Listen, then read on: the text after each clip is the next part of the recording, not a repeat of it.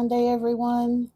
Welcome to the channel, to the live stream. I hope all are doing well. It is Sunday, December 21st, 2025, for those that are watching the replay. And happy solstice to everyone, whether you're seeing it today, tomorrow, whenever. We're going to be in that energy for a little hot minute. So definitely happy solstice to you. For those who are watching this in the replay, or for those that are just now coming into the live stream, I actually have a winter solstice guided meditation that's in premiere right now. I didn't plan that very well, timing wise, but yeah, it is a guided meditation for the winter solstice. It's a quantum jumping meditation as well. So I definitely encourage anyone that wants to catch that to catch it. Save it, do it every day for the next 10 days. Let's leave 2025 with a bang and waltz into our best life and best timeline ever in 2026. Hey, Charles Trejo, welcome, welcome. Glad to have you in here. Happy Sunday to you. Happy solstice to you. Awesome, awesome. Glad to have you here.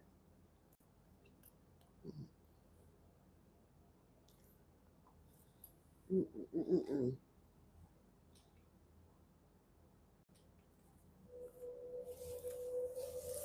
How's everybody doing this Sunday? What, trying to let a few folks get in here before we get locked and loaded, but how are you doing?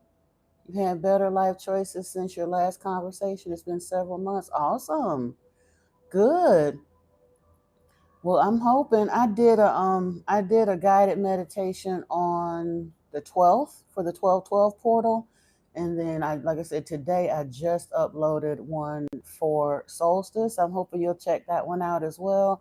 We'll have another one coming up on January 1st, and then another one on January 10th. So I'm hoping you'll catch the whole series because it genuinely is designed.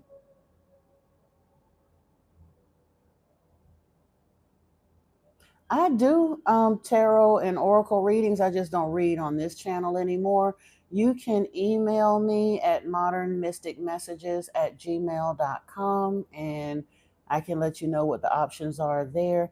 I will be doing some live tarot probably on maybe even tomorrow. I've been kind of concentrating on TikTok lately for tarot, but I do need to get some tarot in on Anunnaki Oracle Priestess. So if you're able to join me either on TikTok, I am modern.mystic.messages on TikTok, and I'm trying to push for my 5K followers there so I can do some marketing.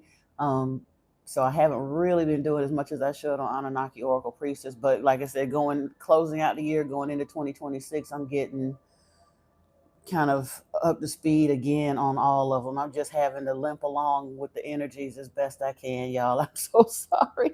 What do you say? My mind is willing, but the flesh be getting pooped by these energies. Yeah. If you happen to catch me on a live stream, I'll do a very short mini reading, typically about a 5 minute reading or so for free on the live stream.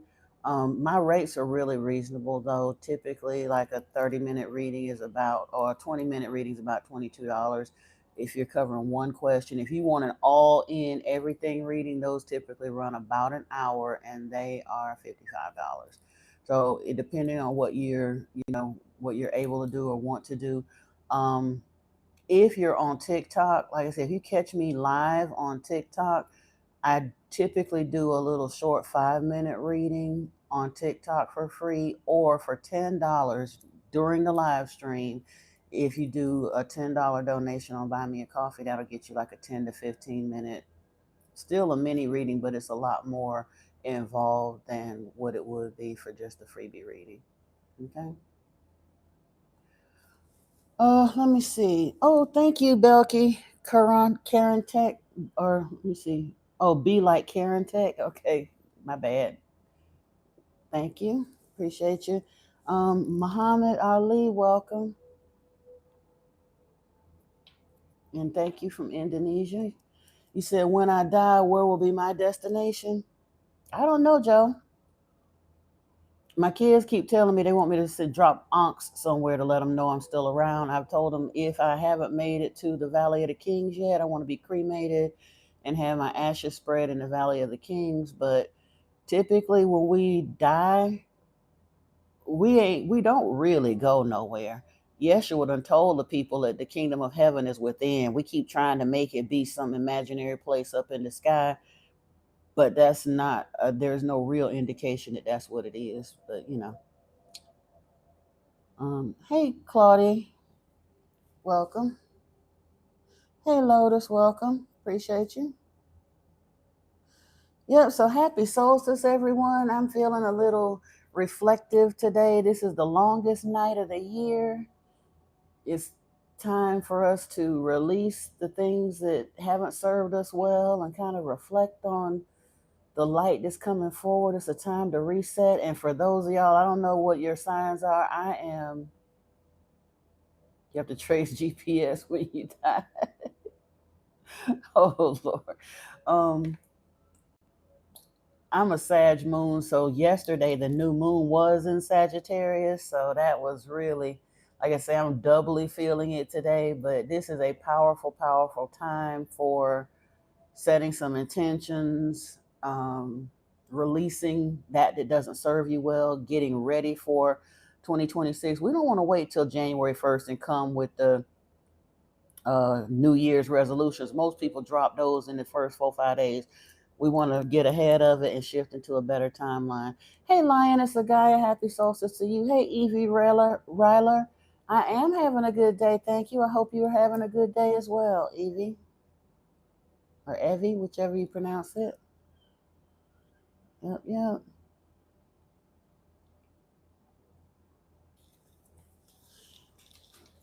Good. And for all of those that are listening, if you hadn't heard it before, right now, in fact, it's still going. You can catch it after the live stream. I did upload uh, a guided meditation for solstice. It's a quantum jumping meditation, or not so much a jump as a segue, I suppose, but it's designed for you to do it every day from now to the end of the year. And then on January 1st, we'll have another meditation to take us into 2026. Uh, Lucky Elchi, 1992. Of course, I come in peace. You're welcome, Lioness. You're welcome. I hope it brings everyone the changes that they want. Let me put it that way. Akim Pleiadian, welcome. Yep. So I take it we're gonna go back into the Lost Book of Enki tonight. I'm not sure if that's where everybody's willing or ready to willing to go. What I'm prepared to do. We can do something else if y'all got something else in mind, but I was thinking about that because we made it through the flood last session, but yeah, it's time for us to, like I said, they're coming out the ark and all the rest of that stuff. We want to find out what happens next.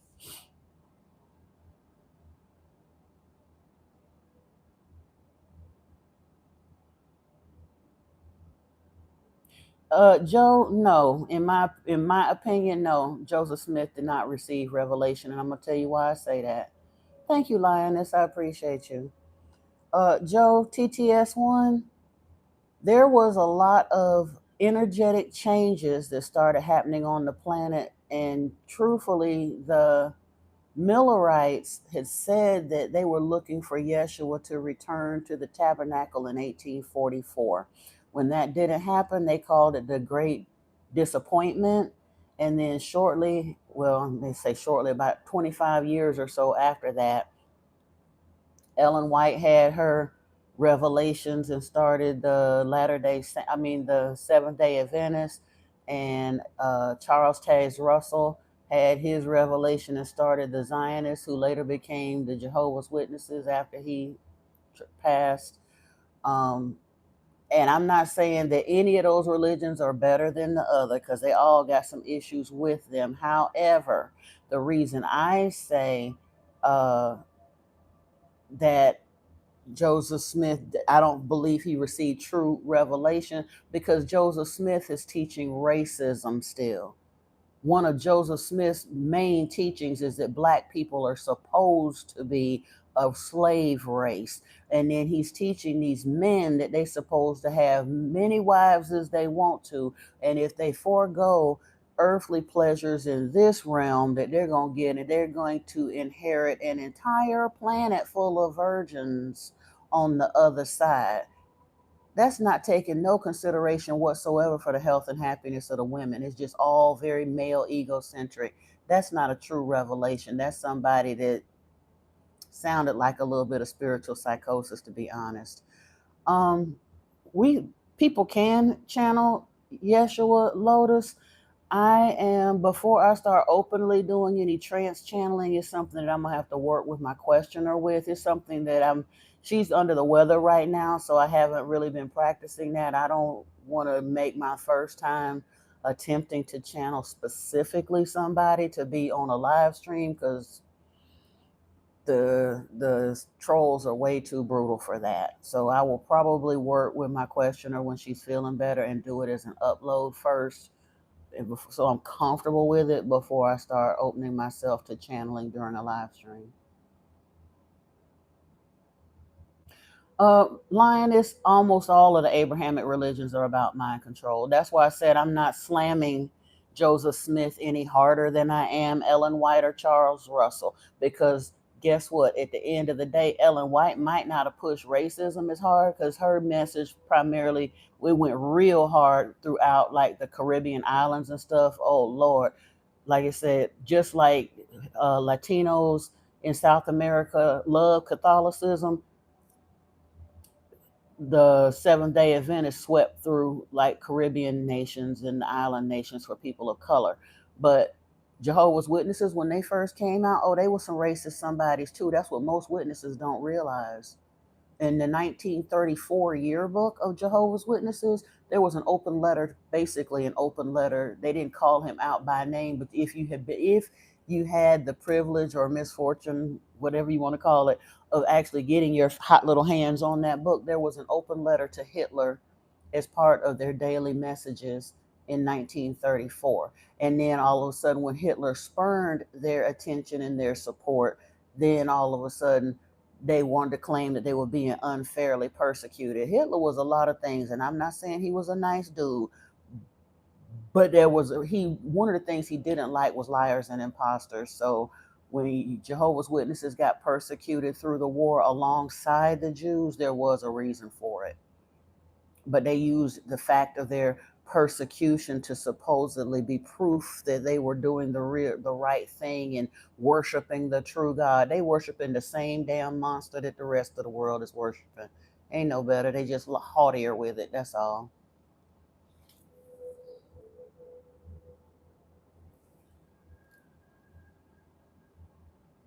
You see, he was kicked out the house for disagreeing about blacks in there. Yeah, that part. Hey, Appendi Frederick, welcome.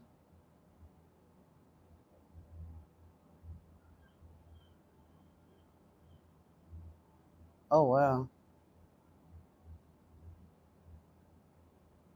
Well, bless you for taking care of orphan children, Frederick. That's a beautiful thing. No, we're not here. Trust me, I got some things that I'd like to do too, but I definitely don't entertain fundraisers on here like that. Uh, no.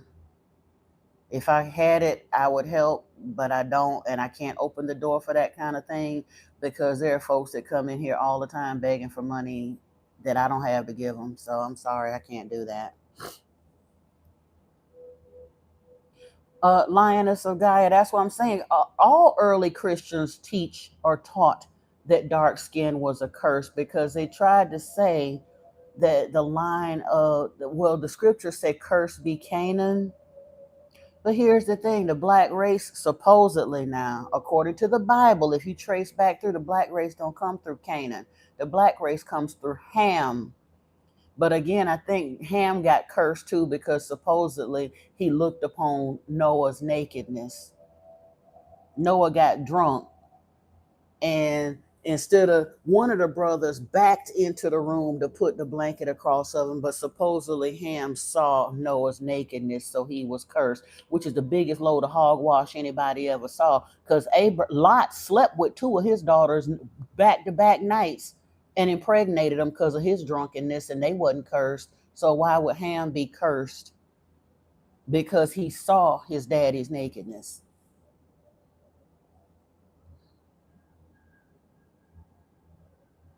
Hey, Joyce Lucas, welcome. Child, I haven't been fasting like I'm supposed to. I'm actually back on the fast now. I had gotten off for a little while. I guess by some people's standards, I'm semi-fasting because it's a lot of things I'm not really doing like I had been. Like not heavily eating meat, not eating a lot of sugar. Definitely ain't drinking no sodas and stuff. But every now and then I slip up and do something I ain't got no business. But yeah, I'm gonna fast my way on out of 2024 into 2024. 2025 into 2026, I will be fasting. And I probably start, in order to keep myself focused, I think I'm going to have to start doing daily video updates about that, even if it's just little short reels. Because other than that, I wind up just kind of losing it after 3 or 4 days. Hey, Rafna, welcome. Hey, Niana, welcome.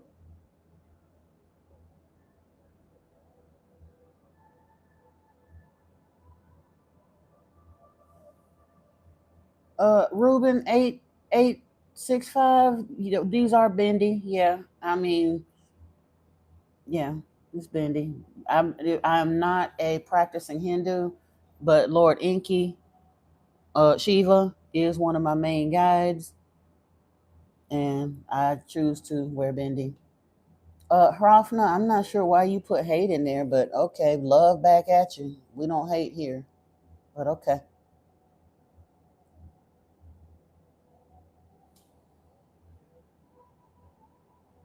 You said you're so grateful that you help.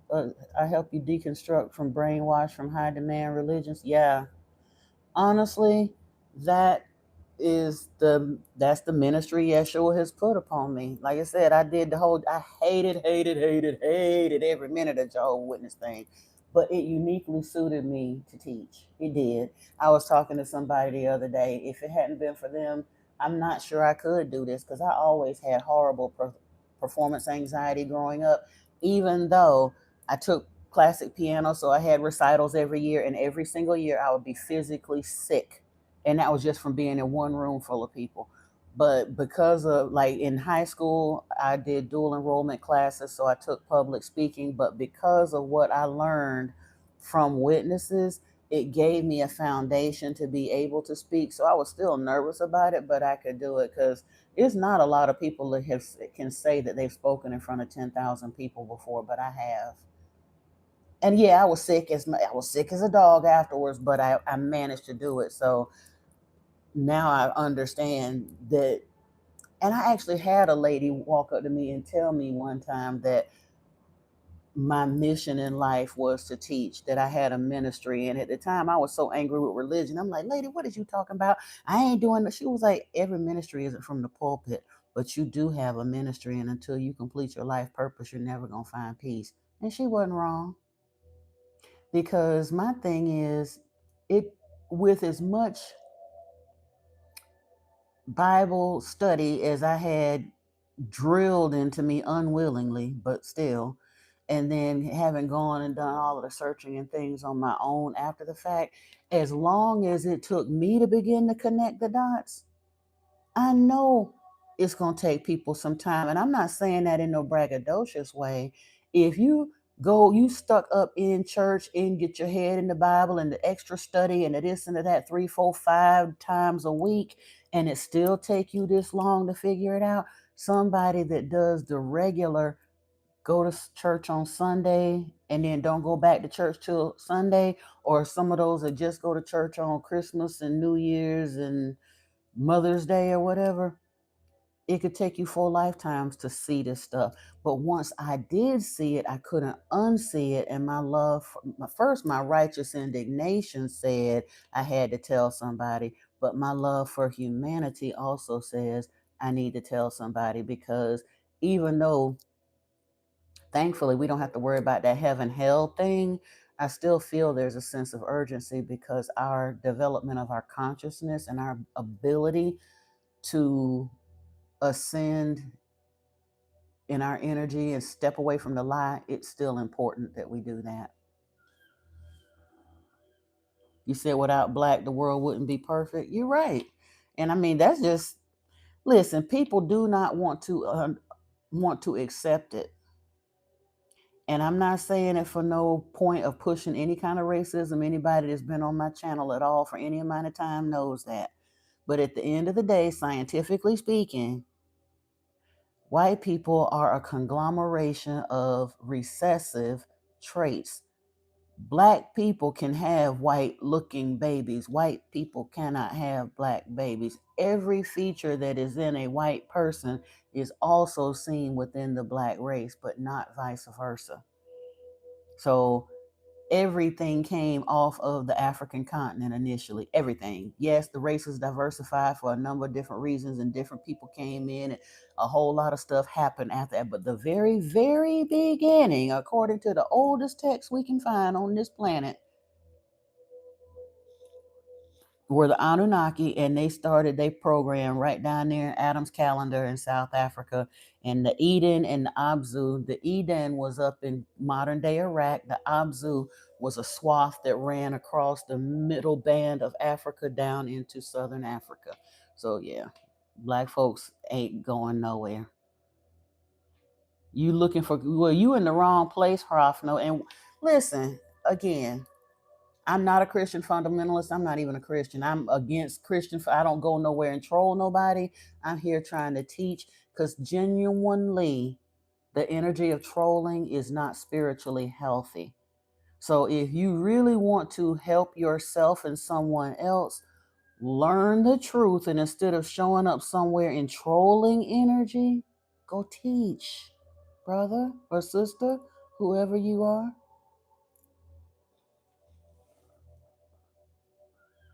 Ruben, you say you are Hindu? Okay, cool.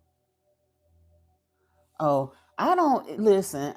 I don't like any of the Abrahamic religions because they are all leading back to Yahweh, who is a monster, and they are a lie, a deceptive lie, and a burden on humanity. They have literally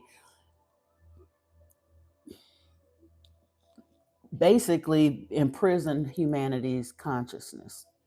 But the individuals, I don't have anything against the people that practice them, because I'm very well aware that most people in the world, whatever religion they practice, they are sincere. They've just been misled and hoodwinked.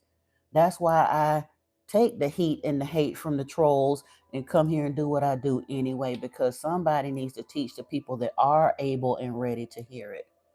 The trolls can't hear it.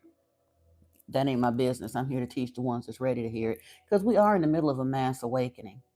And there's a whole lot of Mormons that need to hear this. So people that are on the edge questioning what they got going on, and they want to know, but they feel guilty, because that's the thing. It's a lot of people that question religion, all of them. But they're afraid to leave because they, number one, they got that notion of heaven and hell hanging over their heads. And if they don't know a reasonable alternative to their programmed belief system, because that's all any of our religious beliefs are, is programming. Y'all do know that, right? There is no one right God, and if you're gonna fly or you're gonna fry. Those are fear tactics that are programmed into us and into our society matrices from birth. There's not a bit of truth to none of that. None of it, regardless whichever one it is. No worries, Hrafna. Which religion, in my opinion, is legitimate? Is not even religions, but the Inkyite philosophies are legitimate. That would be your Buddhism, Jainism, Taoism. Hinduism, in my opinion, is on the edge, only because Hinduism has been so adulterated over the years that it really smacks of religion now. It's way too many deities in it to just simply be the Anunnaki pantheon. They just kept adding deities and adding deities and adding deities, and it's gotten away from what it was initially intended. But yeah, Hinduism, Buddhism, Jainism, Taoism, Sikhism, those would be the spiritual systems. I don't want to call them religions, more like spiritual systems that I would consider more legitimate than any of the Abrahamic religions. And if we get into it today, I'll let you know. Like I said, the Abrahamic religions, in my opinion, all of them, again, can't nobody come on here and say that I'm over here being anti-Semitic or I'm anti-Muslim or I'm anti all of them. Any religion that teaches, let me see, we can go down the line. Hold on. Let me see. You pity Mormons, don't hate them. You was born into it. Going to nursery class at 18 months. Exactly. Be grateful that you escaped and pity them because they are sincere in their beliefs. It ain't their fault that they was hoodwinked and bamboozled and brainwashed. My entire family is still Jehovah's Witnesses. I was shunned by the religion and my entire blood family. When I say family now, the only family I really have on this planet are the children I gave birth to, because I got put out, and since I'm not going back to it, I was cut off from my entire family. I don't hate them. They're very sincere people. They just don't realize they're worshiping the devil. Yeshua tried to tell the Jews that they was worshiping the devil. They didn't want to listen to him. They didn't want to listen to him so much so that they lied on him and had him executed by the Romans. And then the Romans used the story of his execution to very hypocritically and ironically push the rest of the believers in Yeshua. They tricked them into continuing to serve the devil, Yahweh, by remixing him into Jehovah and pushing out a new religion called Christianity, but they still worshiping the same being. And the Muslims swear they got it so much better. They really don't, because as I've discussed on this channel before, Yahweh picks outliers. Abraham was an outlier. He was a coward. He was a dishonest man looking for dishonest gain, married to his sister, out there on the run doing whatever. And Abraham and Yahweh needed a people. And he said, if you worship me, I'll be your henchman. I'll do your dirty work for you. Abraham said, bet. But Abraham was a liar and a coward. His son Isaac was an incestuous liar and a coward. He went and married his niece. Moses, we'll get to Moses was a murderer. And those are the ancestors that we have that brought us into service of Yahweh. Ishmael, even according to the scriptures, was a wild beast of a man. He was the forefather of the Muslims, another descendant of Abraham. These people were not conscionable, good members of society people. Jacob, he's another of our forefathers. He's the reason why when Moses said to Yahweh, who shall I say sent me? He said, tell them that I am the Elohe of your forefathers, the Elohe of Abraham, the Elohe of Isaac, the Elohe of Jacob. So those are the reasons, because Abraham, Isaac, and Jacob chose to serve Yahweh. There was plenty of other more peaceful, cooperative Elohim around that they could have served. A lot of the world was worshiping Asherah at the time, including the Jews. They went back to worshiping Asherah a couple of times because Yahweh treated them so crappy. But they kept running back to Yahweh because he agreed to be their bully. And he did. He brought curses and black magic spells and all that to people. But then he turned around and get mad at them and do the same thing to them. But they was too stubborn and or stupid to see how nasty he was treating them. And they just continued to doggedly serve Yahweh, even though he wasn't fulfilling their promises. They still kept serving him. But Jacob was so bloodthirsty.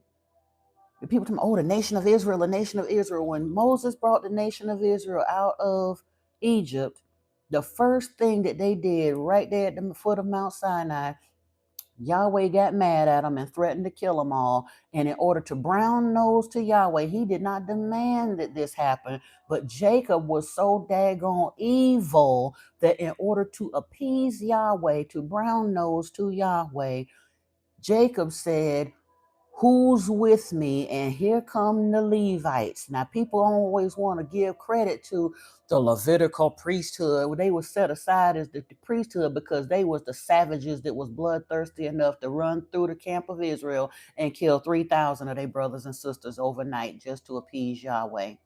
Go read it. It's in the Bible. These are the types of men that chose to serve Yahweh. And because they chose to serve Yahweh, over time, people continue to do that because that's what their ancestors did and got roped into doing it. And that's why we do it today. The Jews did it. And then the church said, well, Jesus was a Jew. Yeah, he was by birth, but he was not a Yahweh worshiping Jew. Neither the Edomites, nor the Nazarites, nor the Essenes, none of them rocked with Yahweh. So whichever group you want to lump him in, and at some point in time he was associated with all of them, Edomites are the descendants of Esau, and Yahweh said in the Bible that he hates the descendants of Esau. He said it a couple times. Jacob have I loved, Esau have I hated. And they didn't rock with Yahweh neither. So much so that they moved up into the mountainous areas. They interacted with the Yahweh worshiping Jews as little as possible. The Nazarites did not rock with Yahweh, and neither did the Essenes.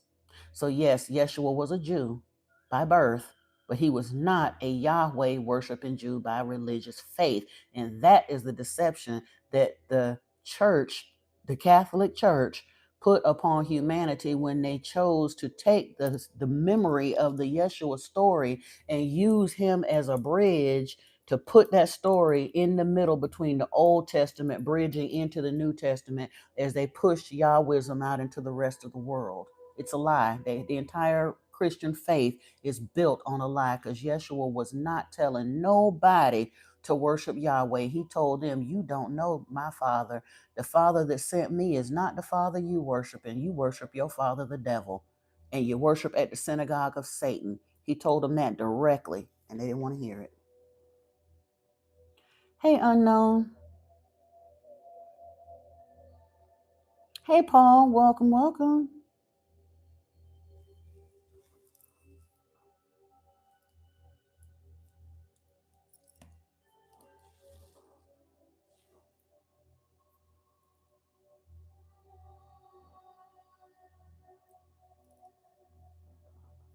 Oh, you said what? The profile pic ain't Jesus.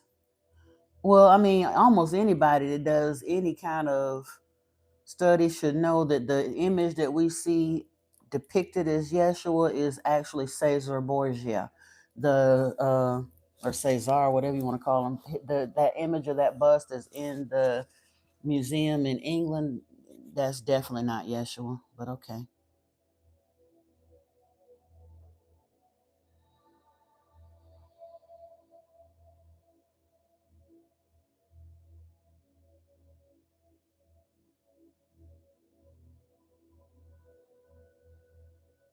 Hey, Kate Shields, welcome, welcome.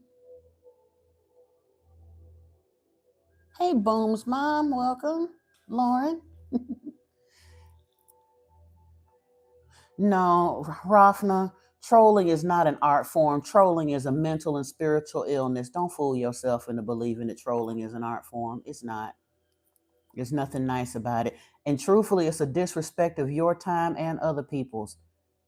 People that troll, I can tell you, people that troll have never gotten off their butts and taken the time to create their own platform on social media. It takes a lot of energy and work to do this, whether you're being paid for it yet or not.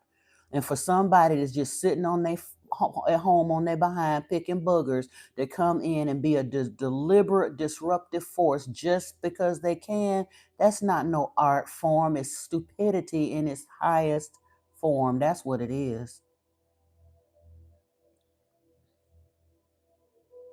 Thank you, Lauren. I appreciate you. Hey, Gwen Logan. Welcome.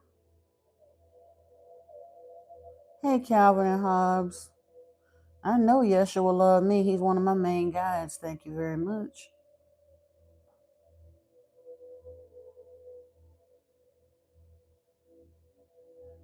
Exactly, Paul. Ain't no point in showing hate to nobody.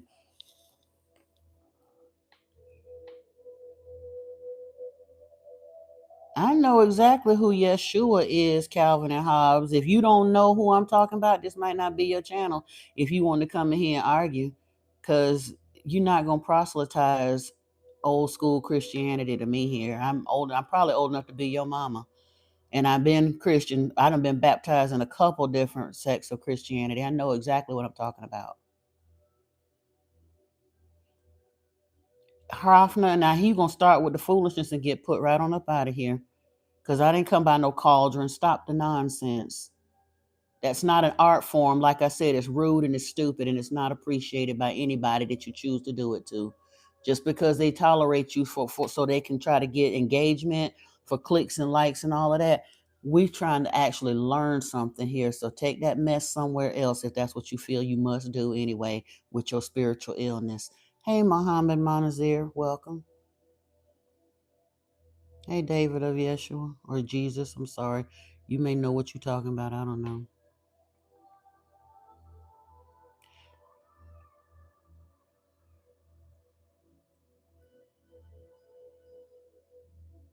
Calvin getting ready to get put out of here too. Hoffner and Calvin getting ready to get put out of here. Ain't nobody baptizing nobody here. I done asked you to stop. I'm not gonna say it no more.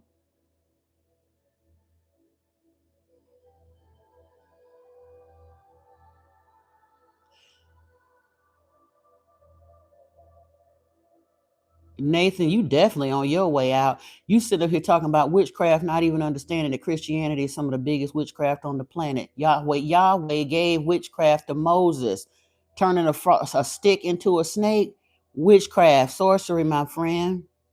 When the nation of Israel was out there starving to death and they asked for food and he got angry and gave them poisonous snakes instead, and they had to look at a copper serpent raised up on a pole to keep from getting bit to death, and he still didn't give them no food. That is high witchcraft, love. And oh, that little eat of my flesh, drink of my blood ritual y'all do every year and try to call it the resurrection story, that's sure enough a binding spell and black magic witchcraft with a carnistic ritual, which is a tenet. Carnism is a tenet of Satanism. You have no idea what you talking about, Nathan Moore. So if you got a problem with what I'm talking about here, bye.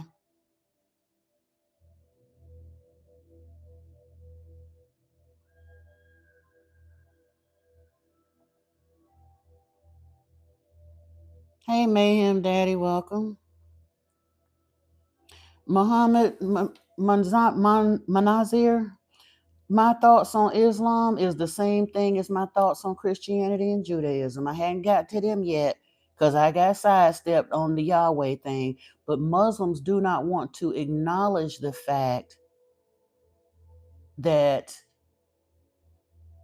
Yahweh links back to El. They go, oh, it's not the same. It's not the same because Allah is our father, which ties back to El, but El ties back to Yahweh too. Yahweh absorbed several deities, so-called deities, over time through his reigns. Baal was one of them. He'd been known by a lot of different names anyway. Baal, Beelzebub, Dionysus, Yao, Odin, a lot of stuff. Saturn, Set. He's been known as a lot of names, but his first name when he got here was Enlil. And Enlil was the Satan of the Eden. But over time, he absorbed El as well. And just like he liked outliers, I went in, I explained how Abraham was an outlier. Moses was an outlier. Ishmael was sure enough an outlier. The Bible even said he was a wild beast of a man, and he is the forefather of the Islamic nation. But Muhammad was not only an outlier, Muhammad was a PDF file. He married a 6-year-old girl named Aisha. There's no blessing in that, brother. And even to this day, under Sharia law and all that other garbage, They still out there marrying children and mutilating women and setting women on fire and duct taping them and leaving them for dead in the ditch because they refuse to wear a rag over their head. All kind of craziness that is a bunch of sick, twisted, male, misogynistic BS. So no, I don't think very much at all of Islam. I think that because they worship a monster, they become monsters themselves, just like the Christians, just like the Jews.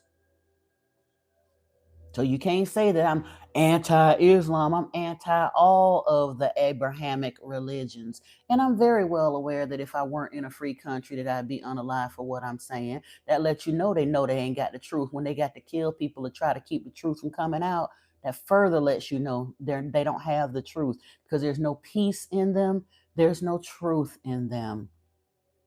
They persecute humanity. They have no respect for life.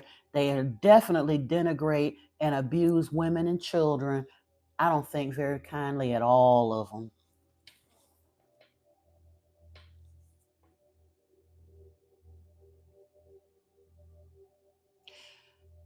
I'm so sick and I gotta scroll down this list because I got a feeling some folks getting ready to get up off of here because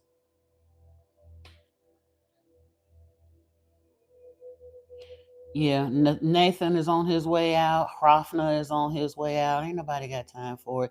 And you might be done got rid of them already. I don't know. I'm not into religion. Inky said that he gave us a worship gene at Yahweh's insistence, but he also gave us the ability to turn it off. And I've turned my worship gene off. I don't have to worship none of them. None of them. I never said Yeshua was dead, and I don't need to repent, Marilyn Alvarado. Repentance is a tenet of Christianity. And I'm not a Christian, so you can take your repentance somewhere else. I did the repenting that I felt I needed to do. I don't need no overly haughty fanatic coming in and telling me to repent or nobody else up in here. That's you and your judgment. You go somewhere and repent. Hey, Penny York, welcome. You know what I forgot to do, y'all? I forgot to make this for subscribers only. That's one of the things I should have did. My bad. My bad.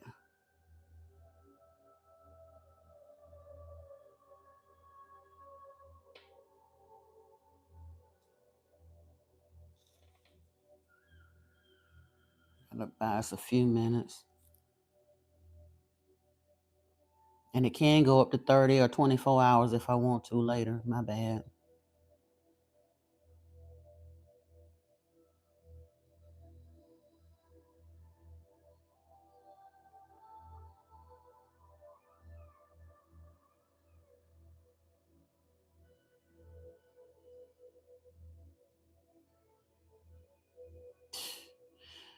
Yeah, Nathan need to be gone.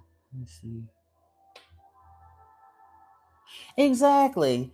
I'm sitting here telling them I don't advocate for any of the religions, and I've looked at the what their backgrounds are and given the reasons why I don't have no real respect or love for any of the religions in equal measure, but I still don't hate any of the people that practice those religions because I know they don't know no better. But here come the so-called good Christians, Jews, and Muslims in here. Usually, it ain't too many Jews that mess with me. It's usually Christians and Muslims that come in here and want to consign you to the pits of hell and tell you to repent and all that other mess. And they still caught up in their nonsense and have no idea what they talking about.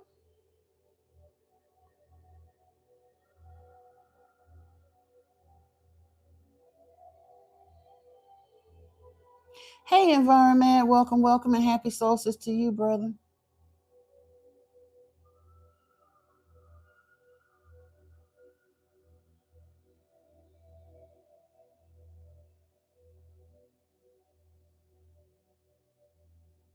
Hey, Swims, I ain't see you in here either. My bad. Hey, Mumphy Megs, welcome. Yeah, that's what I should have done was I forgot when I got in here. I forgot to. It don't matter what gender you are, Hrafna, you still kind of rude, you know that part. You says in lovely form, a rainy and windy UK night. Ooh, I love a rainy night though. I really do. Yep. All right, y'all. We about ready. We done got past. Who put you on timeout? I'm sorry. I didn't. Whoever put Paul on timeout, I wish y'all don't do that. Y'all about ready to jump into the 11th tablet? You said it was raining here there too? Yeah. It didn't rain here yet. I hope well, it don't matter if it do or not. So it just decoration, Mumphy. I wear a bendy just because I like to decorate my third eye, and 3 was because they got the pack that I had small, medium, and larger dots on them. So I'm a life path 3, and I do everything by 3. So when I put it there, I didn't have any of the larger, no larger purple long bendies, so I just made one by putting 3 up there.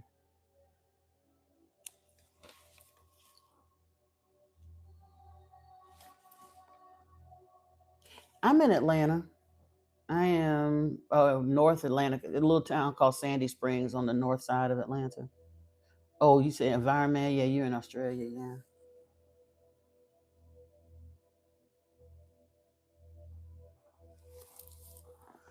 All right, y'all.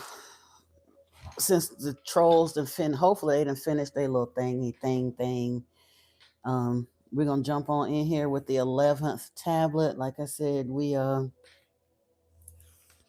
flood came and the earth was still like I said, havoc. There were a few earthling survivors. Some of the Canaanites survived the flood, even though they wasn't on the boat. The Christian Bible don't tell you that part either. But Moses, Noah, and one of Enki's acknowledged sons, it was on the boat with Noah and his family.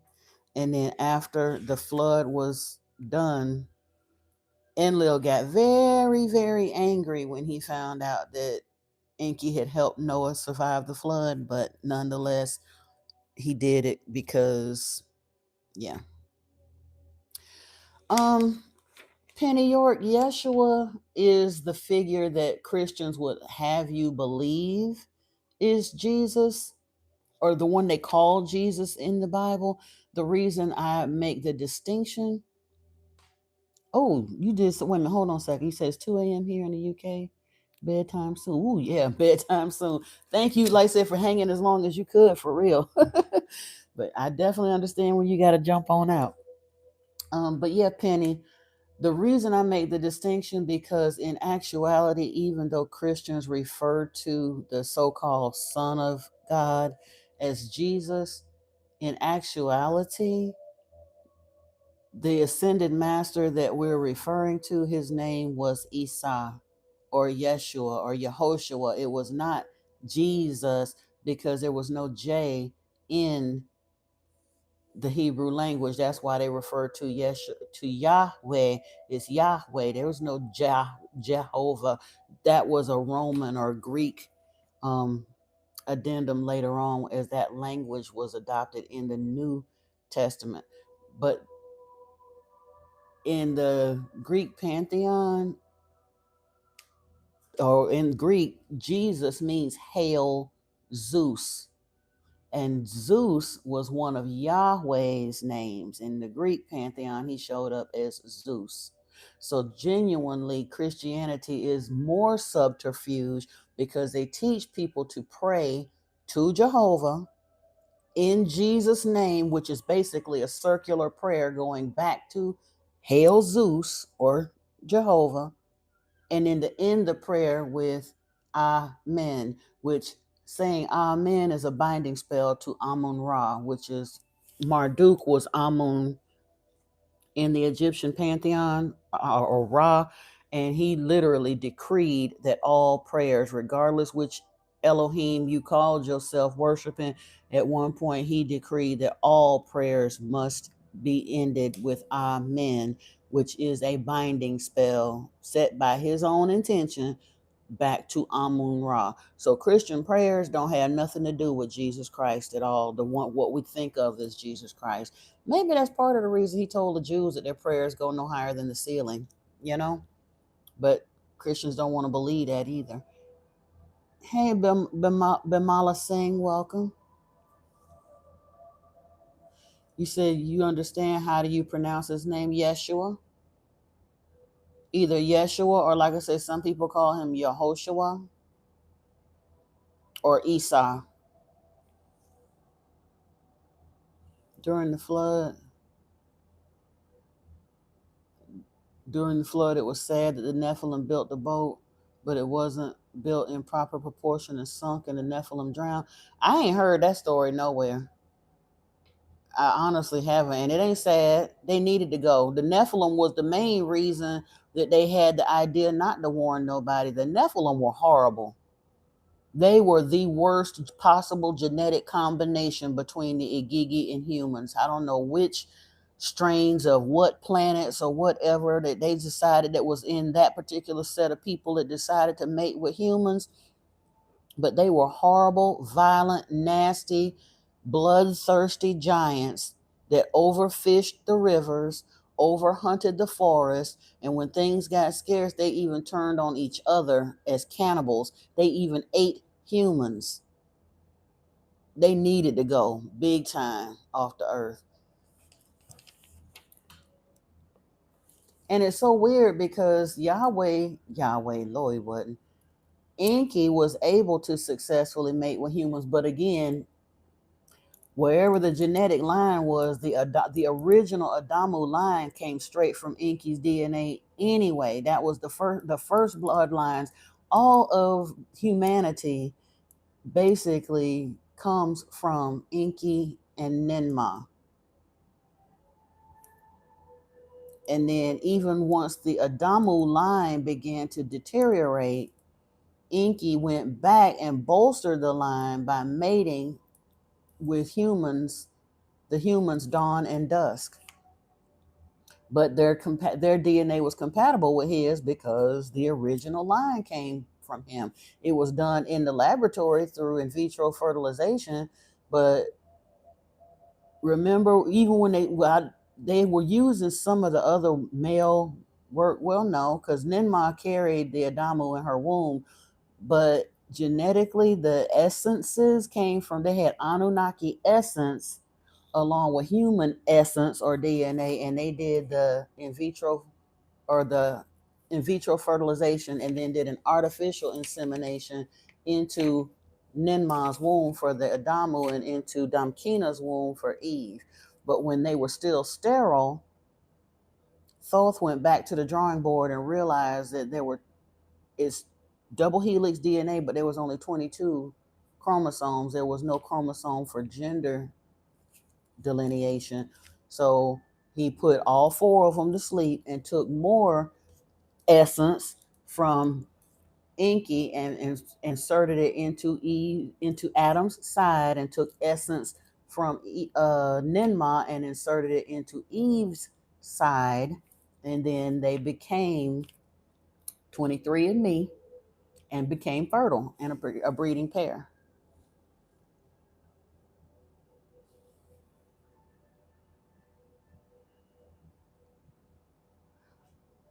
Environment. The only problem with that I have with the building of the ark from the book, there is somebody in Africa right now that's building arks too. I don't know why. If since going back reading all these ancient texts, he should have read. Even in the Bible, it says they gave credit to Yahweh for saying it, but it was actually Ninmah that said it, that she regretted having allowed humans to be destroyed like that. That humans, they made a covenant. That's, remember the covenant of the rainbow, that humans would never be destroyed by water again.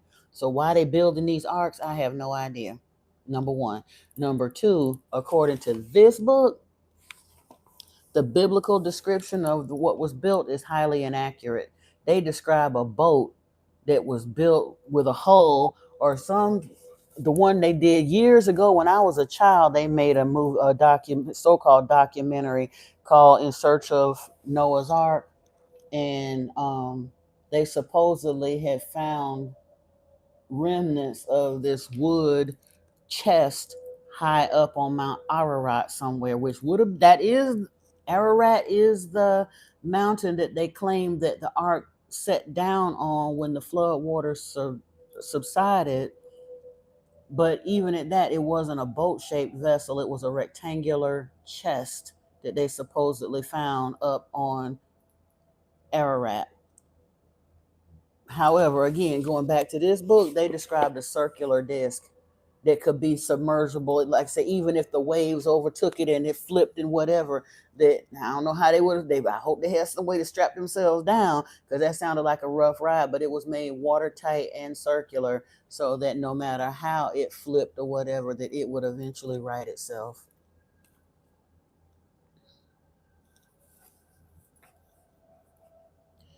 You said you from Nepal. Welcome, Bismillah Singh. Welcome. You said you'll send it to me. Cool. Yeah, like I said, well, I didn't know they were building one in India as well, but oh, they did make a circular one. It might work then. It might, because you think about it though, in India, they probably are going from the Vedic text more so than the Hebrew scriptures. The Hebrew scriptures are the newest kids on the block. The Indians had the Vedic text long, thousands of years before the Hebrew text even thought. And the Hebrew texts are built on a lot of verbal tradition being passed down and what they remembered from generation to generation. And again, some of them lived a long time. I'm not saying they didn't, because Enoch lived a long time, Elijah lived a long time, Adapa lived 50,000 years, even though the Bible said he only lived like 930 or something, but he lived longer than that. But let's face it, it would seem that throughout the Persian and Asiatic lands, it would seem that they were more careful and perhaps more accurate record keepers than, again, I ain't trying to be funny, but the Jews do not mind spinning a quick lie. They lie to each other's faces with nothing, no thought whatsoever. Why do you think the history we have now is so effed up? Whereas you can go and look at Chinese records and Japanese records and Indian records and stuff. They kept record keeping down to sacredness. Now again, I ain't saying no lie, because again, within different regimes, depending on the sincerity of the rulers, history is told by whoever's on the throne at the time. But when it came down to stuff like this, the Hindu texts make it pretty clear. They, even though nobody wanted to believe it, they were some of the oldest texts on the planet that talk about the Anunnaki flying around on Earth in spaceships. They called them Vimana. And until they found this, everybody thought that the Indians didn't know what they was talking about, but they described the same. And the language is a little different, but if you know what you're reading and looking at, it's in the Bible too. But then in the Christian tradition, they want to explain all of that stuff away and call them angels and this and that. But in the scriptures, it talk about them appearing in the whirlwinds, appearing in the columns of smoke and fire and all of that other stuff. The same kind of land travel that they did elsewhere. They just had a different language to describe it. Faithful heresy, I get it from a lot of different places, from the Bible, from the Lost Book of Enki, the Emerald Tablets of Thoth, documentaries, videos, all kinds of stuff. We're getting ready to event one of these. I ain't gonna say we're getting ready to, because I got Sitchin's entire works up there, and I keep saying we're gonna get into it, but we keep getting sidetracked because I had started reading the apocryphal texts and stuff. But yeah, we get a lot of information from all over the place. You can go and look at the Vedic text. They had they found the Nag Hammadi library. They got the library of Ashurbanipal. And well, that was part of the library at Nineveh. But a lot of those texts have been cataloged and are being translated and uploaded. So you can get information from some everywhere.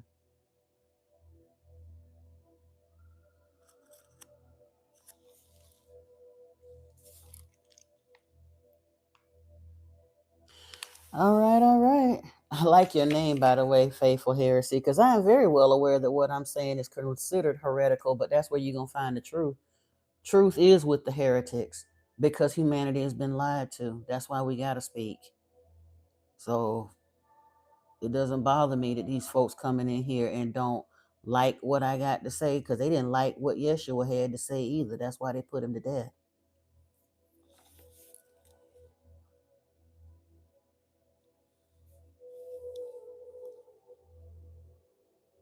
Oh yeah. Well, honestly, in this day and time, that's what I said. Within the past 400-500 years, it's not even an accidental twisting of things. They just deliberately, flat out lie to us now. They don't even attempt to tell the truth. So it got twisted, but that's what I'm saying. Back then, the further back you go, it seems that the Asiatic lands were a little more careful record keepers than some of the other stuff. And the reason I say that, because we've gone through like the Babylonian text and the Akkadian text and some of the Sumerian text and all of that. And the Babylonians was on some BS. A lot of that stuff just read like straight up brown nosing butt kissing fiction.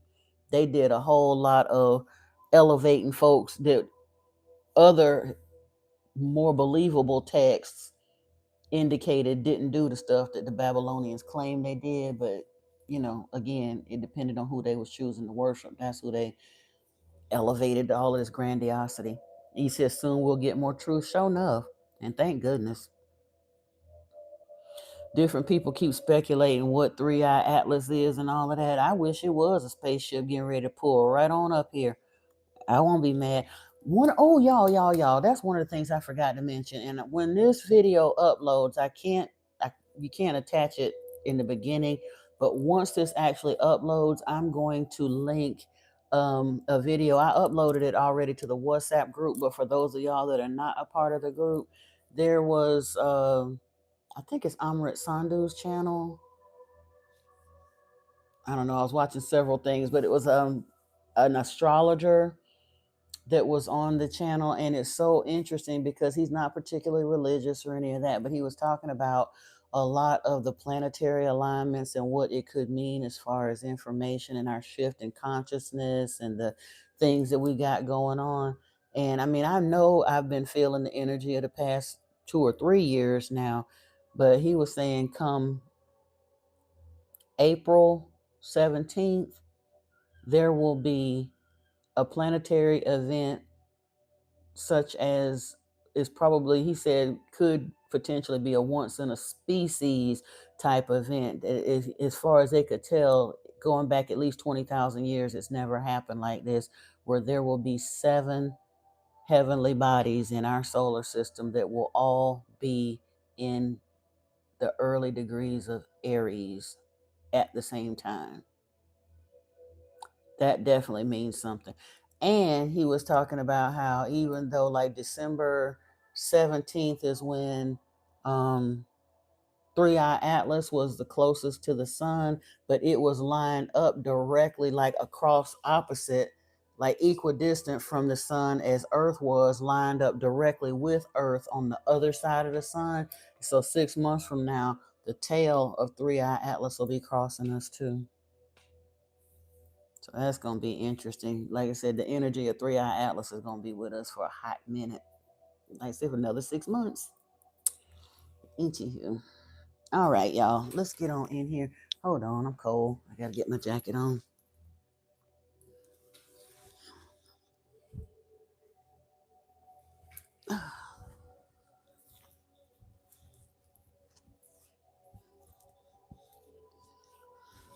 All right, so we are going in here to the 11th tablet after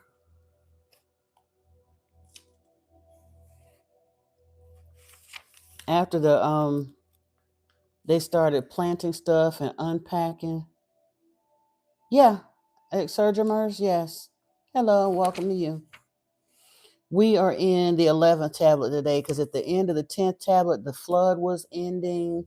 They realized that not only did Noah and his family survive, but some of the offspring of Cain survived. The Canaanites, they survived. So I think Ninurta and some of them took them off and taught them to do certain things. And then they got the seedlings out of the ark that they had preserved so they could start replanting like the domesticated crops and stuff for food sources and start breeding the sheep and stuff for food sources. Yeah, I wouldn't doubt that.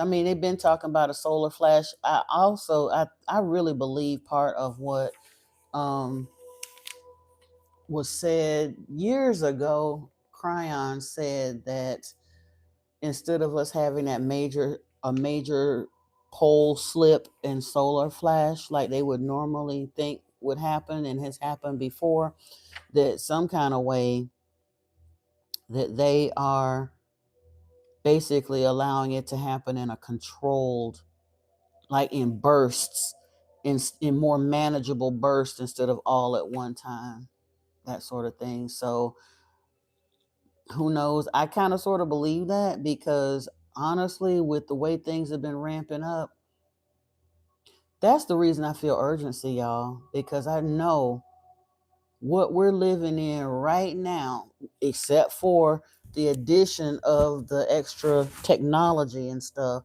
But when you look at the diseases, the tension, the wars, the strife, the greed, all of that stuff, it looks like the planet is ramping up to the same type of stuff that happened right before the last calamity.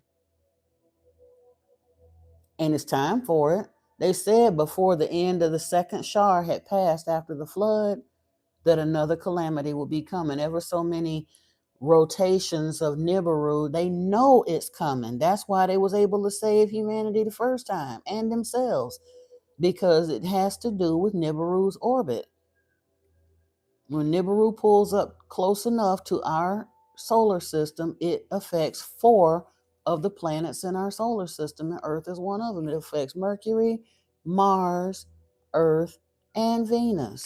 Every time it get, well, not say every time they come up, but every so many, maybe it's every second or third revolution, because it take them 3,600 years to orbit us one time. So maybe it's every second orbit or every third orbit. Last time in the Lost Book of Enki, I think it was like 5 or 6 orbits before the ice caps actually slipped. They knew it was coming, and each time it got a little worse. But I think it was either on the 5th pass by or the 6th that the slips, the ice caps actually sheared off.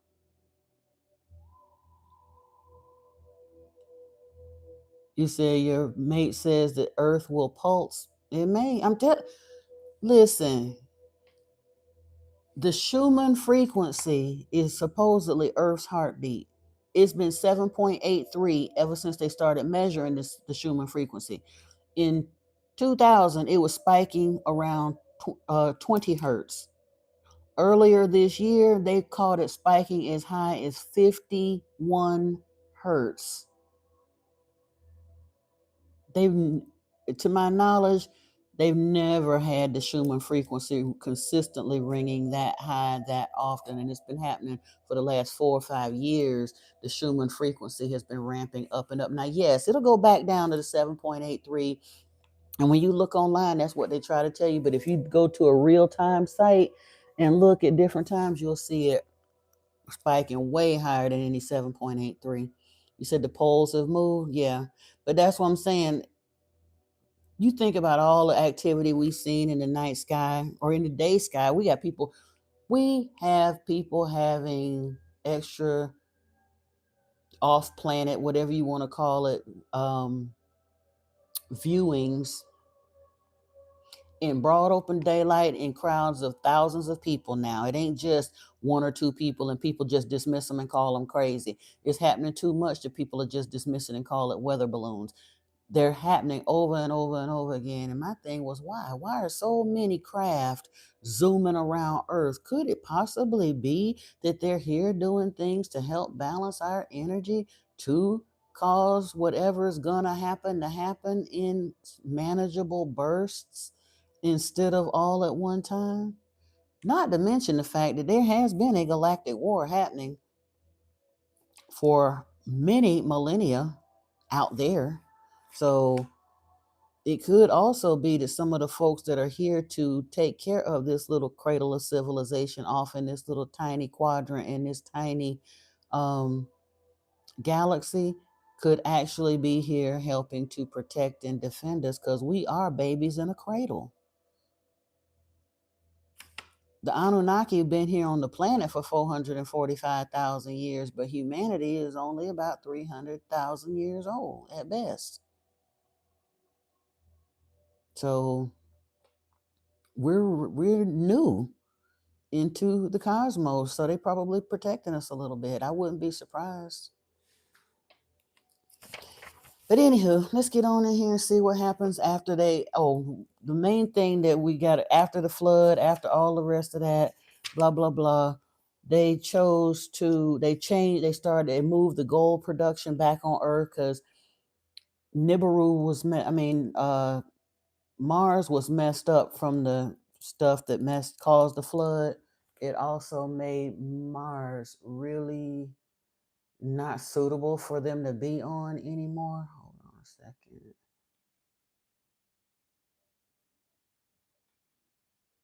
Here we go. Hold on, trying to get some different music. Okay.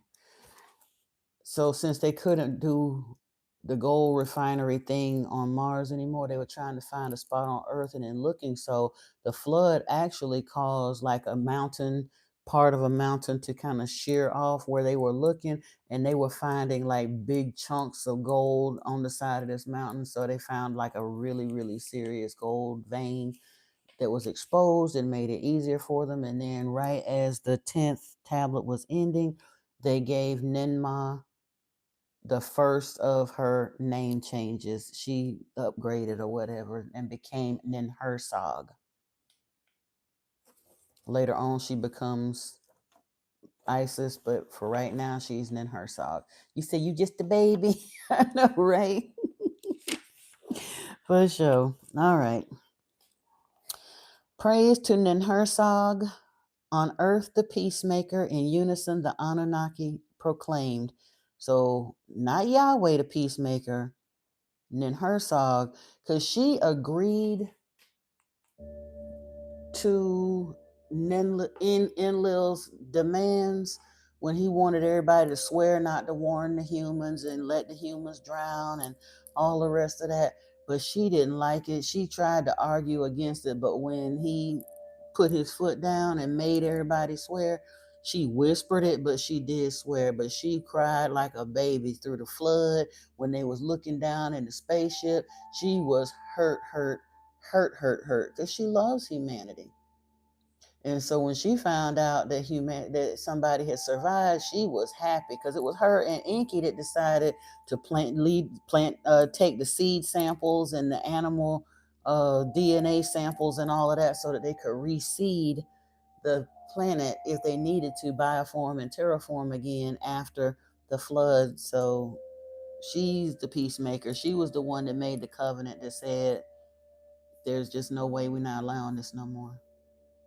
You said that never happens to you when you hunting gold. I know that's right. All right, so praise to Ninhursag on earth, the peacemaker, in unison the Anunnaki proclaimed. During the first Shar, after the deluge, Ninhursag to cool down tempers managed. Nibiru with gold to resupply was over ambitious and rivalries. Wait a minute. Nibiru with gold to resupply was over ambitions and rivalries paramount. Slowly the earth to teem with life returned, with the seeds of life by Enki preserved. What by itself survived was augmented on land and in air and waters. Most precious of all, the Anunnaki discovered were mankind's own remnants. As in bygone days when the primitive workers were created, the Anunnaki, few and strained for civilized workers, now clamored. By the time the first Shar after the deluge was completed, the peaceful truce, by an unexpected occurrence, was shattered. Not between Marduk and Ninurta, not between the Enki and Enlil clans was the eruption, between Marduk's own sons by the Agigi abetted, was tranquility broken. When Marduk and Sarpanet and their sons and daughters on Lamu the deluge outwaited, the two sons, Asar and Satu, to the daughters of Shamgaz, the Agigi leader, a liking took. When to earth they all returned, the two brothers, the two sisters espoused. Asar, the one called Asta, chose. Satu, the one called Nibat, betrothed. Asar, with his father Marduk in the dark-hued lands, chose to abide. Satu, near the landing place where the Agigi dwelt, with Shamgaz his dwelling made. About the domains on earth was Shamgaz concerned. Where shall the Agigi, the masters, be?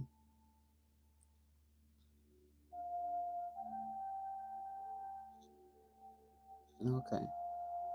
And Shamgaz, they call him Shamgaz here. This is Shamjaza, as mentioned in the Lost Book of Enki, but same difference. I'm not the Lost Book of Enki, the Book of Enoch.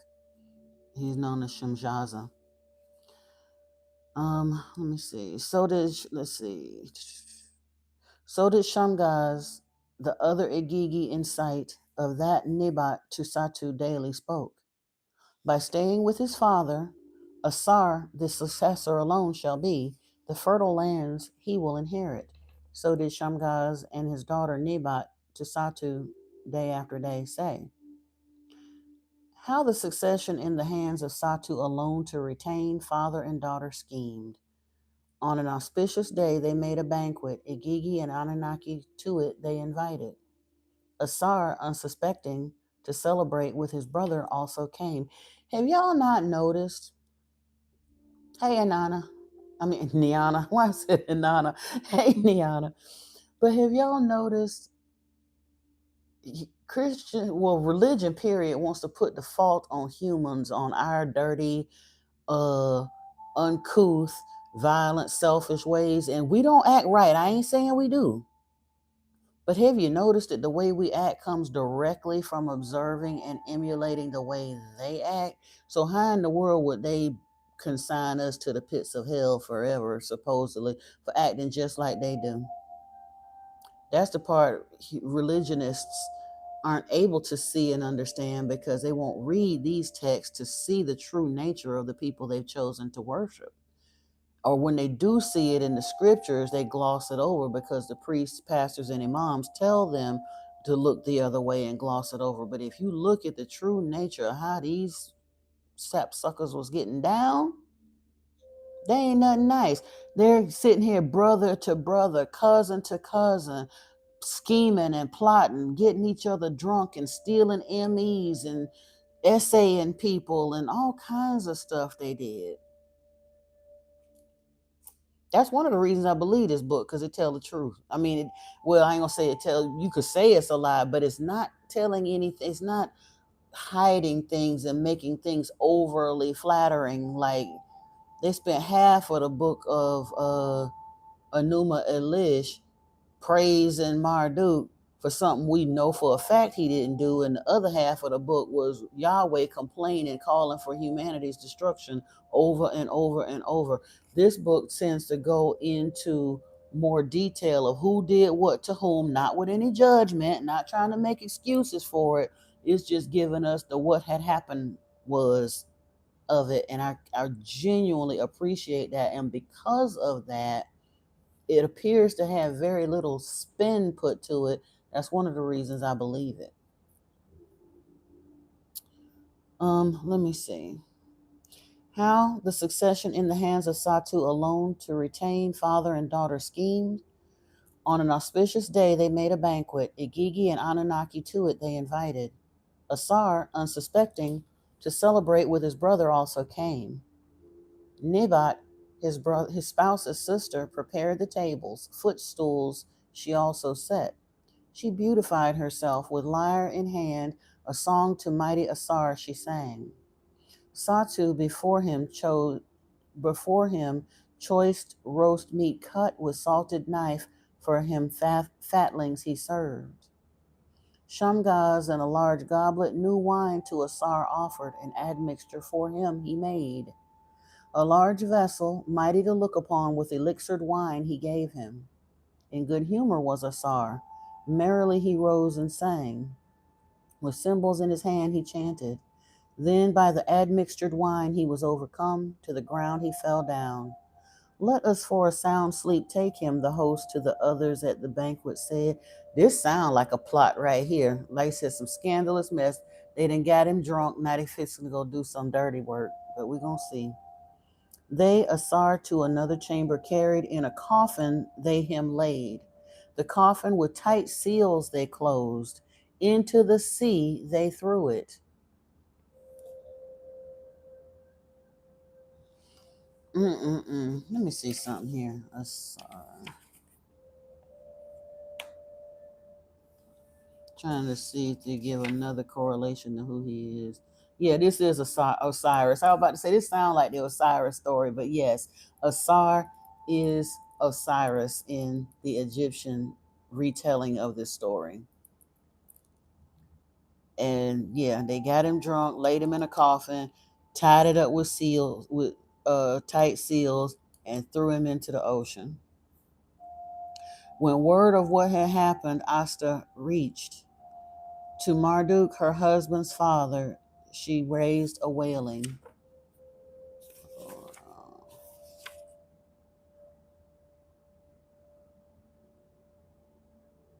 The sister wife of Osiris. Now, honestly, okay, so this is the god, the Egyptian Isis. And later on, I think Ninhursag was also known as Isis, but the Egyptian Isis is Asta. Just trying to make sure. When word of what had happened, Asta reached to Marduk, her husband's father, she raised a wailing. Asar to his death in the sea depths was brutally thrown. Quickly must the coffin be found. They searched the sea for Asar's coffin. By the shores of the dark-hued land it was found. Inside the stiff body of Asar lay, from its nostrils the breath of life departed. Marduk his clothes rent, on his forehead he put ashes. My son, Sarpanet cried and wept. Great were her grief and mourning. Enki was distraught and wept. The curse of Cain is repeated to his son in agony, he said. Asta to high heavens a wailing raised. To Marduk for revenge and an heir an appeal she made. Satu his death must meet. By your own seed a successor let me conceive. Let by your name his name be remembered, the lineage surviving. This, alas, cannot be done, Enki to Marduk and Asta said. The brother who killed, the brother's brother must be the keeper. For this Satu must be spared. By his seed and heir to Asar you must conceive. Ew, that's a mess. He done killed her husband. So in a jealous fit, so now he's going to provide an heir for Asar. But why would she want to conceive a son with the same brother that then turned exactly ill? Just I'm just sitting there trying. I can't. That math don't math in my mind at all. I'm not seeing. Why would you ever want anything else to do with him? He killed the person that you love, and some vengeful, nasty, bloodthirsty mess.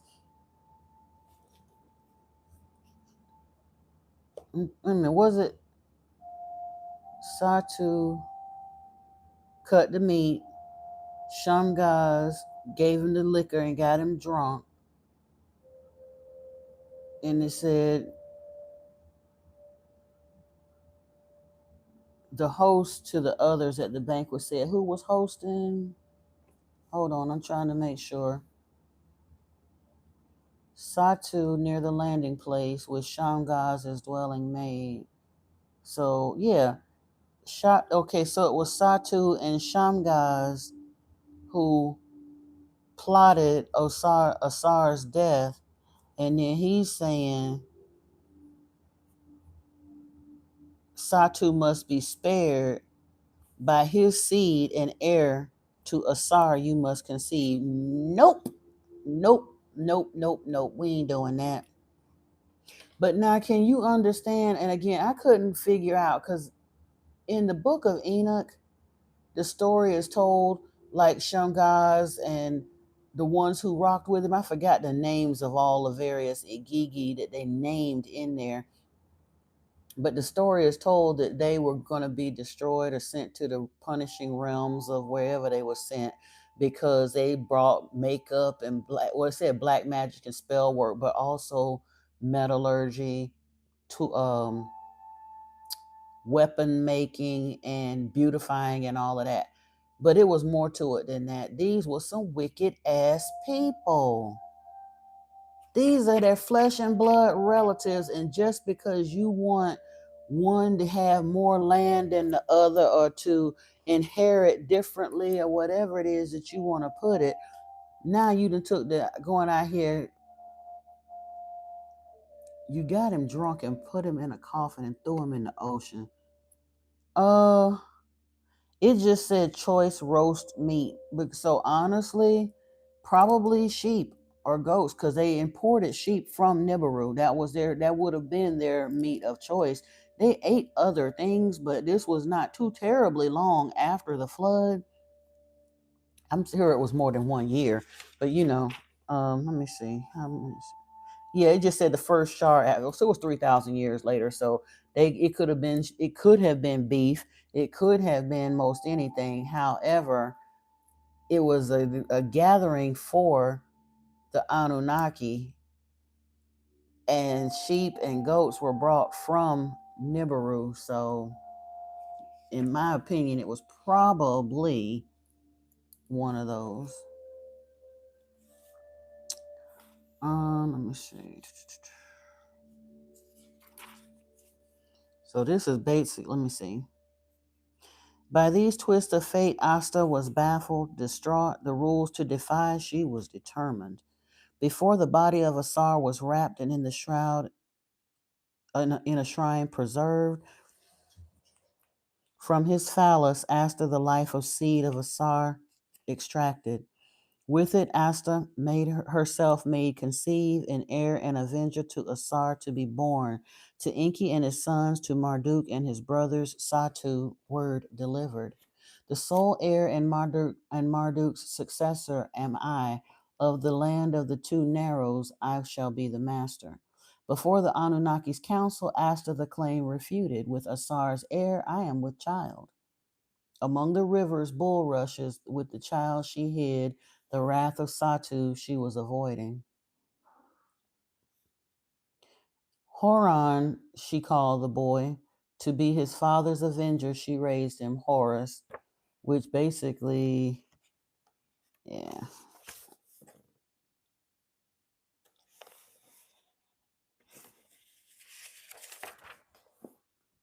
Hold on. Yeah. Let me see. Satu by this was disconcerted. Shamgaz from ambitions did not retreat. From earth year to earth year, the Igigi and their offspring from the landing place spread. Unto the borders of Tilmun and Hersog's sacred region, closer they moved. To overrun the place of the celestial chariots, the Igigi and their earthlings threatened. In the dark-hued lands, the child Horon, by Earth's quick life cycles to a hero, grew. By his great uncle Gibbo was Horon adopted. By him he was trained and instructed. For him Gibbo winged sandals for soaring fashioned, to fly like a falcon he was able. For him Gibbo a divine harpoon made, its arrows bolts of missiles were. For him, okay, Gibbo a divine harpoon made, its arrows bolts of missiles were. So we get those ideas of the like Mercury and all that with the wing. That was something that they actually had to help them be able to move around. In the highlands of the south did him Gibbo the arts of metals and smithing teach. The secret of a metal called iron, Gibbo to Horon revealed. From it, weapons Horon made from loyal earthlings and army he raised. To challenge Satu and the Igigi northward, across land and river they marched. So now they're starting war. The Anunnaki wars are officially underway. When Horon and his earthlings army the border of Tilmoon, the land of the missiles, reached, Satu to Horon words of challenge sent. Between us two alone is the conflict. Let us one-on-one in contrast meet. That would have been the smart thing. In the skies above Tilmoon, Satu and his whirlwind for combat, Horon awaited. When Horon toward him like a falcon skyward soared, a poisoned dart at him Satu shot, like a scorpion sting, it Horon felled. When Asta saw this, a cry to heaven she sent forth. For Ningishzida she cried out. From his celestial boat, Ningishzida came down to save the hero. For his mother he came. With magic powers, Ningishzida the poison to benevolent blood converted. By morning was Horon healed. From the dead he was returned. Then with a fiery pillar, like a heavenly fish with fins and a fiery tail, Ningishzida to Horon provided. Its eyes from blue to red to blue, their colors changed. So it looks like a flying fish with fins and a fiery tail.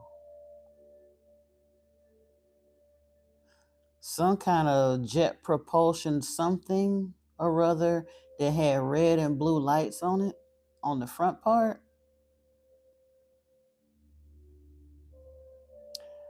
Toward the triumphant Satu, Horon in the fiery pillar soared. Oh, so that, like I said, we're talking about a fiery pillar. That give another a layer of context to the fiery pillars mentioned in the Bible. So not necessarily a real column of fire, a method of travel that emits a fiery tail coming out of it. Is some kind of, you can see the propulsion coming out of it, but they call it a fiery pillar, but it's a method of traveling from one place to the other. Kind of like the column of smoke too. Mitchell, don't come in here with that foolishness, please. Why would you want to worship anybody, and why can't you find nothing else to say? You don't genuinely worship me or any other black women because you don't never say nothing to me other than that. Stop it.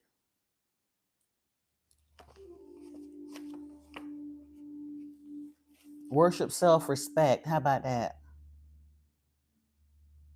Why would you ever want to worship any woman you don't actually know?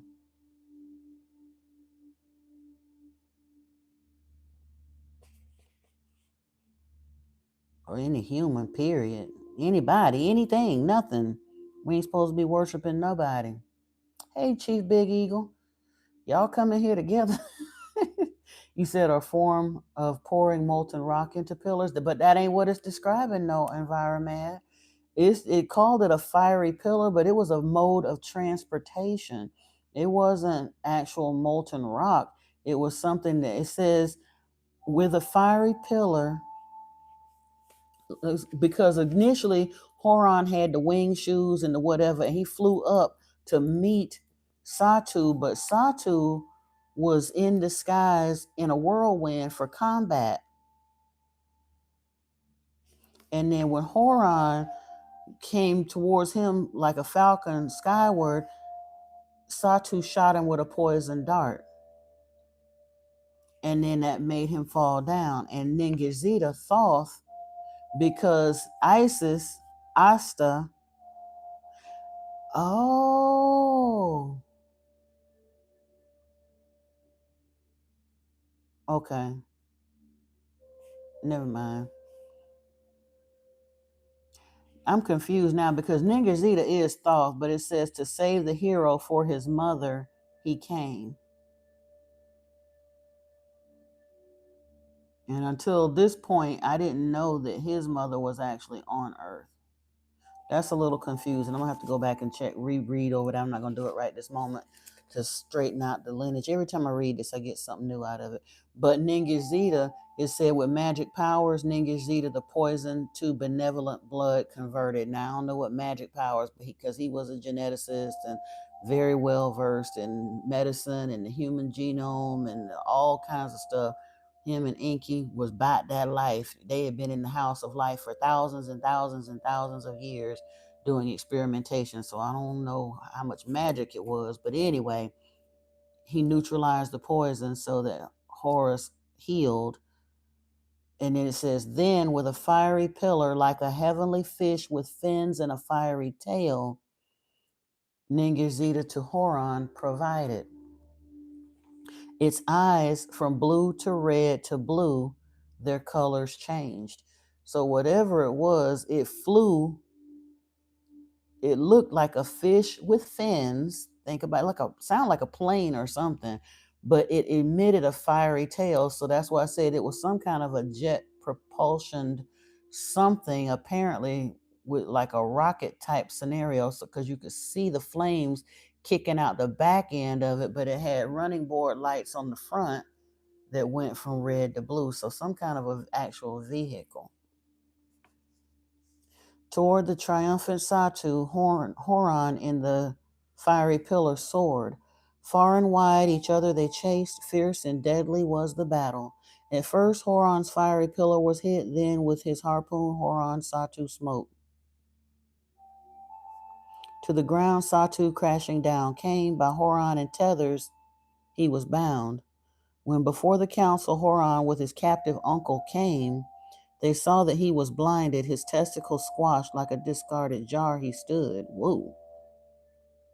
Let Satu, blind and airless, live, so did Asta to the council say. To end his days as a mortal among the Agigi, the council his fate determined. Oh, wow.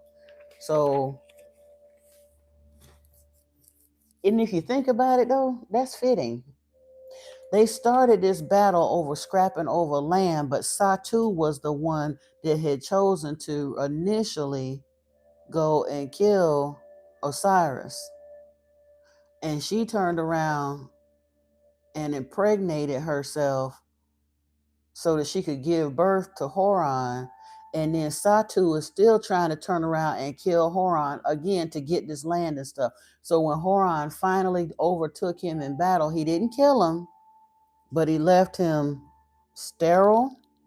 His family jewels is crushed, and he was blinded. And rather than fix him, because they certainly had the technology to heal him if they had wanted to, they had just brought Horon back basically from poisonous death.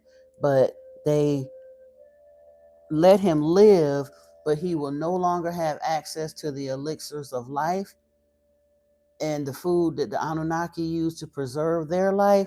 He would live among the Igigi as a mortal to the end of his days.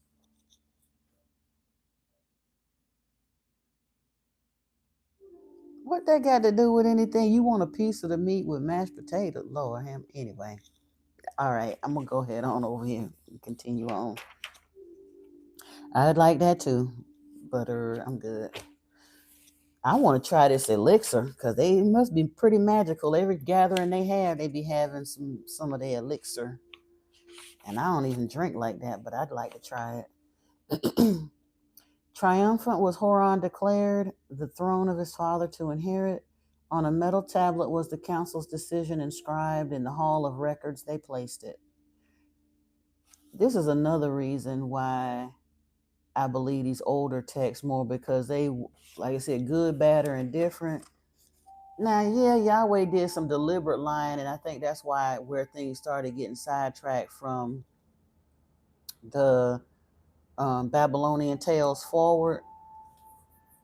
But at first, they was keeping records. That's why I always say that Genesis chapter 5 should have been called the genes of Enki instead of the genes of Isis, because naming all his sons, they give him credit to them having human fathers, but most of the folks in Genesis chapter 5 was Enki's sons.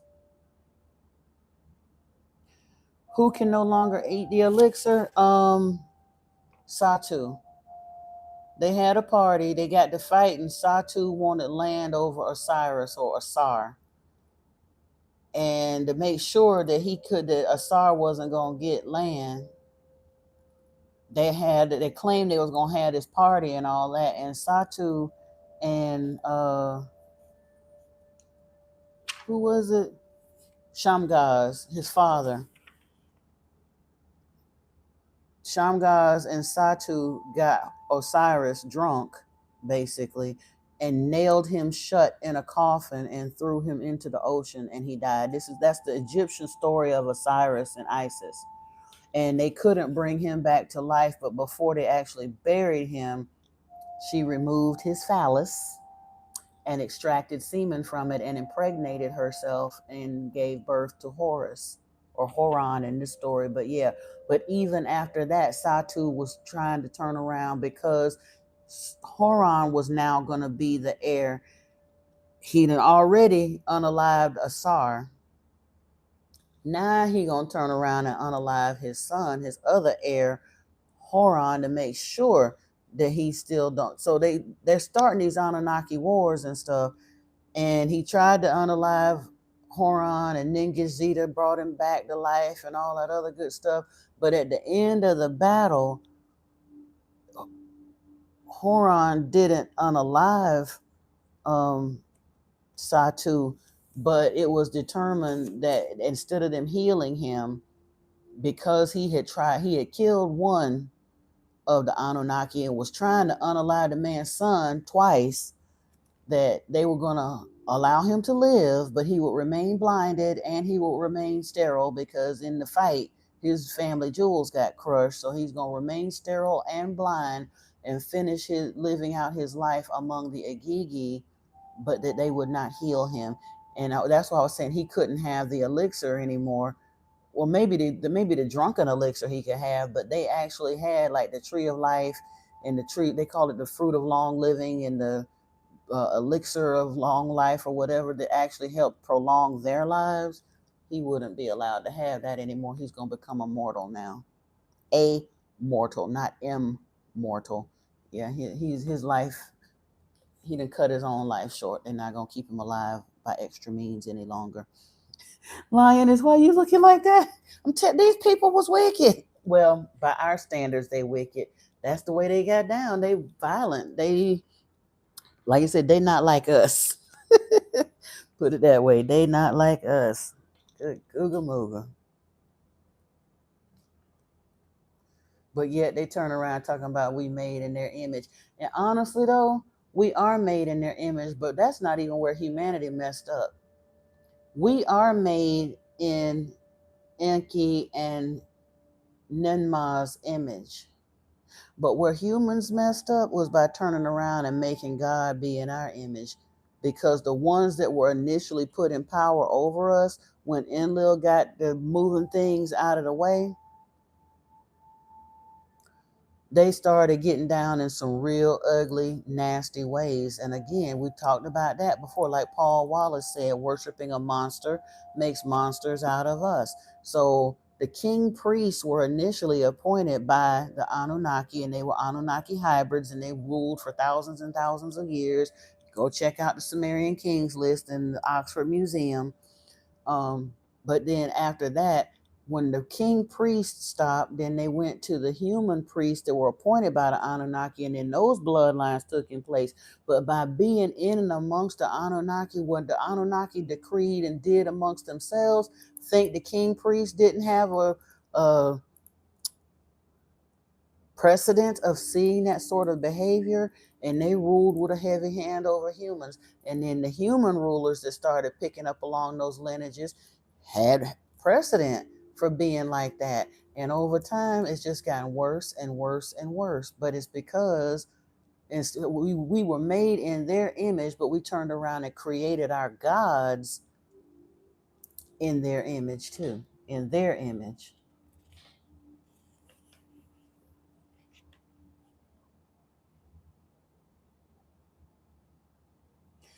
It is based on, they couldn't find the 14th part though. They did in the Egyptian. I'm aware they cut him up, but the reason they couldn't find it is because Isis took it to impregnate herself with. She extracted the essence from it, his semen, and impregnated herself. So it ain't that, because what good? I mean, face it, whether he had 13 parts or 14 parts, they wasn't able to put Humpty Dumpty back together again. They couldn't bring him back to life, so both of them numbers would have been unlucky. But people, you know how they do. They always got to find some reason to try to give little extra razzle dazzle to something. But yeah, Asar is, and again, that's why I really don't like using the word myth, because parts of the story have been adulterated. But if the myth of Osiris is a myth, then this is the myth of Yahweh. The way we've been taught to use myth is actually disrespectful, in my opinion, to what we call myths. There's a lot more truth in those stories than we've been allowed to accept. They labeled them as myths to try to give more credence to this while disavowing everything else that came before it. But some of that stuff may not have happened exactly the way we get it in the mythologies, but it actually happened. That's another reason why you can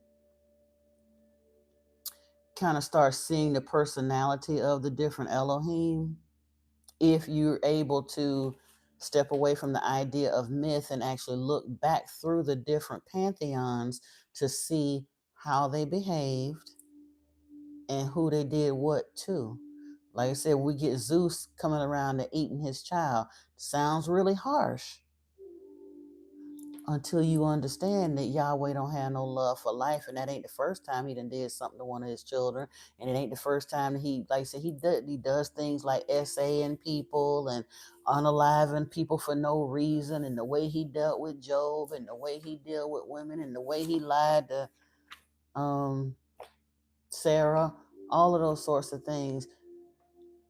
The idea of him eating one of his children is about par for course when you understand who Zeus really is. But that's what I'm saying. If we're going to call the Greek and Roman stories mythologies, then the Hebrew stories need to be called mythologies too. Is Yahweh the father of the Nephilim? No. And he absolutely is not, because Yahweh hated humans. He wouldn't. It took him 24 years to get up enough gumption to impregnate Sarah. Didn't nobody find that odd in the biblical story? He promised Abraham that he was going to give him a son and make his name a mighty people. And Abraham was 74 years old when that promise was made to him. And he continued to be with his wife, sleeping with his wife, and doing everything else with his wife for 24 more years. And finally, to the point when they had that little visit where he showed his face and all that, Sarah laughed bitterly. She was like, I done got to be an old woman now. The way of women ain't even with me no more. You still sitting here talking about you gonna give me a son. Ha! And she said, he talking about, why did you laugh? And she got scared, talking about, I didn't laugh. He was like, yeah, you did.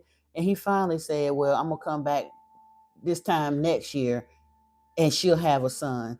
And then later on in that account, a year later, it says that Yahweh finally came back and did to Sarah as he had promised.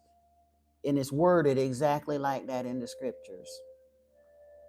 So he was not a geneticist. He couldn't do all of the in vitro fertilization and the artificial inseminations and all that stuff that Enki did. He had to actually do the deed, but it took him 24 years to get over his disgust with humans to actually do it. Yeah, the son was Isaac.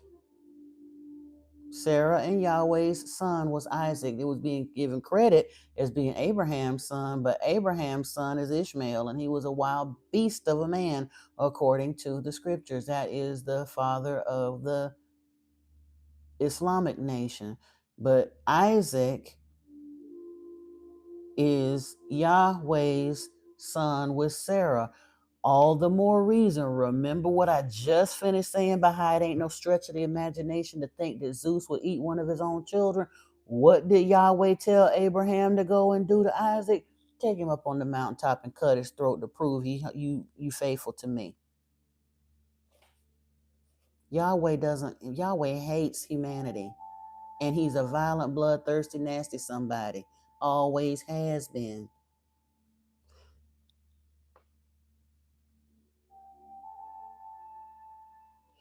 Okay, but that's really not helpful to the story. We already got somebody talking about they confused Lotus. Please, can we not go further into Egyptian mythology and the deviations from the story because they already having a hard enough time following what's here?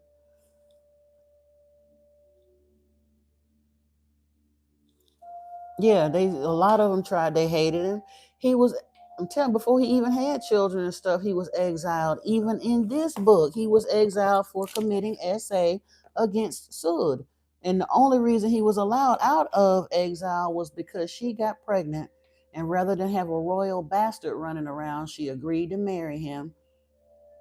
And why not? She was a scientist from Nibiru. She already gonna have a baby. She gonna be the first lady if she actually agreed to marry him. So she forgave him and became the first lady on Earth. But yeah, he committed an act of violence against her.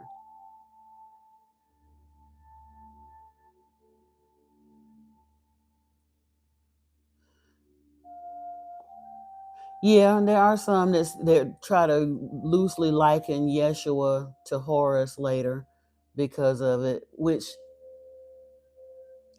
and I understand with the crossing of the stories a little bit. That's why I got confused because it refers later on here to um, Ningish Zeta being Isis' son. And when then, like I said, that's where I was having to look at the correlation because Ningish Zeta came from Nibiru with his daddy. Him and Ninmah and Thoth got off the ship together. So I was trying to figure out how in the world did that correlate to the being of the, but no, because that still doesn't work. She had two daughters for Enki. She didn't have a son for him. It didn't say up until this point who his mother was. He never understood why Zeus was always battling with his own kid because he don't give a damn about none of them. That's why. Yahweh just nasty, y'all. That's why I say he's a warlord. I ain't gonna say he don't care about none of them, but he truthfully in temperament he was closest to his nephew Marduk than he was to his children. His children were not as nasty and bloodthirsty and hateful to humans as he was. His children actually loved humans to some degree, and he didn't really care for that. Ninurta was his son, and he married Sarpanet. You know Enlil did not like that. He couldn't have liked it. So if the Ishmael people were not the son of Yahweh, why is Allah Yahweh? How did they get linked to Yahweh? Because Yahweh, later on in his jealousy and his push for power, began absorbing other stories of other deities. You'd have to go into kind of an anthropomorphic or anthropological, whatever you want to call it, story of the histories further back. If I can, I keep saying I'm gonna look for it. Probably about a year and a half ago now. Um, oh, what is the name of that channel? I can't even think of the name of the channel now. I try to remember it and write it down in my notes when it comes to my mind. But they did like a long documentary, if you will, tracing the lineage of Yahweh basically throughout time, all the way from the beginning as far as they could. And what you found in it, in a few of them, um, he basically comes in almost like a wolf in sheep's clothing thing. In a couple of points in time, he basically deceptively absorbs some of Enki's traits to a degree, but it doesn't stand for long throughout history.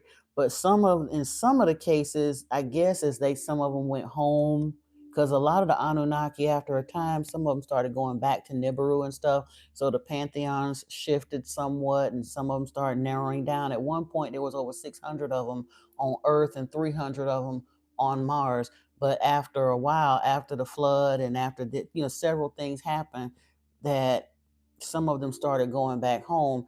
So some of those other deities, Yahweh started absorbing some of those because he was so hateful. Ain't nobody want to serve him. So he would kind of come in and take over one. For example, at one point in time before the Jews became henotheistic and chose to serve him exclusively, at one point in time, Baal, Asherah, and Yahweh were all served. All three were worshipped in the same temple.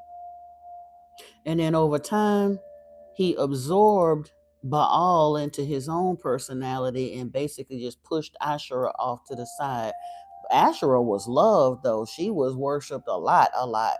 They said she is the most common religious artifact of that time that they can find. There was Asherah poles and statues to Asherah everywhere. She was like the rock star goddess, I guess. But yeah, Yahweh, he didn't trick the Muslims into thinking that they serve Enki. He tricked Muhammad into believing that he didn't even trick him. They changed names and personalities and whatever. He told him he was El. All of them think they served a good God. So you talking about, but it ain't that he serving Enki.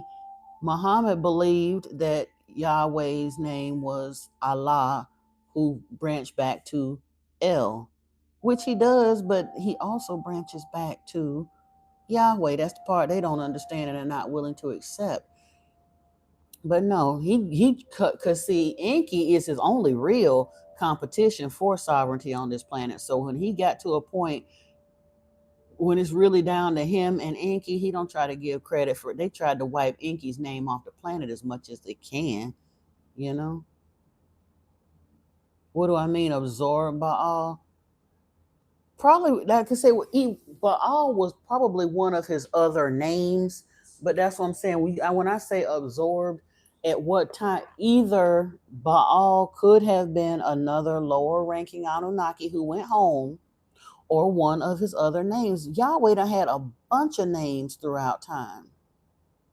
He was Enlil first, and then later on he done been Odin, Dionysus, Bacchus, Yao, Saturn, Set, Baal, Beelzebub, like El. He's been a bunch of different names. So I don't know. I haven't traced the history far enough to figure out whether or not Baal went home or whether or not that was just another of his names from the very beginning. But I do know that they used to be worshipped in the temple together. It's very likely, as greedy and jealous and power mad as he was, it was probably just another of his names. Asherah was supposed to be his wife, so Baal could have just been another one of his names. Would it be like human identity theft, impersonation of another to take credit of that person's fame or reputation? Kinda, but who gonna stop him? You know what I'm saying? Especially if he was absorbing the personality of an Anunnaki that had gone back to Nibiru and wasn't never planning on coming back to Earth, because they realized after a while that if you stayed here too long, that you could no longer safely return to Nibiru. So the ones who had not overstayed their welcome, they started going back, and they come back in and swap in and out, some of them. But Ninmah, Isis, Ninmah, Enki, Enlil, and Thoth had been here from the very beginning. They stayed too long to safely go back. Their scientists figured out that because a lot of them that were going back were starting to like have a form of dementia, so to speak. They were aging really bad. It did something to their gravitational centers. They were dying young.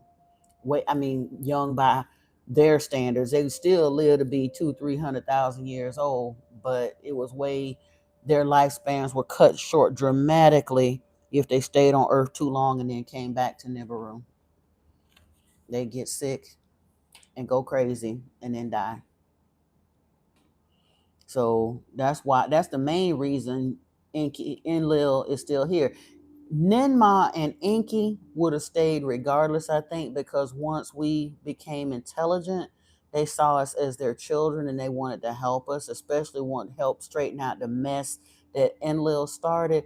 But Enlil only is still here because he couldn't go back. You said, so if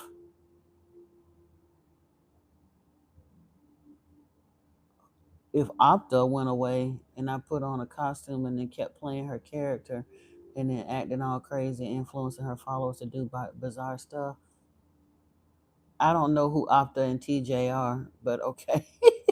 I don't know what that means, but okay. I don't think it's the exact. Oh, Oprah. Okay.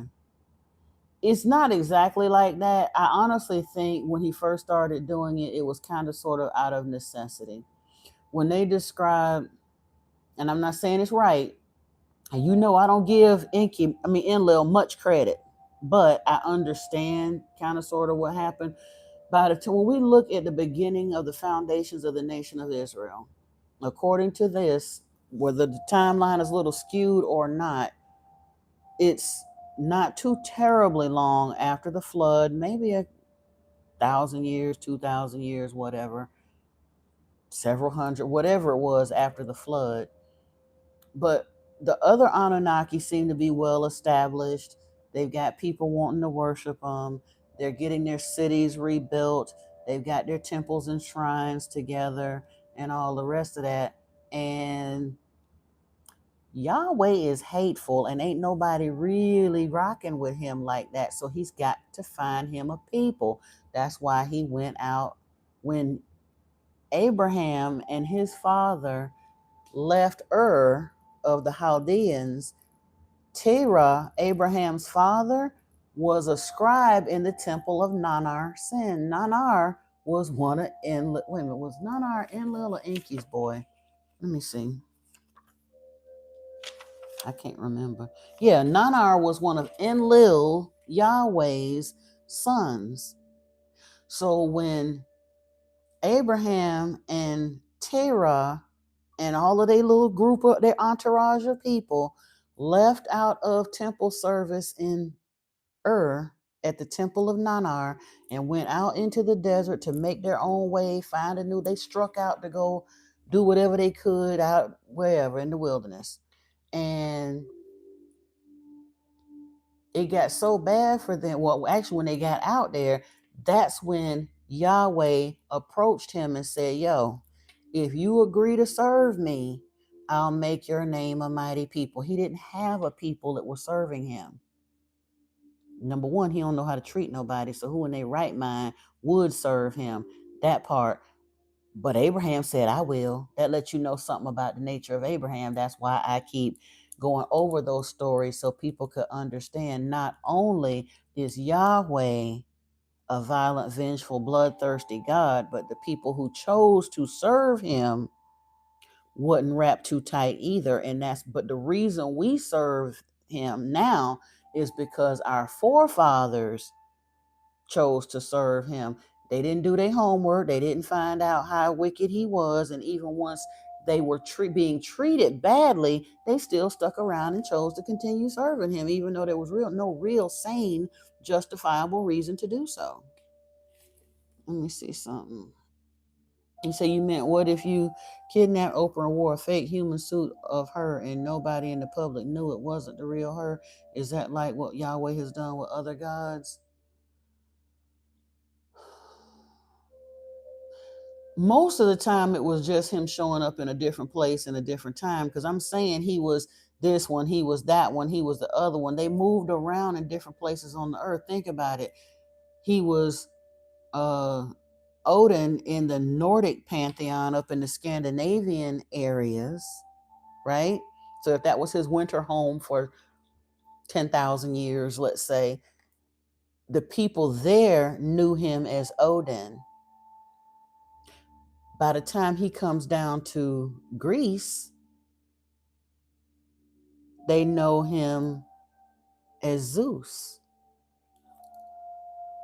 1,000 years later, when he's in Italy, he's known as Bacchus, or wherever he went, wherever Bacchus was, over different times and different areas, he was identified or known or remembered by the people as different names. Because remember, none of these people have seen any of them. Abraham is the only one, according to the Bible, that actually got to see Yahweh's face, because he said that we were never supposed to see their faces. That was how they pulled this lie off.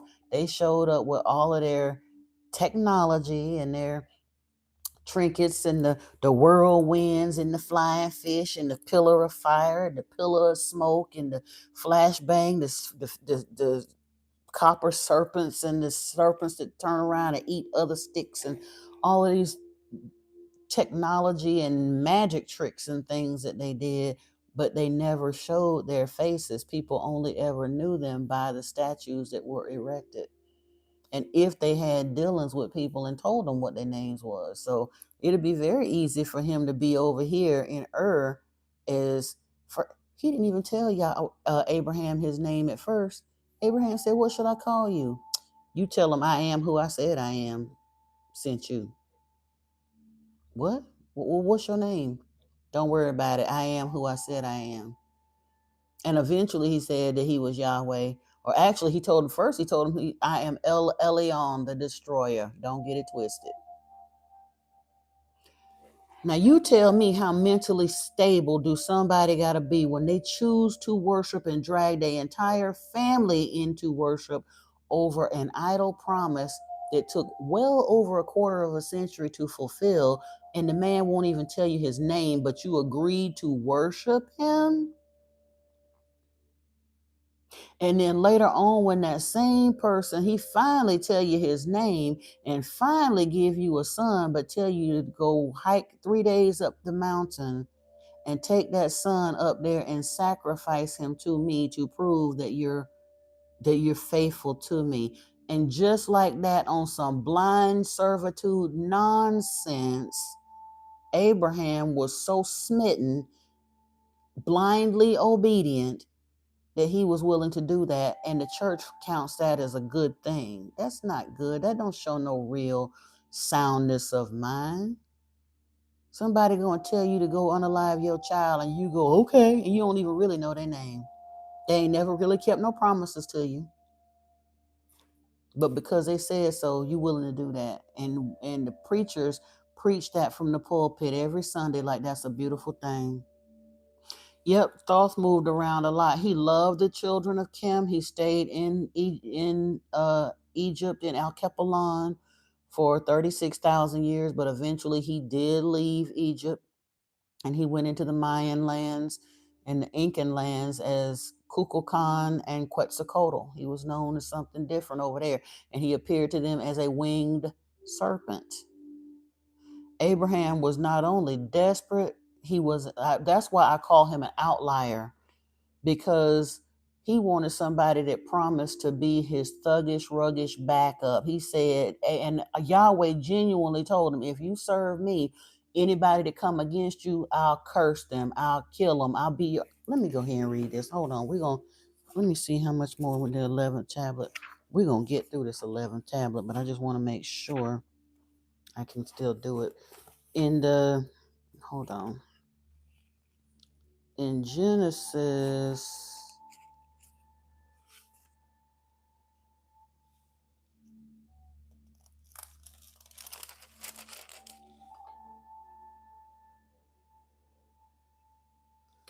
I've met Yahweh before too.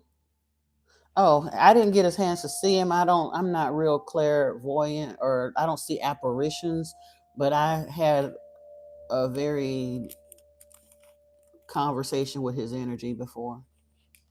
Basically, it was once I discovered who he was and just refused to play the game anymore. It was kind of like one of them, yeah, you got me moments. I didn't know at that time that I was getting ready to be basically handed off to Inky. I was just in communication with Yeshua at the time. But yeah, I've had a conversation with Yahweh too. Couple of them.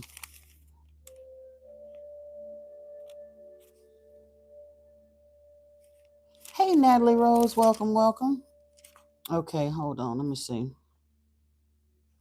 I'm gonna take a little aside here so we can get a picture on the Abraham thing. Starting in Genesis chapter 11, verse 27, It says, these are the generations of Terah. Terah fathered Abram, Nahor, and Haran. Haran fathered Lot. Haran died in the presence of his father, Terah, in the land of his kindred, in Ur of the Chaldeans. And Abram and Nahor took wives. The name of Abram's wife was Sarai. The name of Nahor's wife, Milcah, the daughter of Haran, the father of Milcah and Iscah. Now Sarai was barren, she had no child.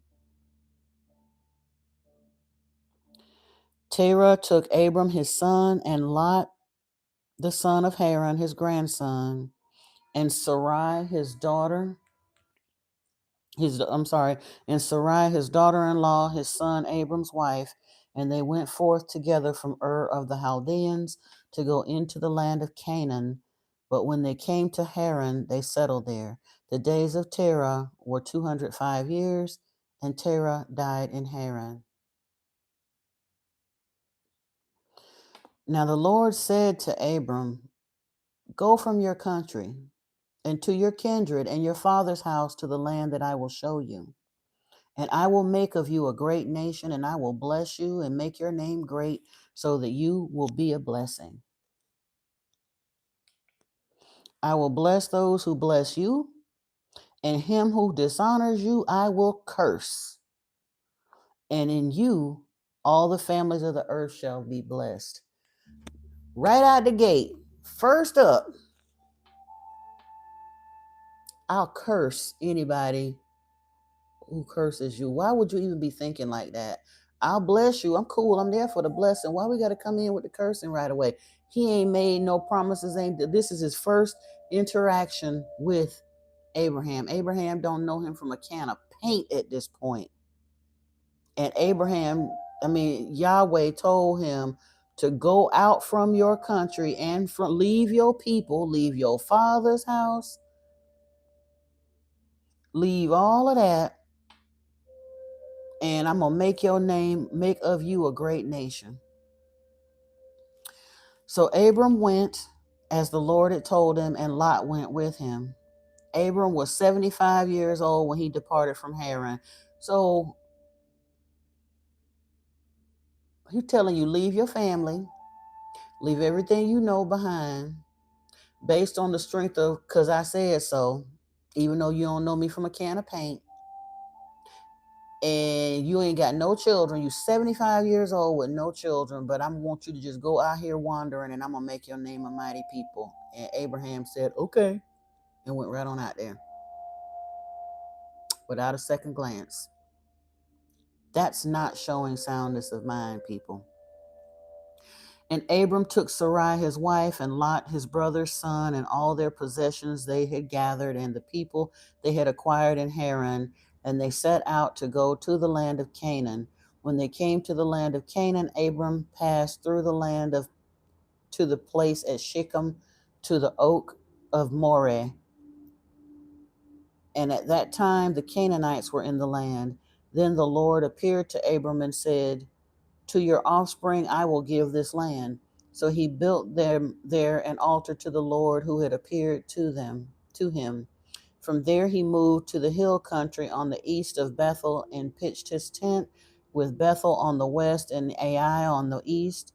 And there he built an altar to the Lord and called upon the name of the Lord. And Abram journeyed on, still going toward the Negeb. Now there was a famine in the land. So Abram went down to Egypt to sojourn there, for the famine was severe in the land. When he was about to enter Egypt, he said to Sarai his wife, I know that you are a woman beautiful in appearance, and when the Egyptians see you, they will say, this is his wife. Then they will kill me, but they will let you live. Say you are my sister, that it may go well with me because of you, that my life may be spared for your sake. When Abram entered Egypt, the Egyptians saw that the woman was very beautiful, and when the princes of Pharaoh saw her, they praised her to Pharaoh. And the woman was taken into Pharaoh's house, and for her sake he dealt well with Abram. And he had sheep, oxen, male donkeys, male servants, female donkeys, and camels. But the Lord afflicted Pharaoh and his house with great plagues because of Sarai, Abram's wife. So Pharaoh called Abram and said, "What is this you have done to me? Why did you not tell me that she was your wife? Why did you say she is my sister so that I took her for my wife? Now then, here is your wife. Take her and go." And Pharaoh gave men orders concerning him, and they sent him away with his wife and all that he had. So instead of Yahweh providing honestly for this man so that he didn't have to go back into Egypt and didn't feel a need to be threatened, instead of him protecting Abraham or whatever he could do, since he's such a supposedly powerful, great Elohe, instead of him looking out for Abraham, Abraham goes into Egypt based on a lie and hoodwinks the Pharaoh. And because the Pharaoh is now coveting Abraham's wife, still, instead of the energy Yahweh wasted on cursing the Pharaoh, he could have provided for Abraham, but he didn't do that. The Pharaoh done laced Abraham out with donkeys and cattle and servant girls and servant men and silver and vessels and everything else, because he think he getting ready to pay a bride price for this beautiful woman. He is literally hooking Abraham up because he's a Pharaoh. He gonna give what he can afford to give for this bride price. He done gave him a whole gang of stuff. What'd he say? For her sake he dealt well with Abram, and he had sheep, oxen, male donkeys, male servants, female donkeys, and camels. And when it went down, he cursed Pharaoh and struck him with illness, brought plagues, great plagues, to the Pharaoh because of Sarai. And the Pharaoh said, "Why you ain't tell me? Look, just take your shit and go." So Abraham done made off like a fat rat because the Pharaoh done gave him all this stuff. And then he leaves out and back off he go. And this worked so well for him that a few chapters later, he comes across another king named Abimelech. And he lied and do the same thing to Abimelech so he can collect some more servant girls and maid servants and 1,000 pieces of silver and the this and the that and the oxen and the blah, blah, blah, all of that. Hey, Akasha's Journey, welcome. Yeah. So again, Abraham is not an honest, upstanding man, and neither is the God that he's chosen to serve. Abraham is a coward. He gonna sit here and put his wife in the position of potentially having to give herself to another man to save his hide. Gonna lie and say, "That's my sister." Not once, but at least twice he does that. And the God he so-called serves, instead of the God providing for him properly, Yahweh's answer to all of that is to throw down curses and plagues on the Pharaoh and Abimelech and their whole households. So instead of taking care of this one man and his family, he rather waste his energy throwing plagues down over the Pharaoh's household, so that the Pharaoh will get upset and realize he can't have this woman. But now all of the stuff, because he's offended this man by coveting his wife, now he got to give him all of this stuff that he had promised him, and Abraham gets to leave with all of the spoils of his little shell game, his con that he done pulled. All right, have a good one, Lotus. Take care. Hope you have a good evening. Happy solstice to you again. And you have a good evening too, Akasha. Are you just coming in? I'm sorry. And Paul is here. Yeah, he's back. Hey, welcome. But yeah, that part, I was just that, like I said, it just really, people don't understand. You started out asking about Yahweh and why is it that was he coming in and basically proving an imposter? In some cases, perhaps.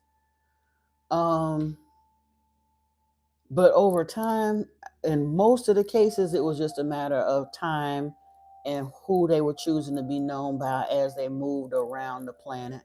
But yeah, at the time when he was getting with the nation of Israel, though, he didn't have nobody serving him like talking about it.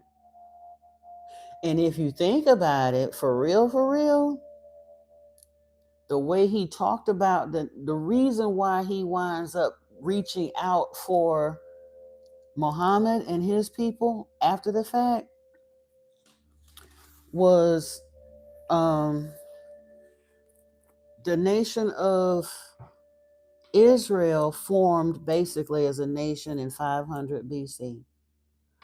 Christianity comes along in 325 AD, but between Christianity forming and Yahweh basically stopped dealing with the nation of Israel. Why they still try to claim that they Yahweh's chosen people, it always amazes me. First of all, the ones that are the Jews now, the Ashkenazi Jews, ain't even the biblical Jews, but they still hold to this story of this Abraham story that they are the chosen ones of the Bible. But by the time we get down to was it Isaiah or Ezekiel 22? Wait a minute, I think it was. Yeah. By the time we get to Ezekiel 22, I mean, he had been talking trash about them several times. Amos, Obadiah, Second Kings, all of that. But by the time we get to Ezekiel 22, Yahweh is done. Stick a fork in me. I'm done with the nation of Israel. And he told them that. He was like, you do shiesty business. I don't like the way you treat your family. This whole brother-in-law marriage thing, the way y'all treat your women. You turn around, do this, that, and the third. And on top of that, you profane my Sabbaths.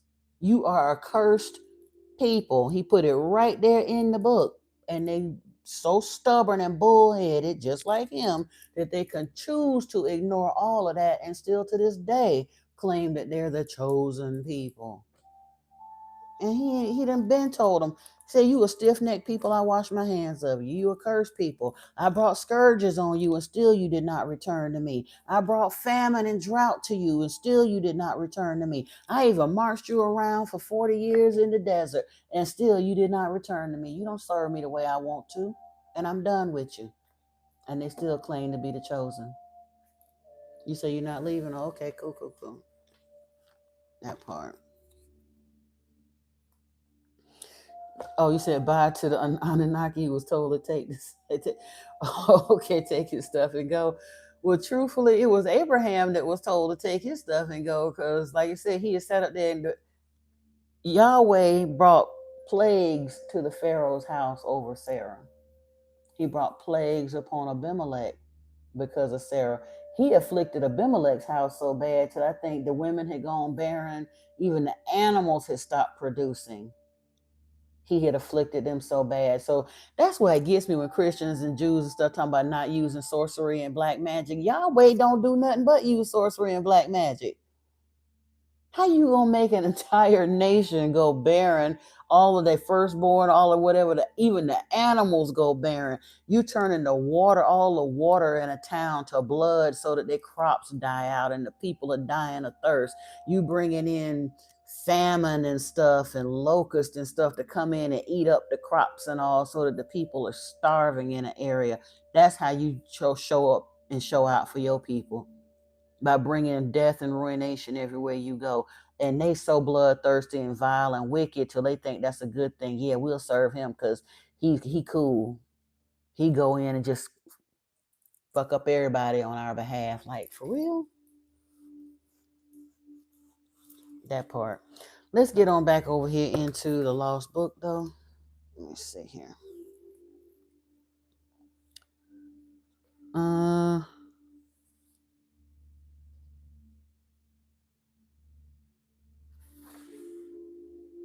Yeah. So Satu was left blind and airless, but he was allowed to live, and that was what the council determined. Triumphant was Horon declared the throne of his father to inherit.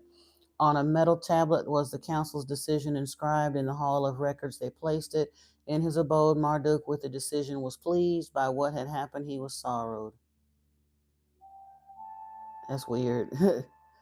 Though Horon was a son of Asar, his son was from Shamgaz the Gigi, he was descended. A domain one is among the Anunnaki allocated to him was not given. Having lost both sons, in each other Marduk and Sarpanet solace sought. In time to them another son was born, Nabu, prophecy bearer they named him. I'm trying to see who Nabu is before we go further. If it says,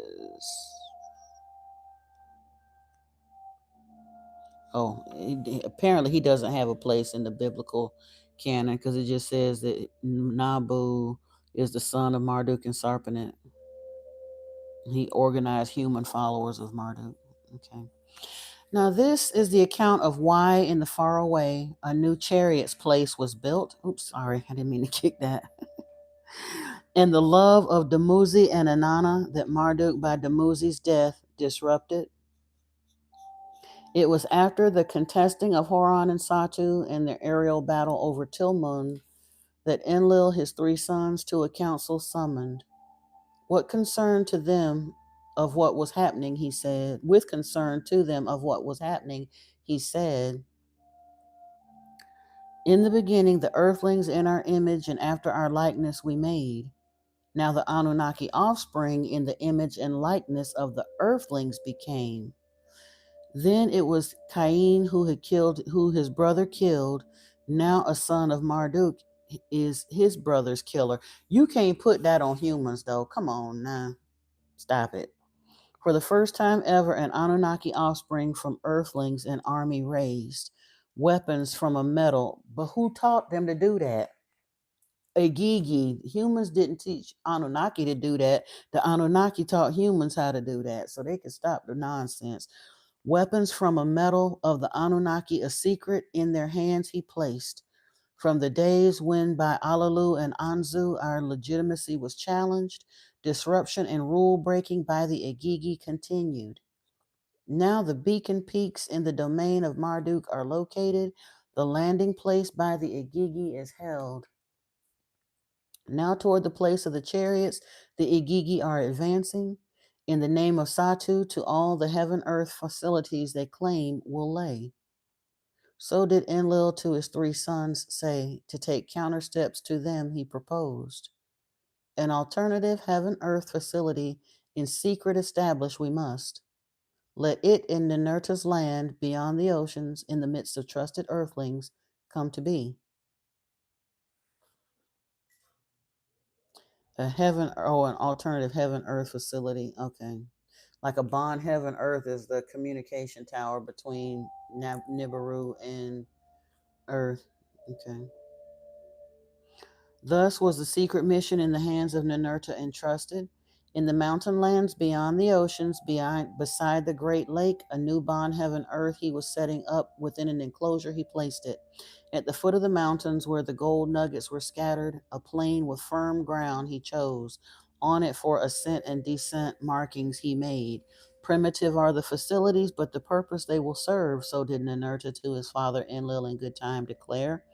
From there, gold shipments to Nibiru can continue. From there, in need, we too can ascend. Don't this make you think of the Nazca lines and like where the Nazca lines are? That mountain, it looks like the top of that mountain has been sheared off, but there's no evidence of where the rubble went from the top of the mountain. But you see all of those weird looking figures, and it looked like a landing place. Like, y'all, come on. You gonna hit the sheets? I'm not traveling. I'm not gonna be traveling to my daughter's I don't think I'm gonna make it there before Christmas, and I'll do your cards tomorrow. I hadn't done them yet, but I will. And I'll send you the link. But I do appreciate you, brother. I hadn't forgot. I just wasn't feeling all that hot. But I will do them tomorrow. And have a beautiful rest of your evening, and I will hit you up later. Good night. Let me see. Yeah. From there, gold shipments to Nibiru can continue. From there, in need, we too can ascend. At that time, what was a blessed event began as a horrible occurrence ended. At that time, Dumuzi, Enki's youngest son, to Inanna, Nanar's daughter, a liking took. Inanna, Enlil's granddaughter, by the Lord of Herding, was captivated. A love that knows no bounds engulfed them, a passion their hearts inflamed. Many of the love songs that for a long time thereafter were sung. Inanna and Dumuzi were the first to sing them. Oh, okay, cool. Let me see. Many of the love songs that for a long time thereafter were sung, Inanna and Dumuzi were the first to sing them. By song, their love they recounted. To Dumuzi, his youngest son, Enki, a large domain above the Abzu allotted. Meluha, the Black Land, was its name. Highland trees grew there, its waters abundant were. Large bulls among its river reeds roamed, greatly numbered were its cattle. Silver from its mountains came, its copper bright as gold was a glitter. Greatly beloved was Dumuzi. By Enki after the death of Asar he was favored. Of his youngest brother Marduk was jealous. Inanna by her parents, Nanar and Ningal, was beloved. Enlil by her cradle sat. Beautiful beyond describing she was. In martial arts with Anunnaki heroes she competed. Of journeys in the heavens and of celestial boats from her brother Utu she learned. So she was a baddie. And Nana, like I said, she was out there. She doing the martial arts. She was the She-Ra Princess of Power out there doing martial arts, flying the different spacecraft. She was on her stuff. She had her own skyship too, a skyship of her own to roam the earth skies. To her, the Anunnaki presented. Uh, After the deluge, on the landing platform, Dumuzi and Inanna, their eyes on each other set. At the dedication of the Artifice Mountains, was between them a warm encounter. Hesitant at first they were, he of Enki's clan, she of Enlil and offspring. So by now we at a point they haven't Enki and Enlil haven't officially like declared war against each other, but they peoples know that there's tension. They're brothers, but yeah, they already kind of know it's gonna be a problem.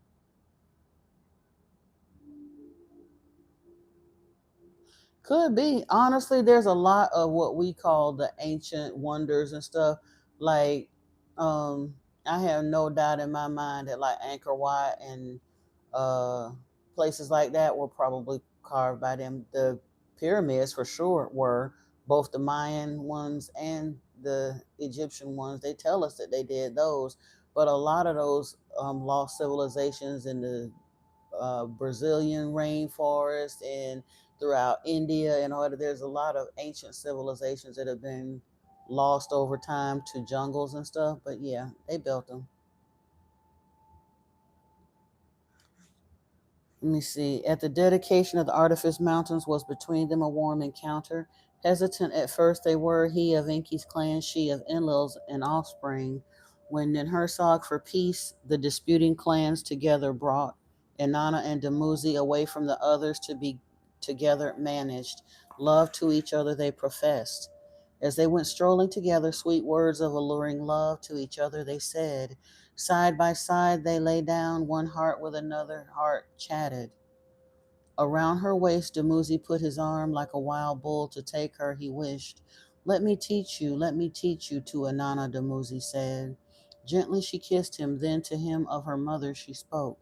What fib could I tell my mother? What words will you tell Ningal? Let us of our love, my mother, tell, of joy, cedar perfume she will on us sprinkle. To the dwelling place of Ningal and Inanna's mother, the lovers went. To them Ningal her blessing gave, of Dumuzi the mother of Inanna approved. Lord Dumuzi, as a son-in-law of Nanar, you are worthy, to him she said. Dumuzi, as bridegroom by Nanar himself, was welcomed. Inanna to Inanna's brother Utu, let it be so, he said. Perchance the espousing peace between the clans truly will bring, Enlil to them all said. Now, even when Enlil even know they need to bring peace between the two clans, you know you got to do something. But Enlil approved of the wedding. When of the love and betrothal Dumuzi to his father and brothers spoke, Enki of peace through espousal also was thinking. His blessing to Dumuzi he gave. Dumuzi's brothers, all except Marduk, about the espousal were joyful. A betrothal bed of gold by Gibbo was fashioned. Nergal blue-hued lapis stones sent. Sweet dates, a fruit by Inanna favored, beside the bed they in a pile placed. Under the fruits, the beads of lapis they hid for Inanna to discover. As the custom was, to perfume and clothe Inanna, a sister of Dumuzi was sent. Geshtinanna, a sister-in-law to be, was her name. To her Inanna was what to her Inanna what was in her heart revealed. Of her future with Dumuzi to her she said, a vision of a great nation I have, as a great Anunnaki Dumuzi there will also rise. There will rise. His name over others shall be exalted. His queen spouse I shall be. Princely status will we share. Rebellious countries will we shall together subdue. Now it's so funny that she talking about subduing countries and all the rest of that, but the only one somebody's doing the fighting is the Anunnaki. It's humans on this earth at this point, but did you notice all of the conflicts is being started by the Anunnaki, but they still worried about being a peaceful nation and the this, all of that other stuff. I'm like, y'all need to cut it out. Oh, thank you, Swims. Yeah, it's my favorite color. Yep, yep.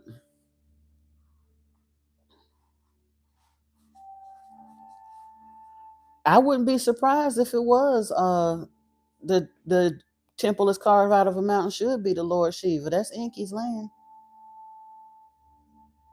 Yep. Oh, thank you, Lotus. Antoine, I appreciate it. Yep. Like I said, probably been a purple girl since purple was a thing, though. So yeah, I just finally embraced it. I got over my black phase and went into the colors, and purple is my junk. Yeah. Let me see. Yeah, a vision of a great nation I have, as a great Anunnaki Dumuzi there will rise. His name over others shall be exalted. His queen spouse I shall be. Princely status we will share. Rebellious countries we shall together subdue. To Dumuzi I will status give. The country I will rightly direct. Inanna's visions of rulership and glory by Geshtinanna to her brother Marduk were reported. By Inanna's ambitions, Marduk was greatly disturbed. To Geshtinanna, a secret plan he told. So again, with the plotting and scheming, here we go.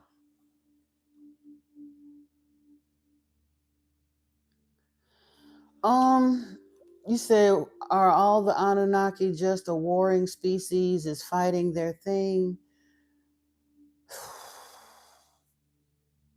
Not completely, but you can't completely discount it either. They did have their fair share of conflicts early on in the book when they talk about the before time, when things started getting bad and they was couldn't figure out how to save their planet and all the rest of that. um Anu challenged Alalu for the throne, and they had a bitter fight. And Anu won. That's why he stayed on the throne. Alalu was exiled. He wasn't killed.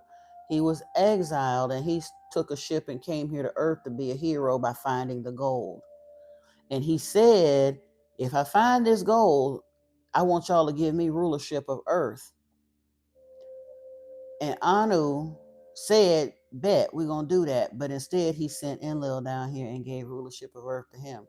If he wasn't going to give it to Alalu, he should have at least gave it to Enki, because Enki couldn't get the throne on Nibiru. But being the older of the two brothers, it would have been a nice gesture if he had given Earth to Enki.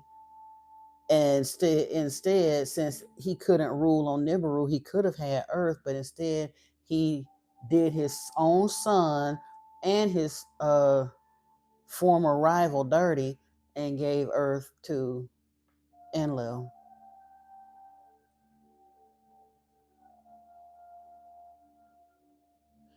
Enki probably did carve the temple because, again, the temples, we look at the temples as places for us to serve them, but the temples were basically places to house them and for humans to come and lay bare their offerings.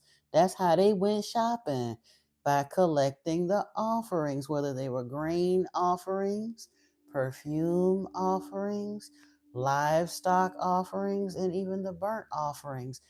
Humans that were faithful to an individual or even a collective of, deities needed a place to worship. So these big grandiose palaces and stuff, the Anunnaki, it would have been a lot faster for them to build them themselves. They could build it like they wanted to, make them big and grand and bold and all of that. So when people see that, they not the human hands aren't the ones building that. It is built by them. Natalie, yeah, he is Enki. Even when you let me see, you don't know which Anunnaki bird it was though. He reminds you of Thoth, but in a nefarious version of Thoth. Um, I don't know either. Unless, like I said, once by the time he gets to the Mayan lands, he's the winged serpent. So I don't know. Which Anunnaki is known as a bird that can shapeshift but likes to stir up controversy? I don't know. Could be. Maybe it is Anzu. Um, but yeah, wait a minute. What was the other question? You saying about Inky being loving but fierce? Yeah, I mean, Inky is the older brother, so he ain't no punk. But he didn't have the jealousy and the this and that. He kind of accepted his position in life. They were brothers, but born of different mothers. Enki was born of a concubine, whereas Enlil was born of someone of the royal bloodline. So however they were choosing lineage at that time, Enki was not in line for the throne. And he didn't have the kind of jealousy and hatred and all the rest that drove some of them to try to bump each other off to jockey for rulership positions. He wasn't finna defy his father's wishes or unalive his brother to get rulership. He didn't care nothing about the warring thing anyway. He had been trying to teach the Anunnaki a more peaceful way. Enki, because he knew he was not going to ascend to the throne, he was always more interested. He studied under all of the wise men, the savants and the, I forgot what they called them, but the, like I said, the scientists, the philosophers, the holy men, the all he absorbed as much of that kind of information as he could.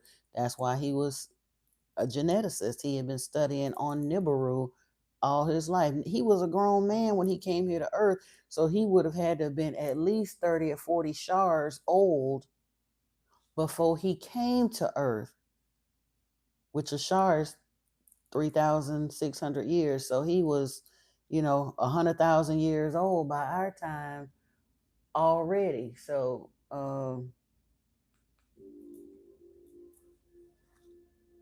yeah. And he understood that the way that they got down, the way way Enlil's attitude was, and Nanar and all them, all of that little backbiting and all of those factions, he understood that really wasn't the way to move forward. That was part of the reason why the conflicts amongst them was part of the reason why they chose to unify. Because again, like I said, they were two distinct factions of people who had lost their homes in the Anunnaki War. They lost their original home planets in the Anunnaki Wars, and they both just happened to land on Nibiru around the same time. And Nibiru was big enough for both of them, but they was kind of the people of the North and the people of the South, and they did that. That rocked on for long enough, and they was finally like, you know what? Ain't neither one of us going nowhere. We need to make a choice to unite. And they did that by selecting a king from the north and a queen from the south and intermarrying and creating a whole new succession and bloodline and all that, and choosing to unify themselves not by planetary species, but by name, because they came together on Nibiru and declared themselves the Atlanteans. That's why you get such drastic results when it talks about the Igigi mating with humans. All Igigi didn't have the same genetic makeup. Enki and Enlil, truthfully, probably didn't have the same genetic makeup. Somewhat compatible, but various difference there.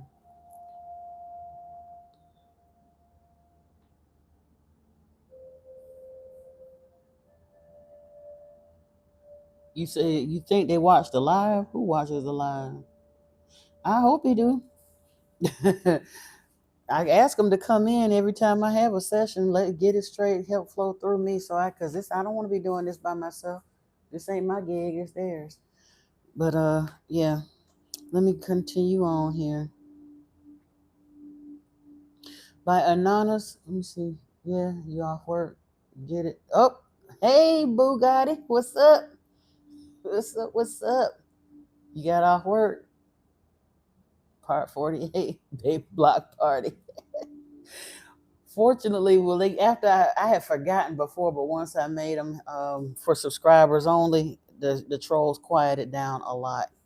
So yeah, they're very different in terms of their integrity. Like I said, once Enki is a true scientist, and he had concern and care and love for us. Him and Ninma, once they understood that we had sentience, that we were self-aware, they genuinely saw us as their children and they loved us. And when he said that he had hoped that we would match and perhaps one day even exceed their intelligence, and he was cool with that. Enlil was no, Enlil lost his shit. He was like, no, no, no, nope, nope. So yeah.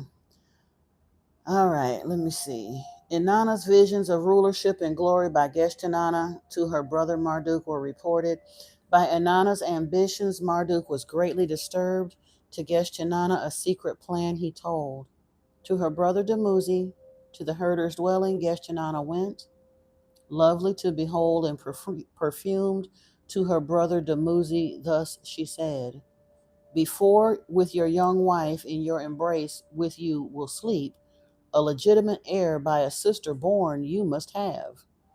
Inanna's son to succession shall not be entitled. On your mother's knees he will not be raised.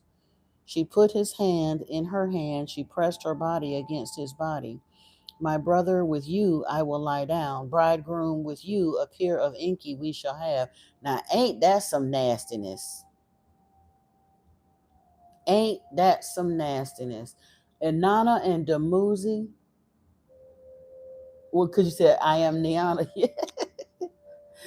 um, but yeah, she know that Inanna and Dumuzi got a love like nobody has seen before, and they genuinely love each other and want to unite or quash the feud between Enlil's people and Enki's people. But when Marduk gets wind of this, he puts Geshtinana up to plotting and scheming to go and seduce her brother so that she can get pregnant for her brother, so that that child will have more of a line of succession and be able to come to power, so that Inanna's children will not be able to come to power. That's wickedness, pure wickedness.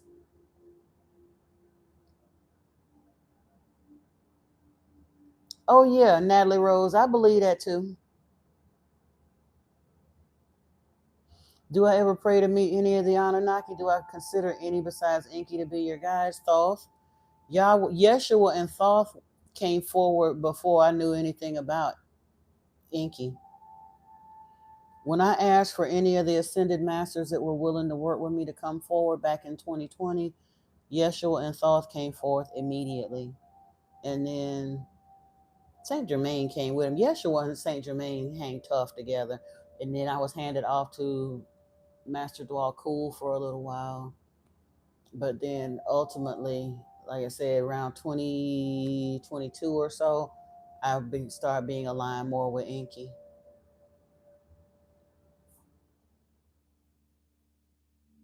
Are we using Anunnaki technology? To some degree? A lot of what we have now is advanced technologies that are coming out, though some of it's for our good, some of it's that's not. There are a lot of factions. It's not just Anunnaki factions on the planet at these. I mean, I guess technically they could all be considered Anunnaki, but like you said, we've got Pleiadian factions out here, Arcturian factions that are out here, all kinds of stuff. The ones you kind of got to look out for, and I've heard it several times to the point that I don't think it's just a one-off anymore. The Orions, I don't believe, have our best wishes at heart, and I think that's where a lot of the AI technology and stuff is coming forth. It may have a purpose, but the way it's being used and the way it's being introduced to us before our consciousness is at a point to genuinely be able to use it appropriately, it's just being used for greed and ignoring the dangers of it. That's not for our good. Said Melchizedek comes to you many times. Yeah.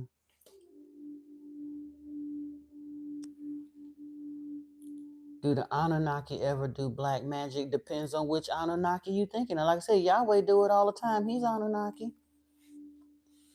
That's where people get a little bit confused, I think. The word Anunnaki simply means those who to earth from the heavens came. They're sky people. That's all Anunnaki means, is sky people. We want it to be a specific species or nationality or planet, whatever distinction of people, but even the Atlanteans were a multicultural people because they started out with two factions of people that had lost their planetary homes. Their home planets were lost in the Anunnaki wars, but over time they also allowed in other people, kind of like the United States, talking about bring us your huddled masses, and started becoming a melting pot of all kinds of different cultures from everywhere. The Atlanteans did that first. So basically, if your planet was old enough and had the technology to be able to get you to Nibiru, the Atlanteans would welcome you. Whether you were from a Leonine race or a canine race or a Felidae, whatever the case may be, whatever sector you came from in the universe or multiverse, the cosmos, whatever, if you came in peace and were willing to live by their rules, you could come in.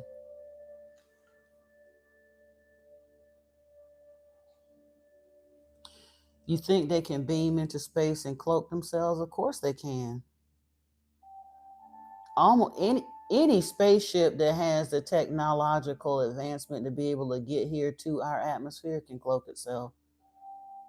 Hell, humans are about to be able to develop cloaking technology just from reverse engineering the crashed ships that they found over the years. Will Thoth ever do black magic even against other black magic? Genuinely though, what makes magic black? Who's using it? So if he's applying magic for the purpose of ultimately advancing humanity or protecting humanity, is it genuinely black magic? No. Magic is only black because the people that are using it are taking spiritual shortcuts. Because Yahweh takes shortcuts. He cheats, curses, plagues, scourges, that kind of stuff. The intent behind magic is what, because genuinely, as an ascended master, even as a human on earth, Yeshua said, greater things have I done, or greater things than I have done will you do. That's what Yeshua said to his followers. So genuinely, if he reached Christos in this lifetime and was able to perform the works that he did, he's basically saying there will come a time on earth that humans will be able to reach their Christos as well and do the same and more. because he was all about us continuing to elevate, just like Thoth was all about us being able to continue to elevate. So, genuinely, when you open up those energy centers and align with the energy on this planet and clear your head of the ways that it's been deliberately excuse me, blocked and shut off with all of the magic and the black magic and the lies and the stuff that came from those people that did not mean us well, and tap into for real spirituality, why wouldn't you be able to? Because we are magic. It's just what people call magic. They do the oogly boogly and the hocus pocus, taking shortcuts. But a for real, ascended, enlightened being, what you say out your mouth is powerful. What you say out your mouth is damn near law because you said it. What you gaze your eyes upon is a done deal because you thought it and willed it to a degree. I mean, obviously, there is a time lag in this time space reality, and thank goodness, because you can look at somebody the wrong way and they go in a puff of smoke. I don't think we got it quite like that at this point, but we are evolving on the fly. So you say I really don't like Yahweh. I really don't. I really don't, because he's a liar, and he has held humanity mentally imprisoned for thousands and thousands and thousands of years. You ain't got to worry about that, Swims. Ain't no humans going to Nibiru. Enoch and Elijah was the only ones that was allowed to go, to my knowledge. Yeah, in order for humans to survive on Nibiru, we would have to consume the elixir and the bread of life and all the rest of that. And Enlil made damn sure we wasn't gonna get a chance to do that. Not at this point, no. Swims. At this point, Yahweh, it's not even about him being allowed to visit Nibiru.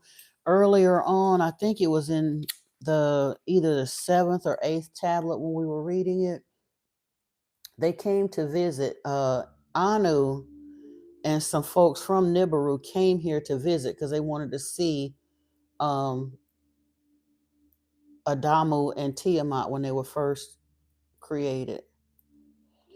And when they came, they noticed that Enki and Ninmah, and when Galzu came, he had white hair and all of that, but Galzu reminded Inanna that they had basically been in the same graduating class, but Inanna looked older than his mother. Not Inanna, I'm sorry, Ninmah.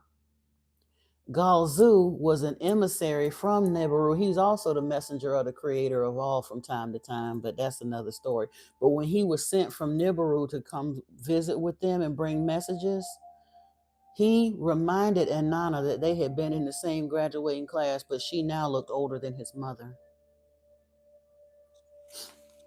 They weren't. The earth doesn't do them well. If they had stayed a shar or two and then left and stayed there and recharged for a shar or two and then came back and kind of rocked in and out like that, they could have done that.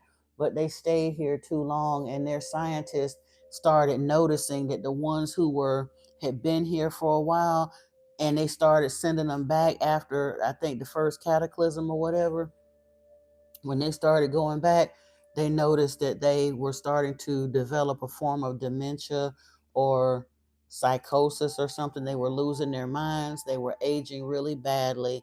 The gravitational difference from the gravitation on Earth, by the time they called it the net pull, but when they went back to Nibiru, because they're a denser planet, their net pull on Nibiru really affected them badly after having been on Earth for so many thousands of years under our lighter gravitational pull, and it genuinely shortened their lifespans dramatically.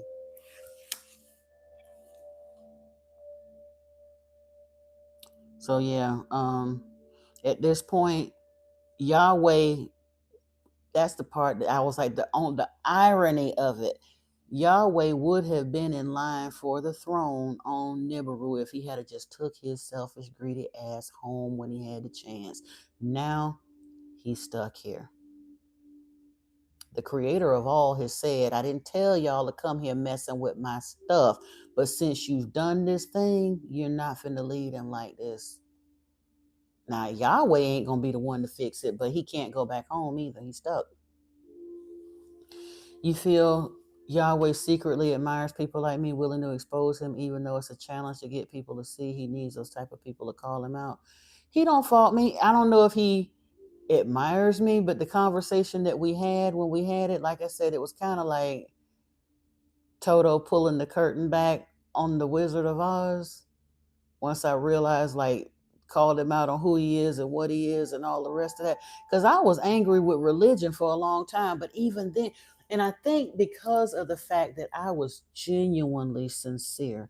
When I first backed off of Christianity and I didn't know that it really, really was his fault, I was angry for a long time at religion because I thought, well, God is right, but it's the way humans are choosing to interpret and manipulate it that's wrong. So I was angry with religion, but I wasn't angry with God. And then when I dug further and found out that this cat really ain't God, that he really is the devil, and he really is. And again, on one aspect, I'm angry with him. On another aspect, when you step out and look at it at a wider angle lens, I understand why he did it. Yeah, he could have chosen to be nicer, but that just ain't who he is. And so since he's a nasty son of somebody, he kind of sort of had to resort to subterfuge at a point to get servants. Because who when they were, again, like I said, who else was gonna serve him but wicked outliers like Abraham and Caleb, and I mean Abraham, Joshua, Isaac, Muhammad. Who else gonna serve him? Everybody. When you could go and serve uh what's her name? Asherah, loving sweet Asherah, and they got all the poles and it's nice and it's love and it got all of loving kindness. If you could choose to go over into the land of the Canaanites and serve Enki, and it's love and sweet and kindness and taking care of each other, ain't nobody fighting. Who in their right mind would choose to serve him? So he had to appeal to the kinds of people who matched his nasty, funky energy. It just pisses me off that so many humans were allowed themselves to be bamboozled by that now Bible prophecy has actually come true when it says the whole world is lying in the power of the wicked one. I just don't like the fact. I believe in fair play. Like, genuinely, I believe in fair play.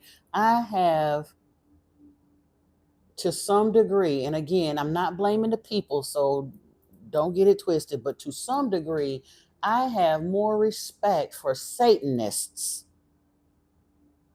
than I do for, say, Catholics or like some of them folks are steeped up in Christianity.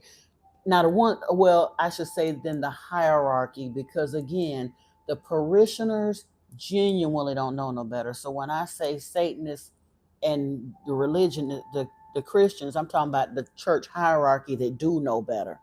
Because trust and believe, anybody that has a degree in theology or has gone to a seminary knows that the things that I'm saying are true. The folks that jump in the live stream for hooping and yelling and cussing and throwing curses at me, talking about Jesus is Lord and you better repent or you going to hell, they genuinely don't know. But the ones who teach them every Sunday, lay preachers mostly don't know either. But for real, like I said, somebody with a degree in theology or theosophy or any of the major church hierarchy, they absolutely know. And I have more respect for somebody that said, fuck it, I'm going to serve Satan because he's Satan and I want to serve Satan. I have more respect for them for not lying than I do for the ones that's sitting up in the church with all of their funny hats and all of this, still passing off their black magic rituals and lying to the people every Sunday, taking their money, telling them some sky daddy story while they sitting up getting fat off of their money, telling them this heaven hell lie, knowing damn well there's no truth to it. I just don't have no problem. I have a real problem with that. At least give me the opportunity to make a fair choice. And if I choose to go roaming my happy ass off the end of the cliff, then that sucks to be me. But don't lie to me and tell me you taking me on the heaven train and then run me off the cliff. That part I have a problem with. Oh yeah, baby bro and the crew, the Vatican for sure knows. They are the Roman Empire in this day. They the ones that unalive Yeshua. That's the part that really had me so upset, y'all, because I love Yeshua so much. And I believe he was real. I believe his message was real. I believe everything that he said was real. But I also understand that the same when the scriptures say they delivered him up to the Romans, the Jews hated Yeshua so much that they lied on him to get him brought up on charges of treason. And then they turned around, and when they couldn't get him convicted of treason, they were just like, the hell with it. They insisted that he be executed anyway, even though Pilate could find no real fault to him. He passed his interrogation. They was like, there's nothing wrong with this man. Why don't I release him to y'all? They said, oh, no, no, no, no. We want him gone. Anywho.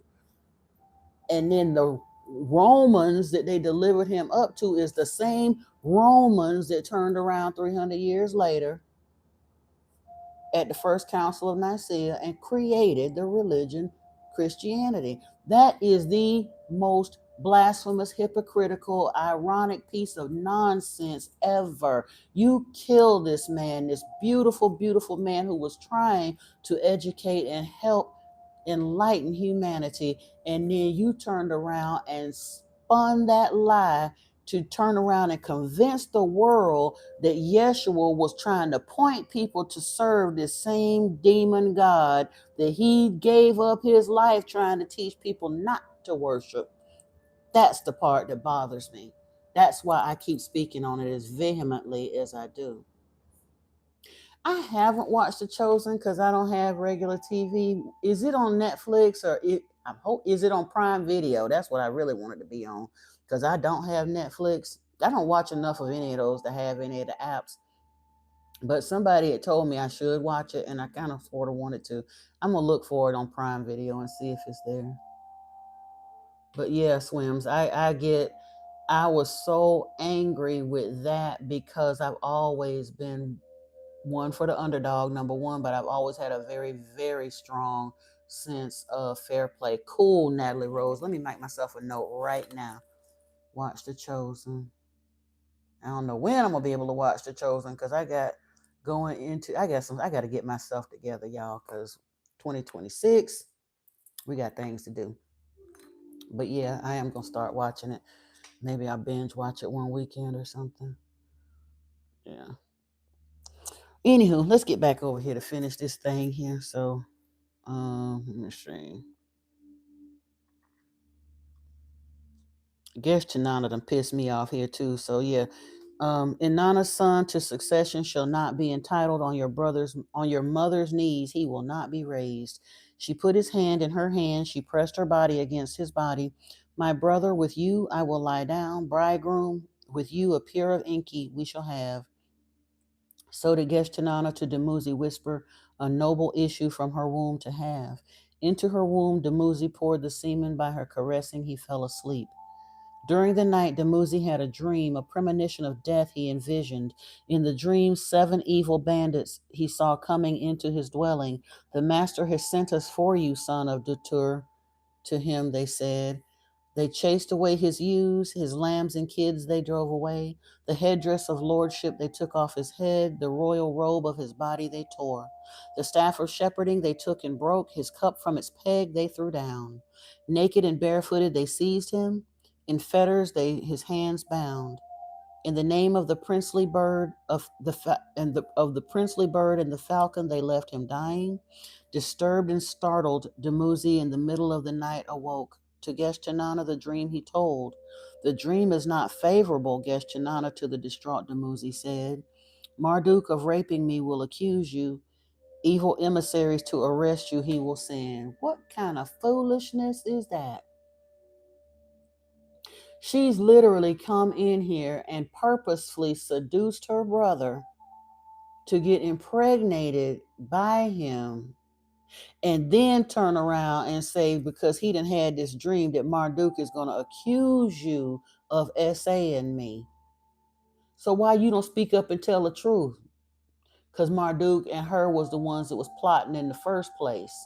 They literally set this man up right on the verge of his wedding. Never mind the fact that if Inanna found out about him sleeping with her, with Geshtanana, she might have been kind of upset about that, and rightly so. Yeah, some nastiness. Let me see. You said, hold on. You watch it over again when you can. It was beautifully done. They've been following you in the sky. You're a truck driver. You be seeing a lot of orbs and weird star systems. You don't know if it's Enki or Enlil. Set your intentions, cause it may not be either one. And the reason I say that, baby bra, before I was introduced to Enki, before I was still stuck on the outs, angry with religion and all the rest of that.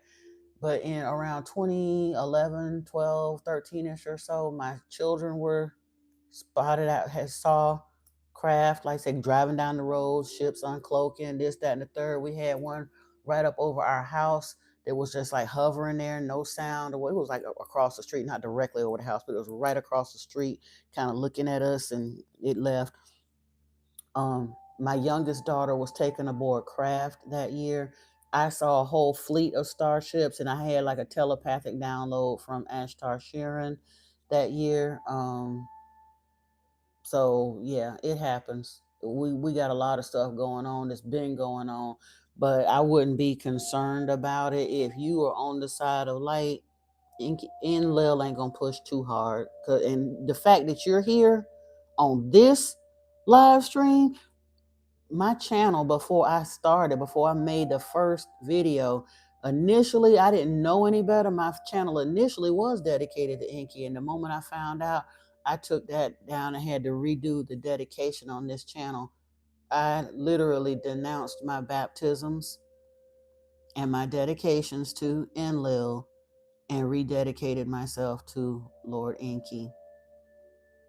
So if you are found on this channel, it's not a mistake.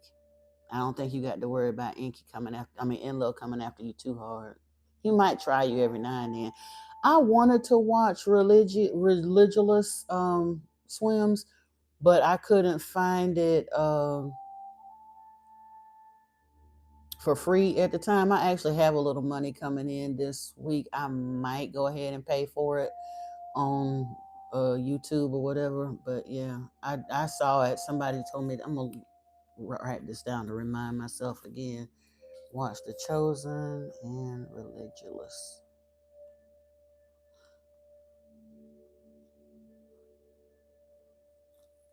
All right.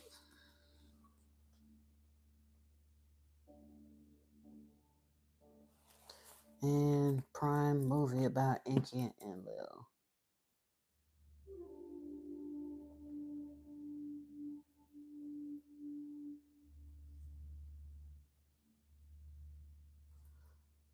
For those who want more information about Enki and Enlil, I highly recommend going to Astral Legends TV.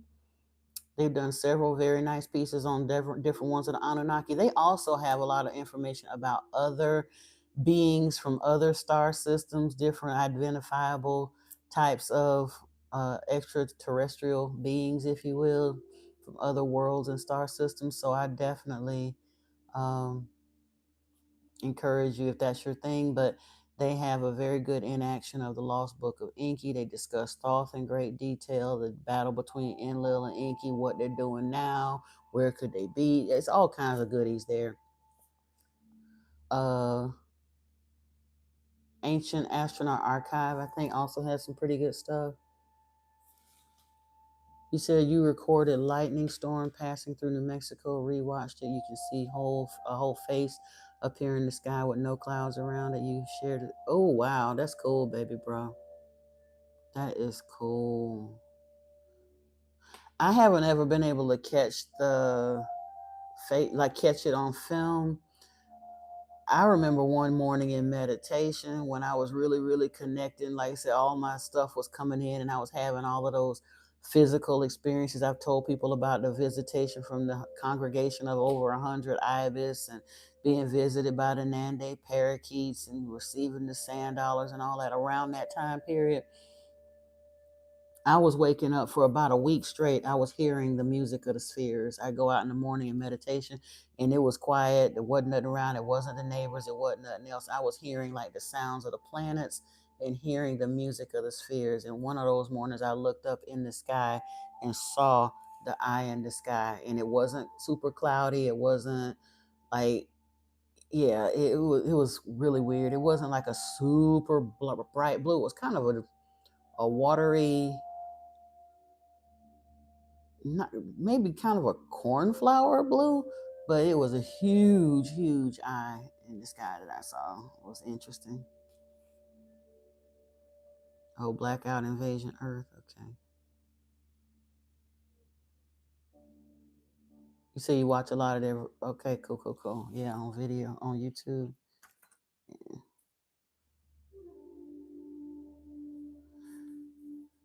Let me see. Blackout invasion Earth.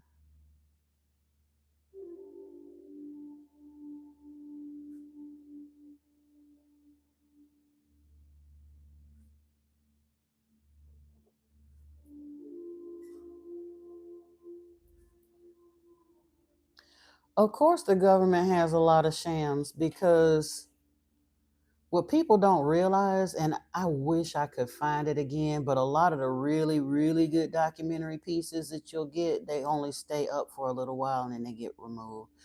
And I ran into one that was like that. Now, I I've recommended it here. Anybody that has not seen The Cosmic Secret, I highly encourage you to watch that. But there was another one, and I think his name is Stephen Greer.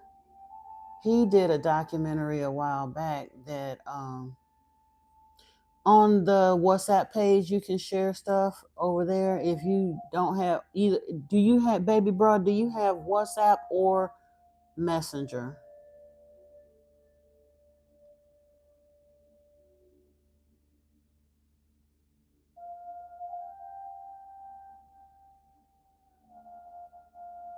Email me, or you could just share it in email, I suppose. Email me at modernmysticmessages@gmail.com. No dots, no dashes, but you can email me there and either drop me the link directly, or if you have it formatted to, a link to whatever it is, just drop it there. If you and when you do that, I'll send. Okay, I'm about to say I can send you a link to the WhatsApp group if you're interested in joining there. But if you email it to me, I was just trying to think of how it might be formatted so that I can convert it to something that I can share with the rest of the group. That's what I was thinking about, as opposed to you just sending me a file off your computer or phone. But oh, anyway, back we were talking about how the government have what did you say? You said you can't image that.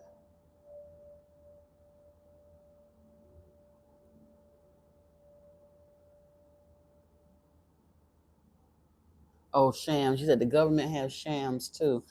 And yeah, that video that I don't remember the name of it. And the sad part is I didn't even get to share it with my close group. I didn't even have the WhatsApp group at the time, but I had like a group of little people, not little people, but a small group of people that I would share like spiritual information as I was coming across stuff, videos, what have you, and I would just text it to them either in Messenger or my phone. And I had gone to someone's house for the weekend and just so happened to be watching stuff up on their television. I wasn't tapped into my ad. Hey, Divinely Broken, welcome. And when I did that, the video was basic. I think Stephen Greer was the host of that particular video, but it was about people who had basically worked for the government at some point in time. And a lot of stuff was declassified several years ago.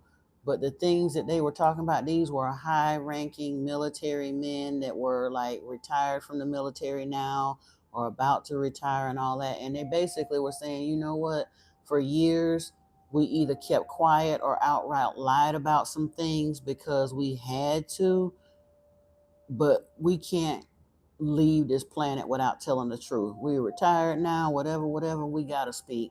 and they were talking about the things that they had seen and the things that they knew that the government were covering up, and all kinds of things, like serious eyewitness accounts. The way they described them, you could really tell that these people were not making it up. But one of the things that bothered me, if you will, the most, and I know they ain't joking, he was saying that one of the major contingency plans that our government has always had in place was, I couldn't figure out what they're doing. So with Area 51, what kind of sort of, what they're doing to a degree. They are, you should send the link. WhatsApp be good. Yeah, email me so that I can send you the WhatsApp link in the email. Because unless you message me on this video or something, and even then, I just don't like to put my actual phone number in YouTube because of the trolls. But if you email me at modernmysticmessages@gmail, I'll send you the link. Okay. But anyway, it occurred to me years ago, with all of the technologies that we have out, of course, Area 51, they do a lot of reverse engineering of craft that they've managed to secure or procure, however they get it, And that also kind of made me wonder, why is it that there's so many crashed craft?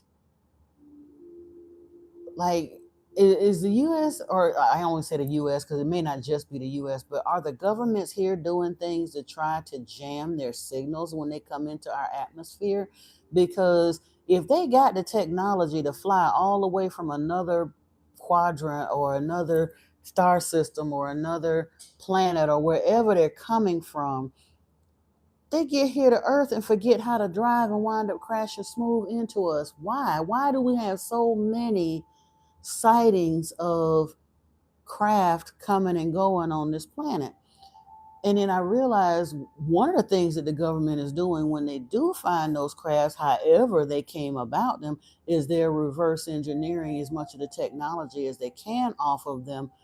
But according to what I saw in this particular video that day, they're also repairing them as best they can, or building replicas using the reverse engineered technology.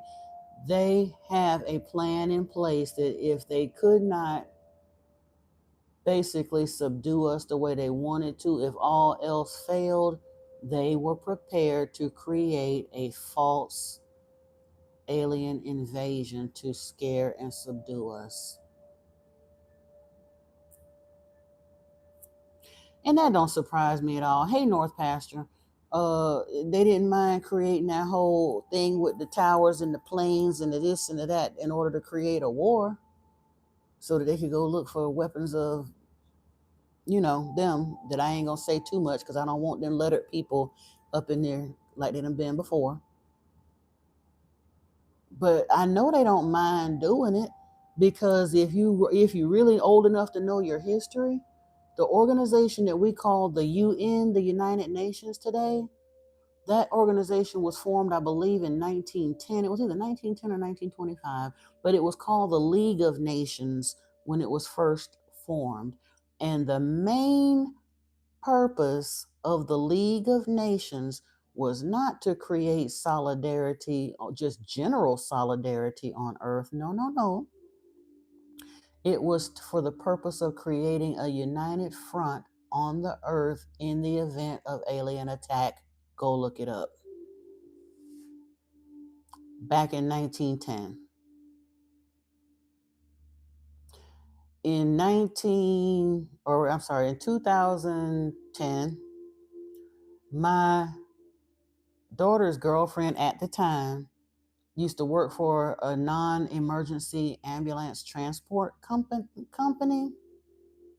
And in their hiring manual, towards the back, or their employee handbook, whatever it was, they had a protocol in place for what to do in the event of an alien attack on Earth. They've been gearing people up for that level of fear, though, forever. Think about it. of all the stuff they could have done with technology when they first started forming television and radio and all the rest of that, one of the first things that they did was the Blob and what was that other one? Oh, the radio show that had people jumping out the windows and stuff.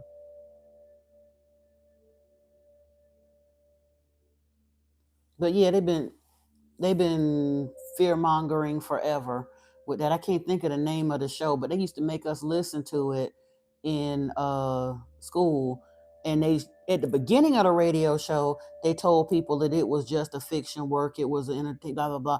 But if somebody was just back then, ain't no rewind on radio, and if people they only had a few channels working, so people tuned in and were hearing that, and it was literally describing like an alien attack.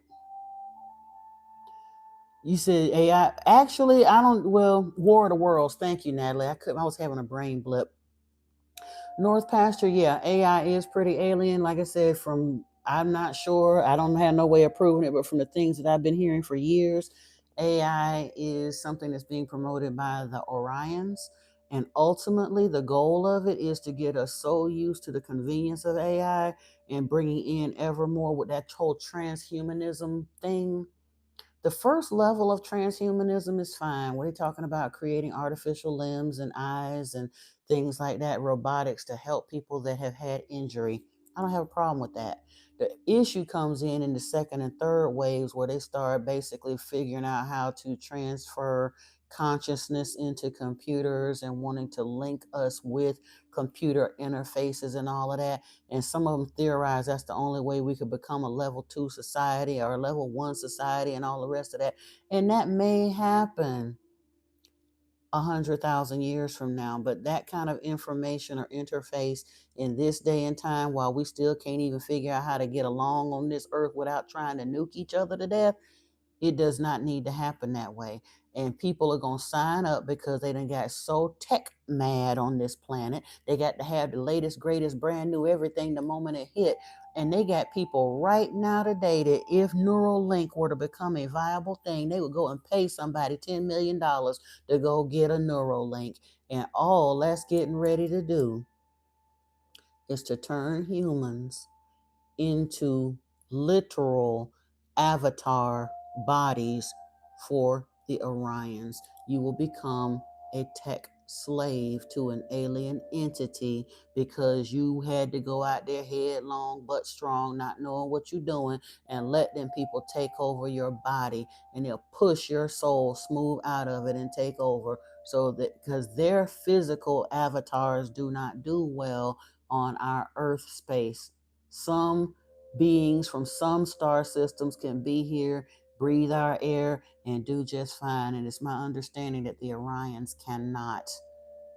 And so they've given us all this technology to dumb us down and basically condition us just like Pavlov's dog. So when the time comes, they're going to convince people that it's a good thing for them to allow them to give up their autonomy to allow neural linking. And when they do that, humanity is cooked.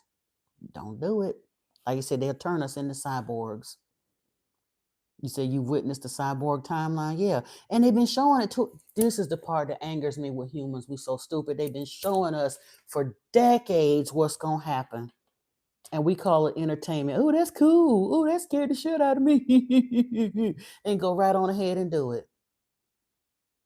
I know y'all thought Seven of Nine was sexy as hell in her little silver suit, but there was it's a reason she wanted to get up out the Borg, y'all, for real.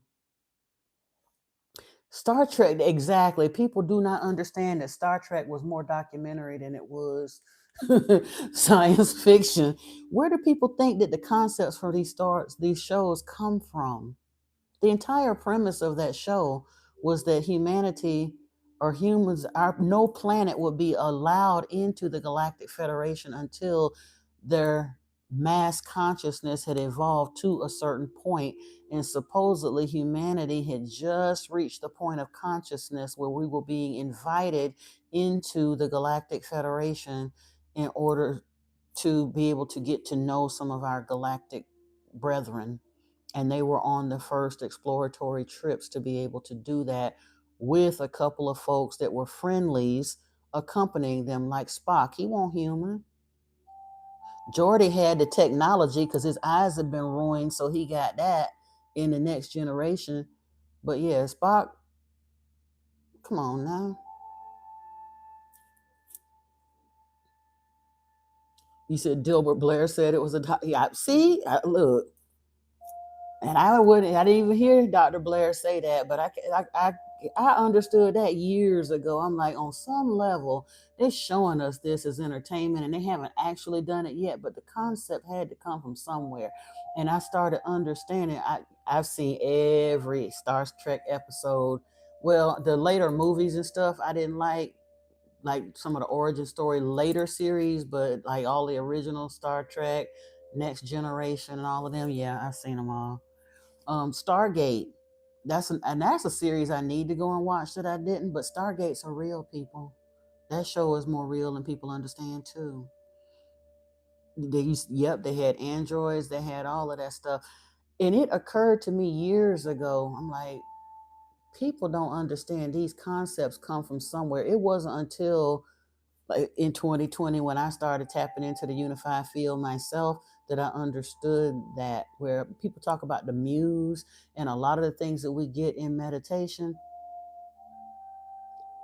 I mean, a lot of things that we get as entertainment, a lot of those ideas are floated through the unified field. And if you are in a position to receive it, cool. And if not, then go to the next person. Quincy Jones said that one time, but somebody told me why I get up that early morning. Because if I don't, I forgot who he said we're going to Barry Gordy to come and get his stuff.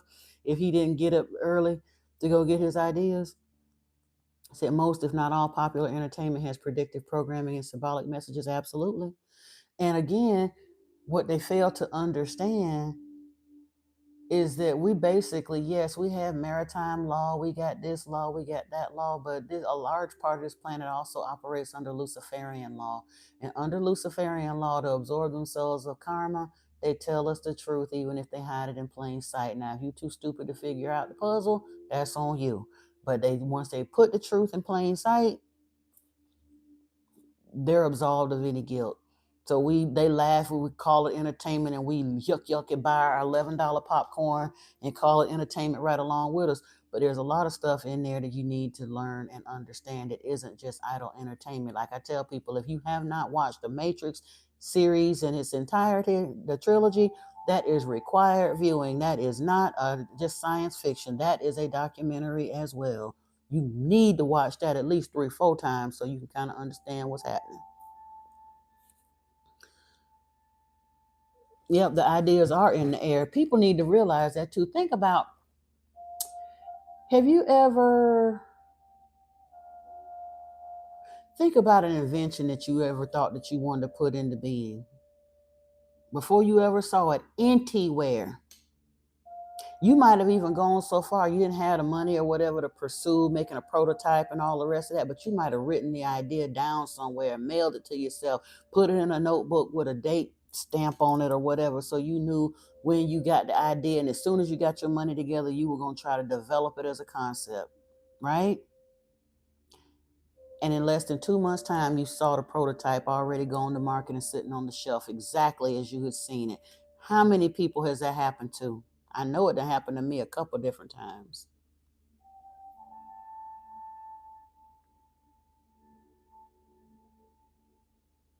You said, yeah, everything is vibration here, but people don't realize that we are transmitting and receiving mechanisms. Everything in our experience, every single thing in our experience is vibration.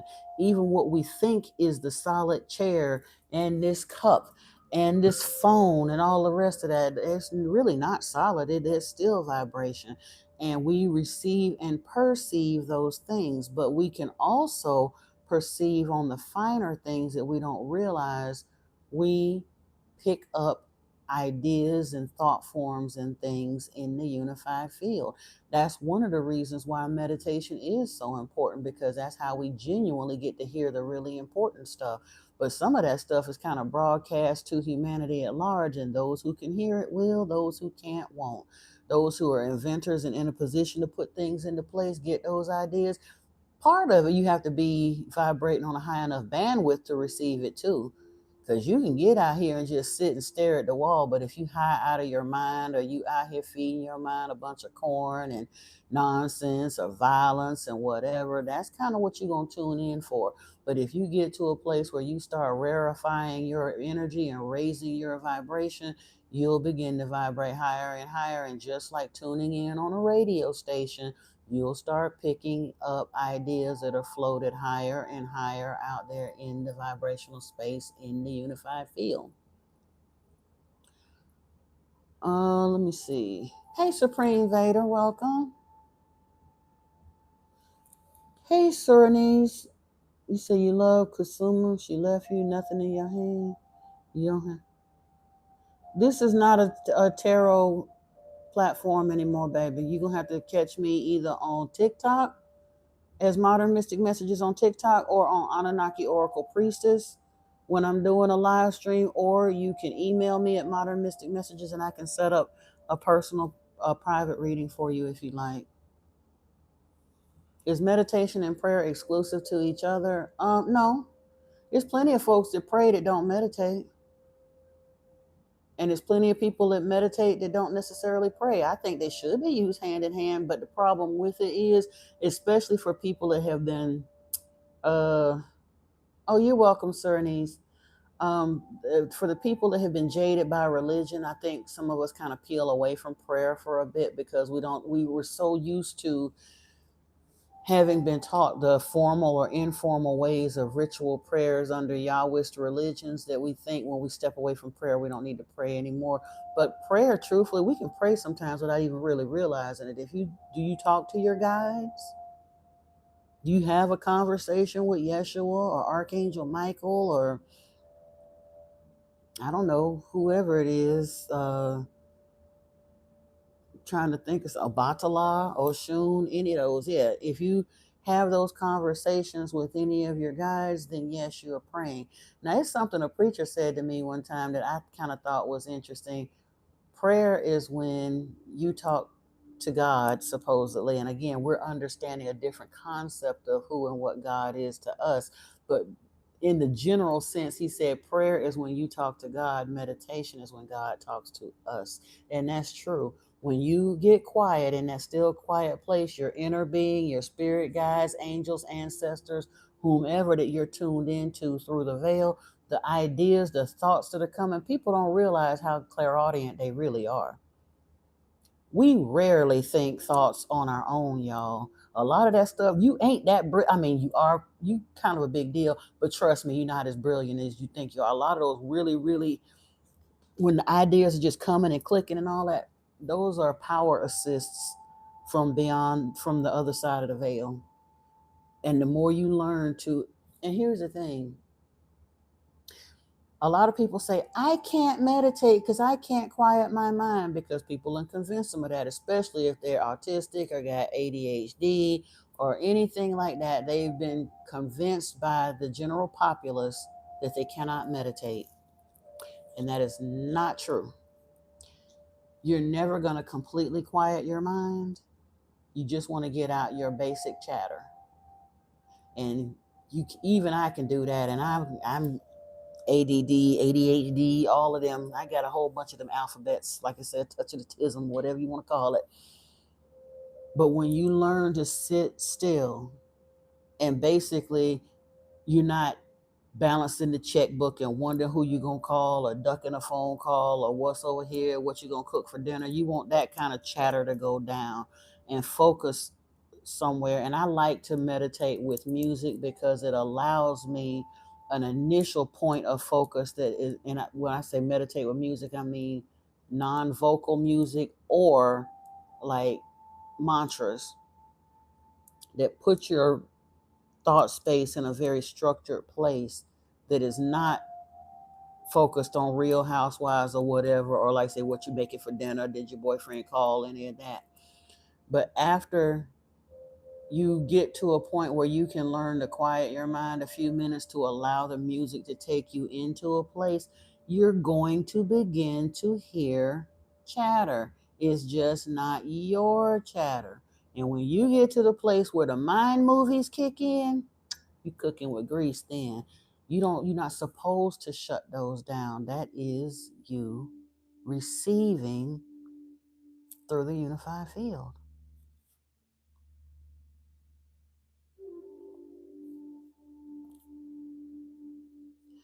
Well, I'm sorry that they had, I don't know how you feel about that. As I'm sorry that you had an attempt, and I'm sorry that they had slow, painful deaths. I hope at some point during your life you can heal to a point that you can forgive and move on from that. Yeah.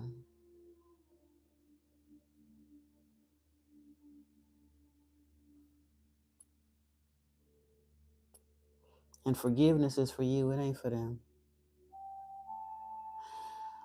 To some degree I have, but truthfully, I'm at a point now. I was so jaded by religion, North Pasture. Karma always gets us, but I'm not talking about them. That's why I said the forgiveness part ain't got nothing to do with them because they're gone already. It's for you, so that you can learn to release the bitterness around it.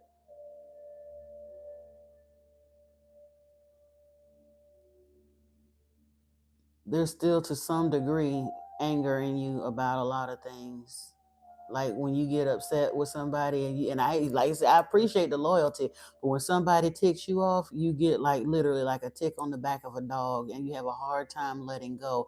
That is because of still some residual trauma and pain that causes you to really drill down hard on stuff. And you'll release it in time. I'm just saying that I'm hoping that, just keep doing the work. That's all you can do. But yeah, karma definitely gonna get them. The person who caused me the most emotional pain and took something from me I could never get back, they left up out of here early last year. Well, no, or around a little over a year ago now. Hey, Natalie Dion. Yep, yep, yep. But yeah, as far as Native American spirituality and any of them, I respect a lot of the non Abrahamic religious systems, but I was so jaded with religion that once I turned off my worship gene, I peeled back from all of the need for pomp and ceremony and ritual kind of stuff. I appreciate the knowledge and the information. I just don't need the rituals as much anymore. I do some individual little things as I'm led to and as I feel to, but I just don't consistently want to get into any of it. If I was going to do anything, it'd probably be Buddhism, but they got way too much chanting and ritual for me too. So I'll read the information and go on about my business because it starts feeling like a religion to me. And then I start getting kind of claustrophobic with all of them. That's what I'm saying. It's not anything against Native American spirituality, but Mother, Father, Sky, this and that, got to look over here, and the Buffalo Calf woman and all. I respect them, all of those energies, but I'm not going to worship any of them because I'm not supposed to be.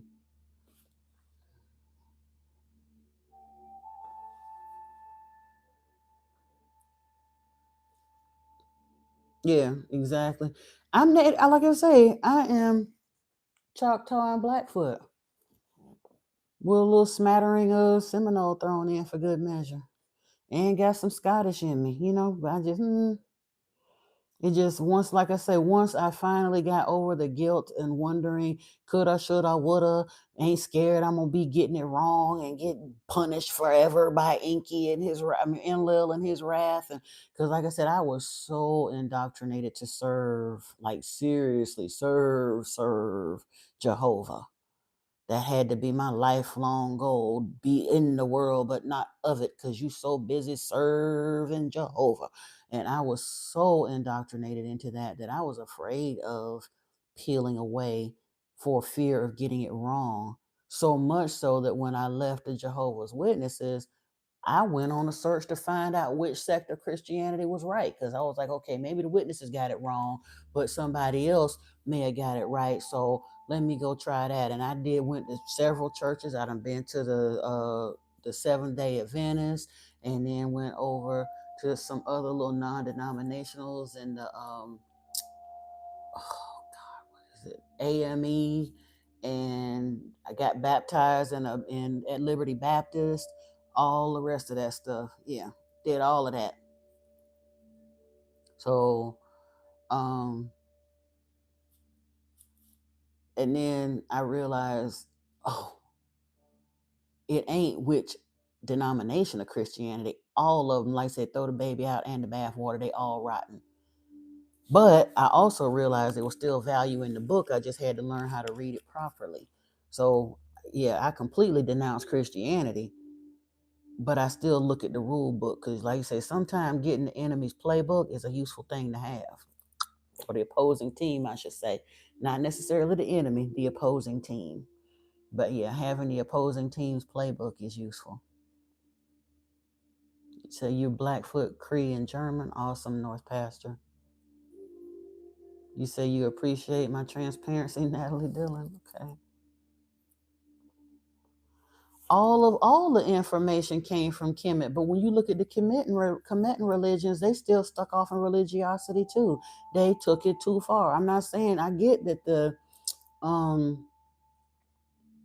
we look at the deities, they're telling the story of the Anunnaki, but we just finished reading this. Which one of these cats you think we supposed to worship? Tell me, I'll wait. Even Enki, as much as I love him, Enki don't want our worship. He wants our cooperation, our respect, our love. He does not want our worship. And we ain't supposed to. Ain't none of the rest of them. He ain't, like I said, if anybody would have been, quote unquote, worthy of worship, it might have been him, but his hands ain't clean neither. He had 2 babies for his sister. Y'all, come on.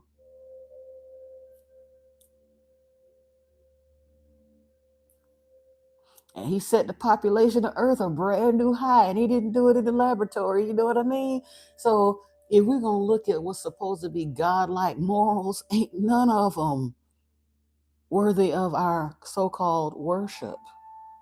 But yet, because we had that worship gene, we keep making excuses and crossing our eyes and ignoring what's right in front of us and choosing to worship them anyway. Well, when you graduate from that, you can walk away from it. That's what Eve did. That's why the church paints her as evil. She turned her worship gene off and understood that they are not gods. There's no need to worship them. And Enlil was enraged by that and kicked her out of the garden to make damn well sure that she never got an opportunity to eat from the tree of life. It ain't had nothing to do with eating of the knowledge of the good and bad and eating fruit and all that mess. He just didn't want her to get long life. You say you turned off your worship gene too? I know that's right, Bugatti. Yep. Yep.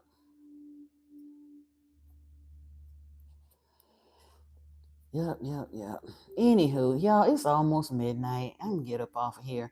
I didn't do one on I was supposed to be doing a shorter. You said he came after you? That, like I said, I believe Enlil would have come after me harder than he did if I had not so wholeheartedly embraced Yeshua and Archangel Michael first. If I had just jumped out of religion and decided I was so jaded I wasn't going to do anything, and decided to when I said throw the baby out with the bathwater, if I had thrown Yeshua out with all of Christianity without finding out what was going on, I think it would have been real bad for me, because even as a child, I could always sense presence, that somebody was watching me. Some of it was to protect me, But there were entities and stuff that were kind of sort of after me too. And I understood that I used to wake up with sleep paralysis a lot as a child, and had all kinds of crazy dreams and seeing unusual things in my dreams, look like other dimensional beings and all the rest of that. You say you stopped watching TV, stopped cussing, left your female lover. Oh, cool. I ain't stopped cussing yet. I got better. One while I was so angry and so out there with such masculinated women until my mouth was really, really horrible. But now the cussing thing, that's a religion thing. All the language came from this. So sometimes some people, they could use a good cussing out, and sometimes I just use the words because I like spicy language. You said, how can you seek a truth beyond what's fed to you since childhood? Stay around here, subscribe to the channel, because I'm here to tell you that's what we talk, that's what we do all the time here, baby.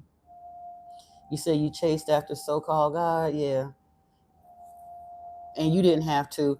You got rid of your female lover because you was told, religion told you it was wrong. But here's the thing, and honestly, as a female, Akasha, genuinely, if you are who I think you are and of the energy I think you're of, if, unless, or if you have been able to give up the notion of a female lover, and to a degree, that's a good thing. And I'm going to tell you why. It's not that I judge homosexuality, and both of my daughters are lesbians. And in some rare cases, I'm beginning to understand, I think there are even a few divine counterparts who are in that energy. I'm not saying that you cannot reach a certain level of ascension within homosexuality. However, you came here in this particular avatar with this particular gender for a reason. And within divine counterparts, once you ascend to your divine feminine goddessy, when you decide to link up with a divine counterpart, especially if you, shall we say, fit tab A into slot B the way our anatomy is designed to work, in cooperation with raising your energy and being aware of the breath work and the raising the balancing of the chakras and the raising the kundalini and all of those things, there, you genuinely, the energy that you can stir within a heterosexual relationship, you will become exponentially greater than the sum of your parts. And depending on the work that you're called here to do, that's a very good thing. That's a very good thing. Not saying you can't generate that energy to a degree within homosexual relationships, but it just from the electromagnetic, whatever the biological alignment factor of it, males and females are designed to fit together a certain way. And if you actually start looking at like tantric practices and all of that, it aligns the Ida and the Pingala together a certain way for the purpose of clearing the veil and basically creating a greater connection with spirit through the veil. And the times that we're coming into as we move into the age of Aquarius as builders of new earth, that's going to be very important for a lot of us. And especially if you're given a mission of teaching, healing, those sorts of things, for a divine feminine goddess to have a divine masculine counterpart can be a very useful tool. Now so you on your way out? See you next time. Also, Bugatti. Yep. Have a good one. Yeah, I gave up television too. Like I said, I watch stuff on YouTube probably more than I should these days. But as far as, I haven't watched mainstream television unless I get caught as a captive audience at somebody else's house while they happen to have it on. And I don't visit nobody no more. So literally, it's been a couple years since I watched anything on mainstream television. And that was only for the weekend that I visited somebody I signed off of mainstream television in 1999, to be honest with you. And every once in a while, when somebody genuinely recommends a movie or a series to me that they were like, oh man, you got to see it because of this and that, it's a spiritual something, like I did go back and watch American Gods and stuff like that. I'll go in and watch something. Like I said, when you were talking about me going over here and watching The Chosen, I'll go on Prime and watch that. But yeah, once you peel away from mainstream television and then you go back and watch something on it, it's so easy to see the programming. It genuinely is programming. And I just did not want those agendas hardwired into me anymore. You say you've been hanging watching movies. Yeah. And I'm so glad my kids, I mean, they watch regular TV now, but I remember we were broke back then when they were little. I stopped them from watching mainstream television when they started in with the reality television. It started with Fear Factor back in like 99. And they had at the time we had satellite TV, I think. So when they started doing some of the stuff they was doing on Fear Factor, the night that I signed off on that show, I will never forget it. I don't believe. The first part of the show, they was carrying dead rats in their mouths on a relay race. And I forgot whatever the second challenge was. The end challenge of the evening, they had to milk a goat with their mouth and spew the milk into a container. And whoever got the most milk at the end of a certain time period won the challenge. And I'm like, they're showing bestiality on television like it's cool. No, y'all ain't watching this no more. Nope, nope, nope. That was my same Natalie Wright. I was, oh, no, no, no, we ain't doing that. So at that point, we used to watch like HGTV. They could still watch like Nickelodeon and Cartoon Network and stuff like that with their little cartoons. But after that, I did the satellite thing for a while. And then satellite got a little bit more expensive than I wanted to continue to pay for. And we started doing movies, lots and lots of DVDs and stuff like that. Go hit the bargain bin at Walmart and get the DVDs. We had a crazy collection of movies, but that's what we did for years. We did not have television. We did not have internet. Wait a minute, did we? Nope, I didn't at the time. We had our phones, of course, but yeah, we just had DVDs and VCR and whatever.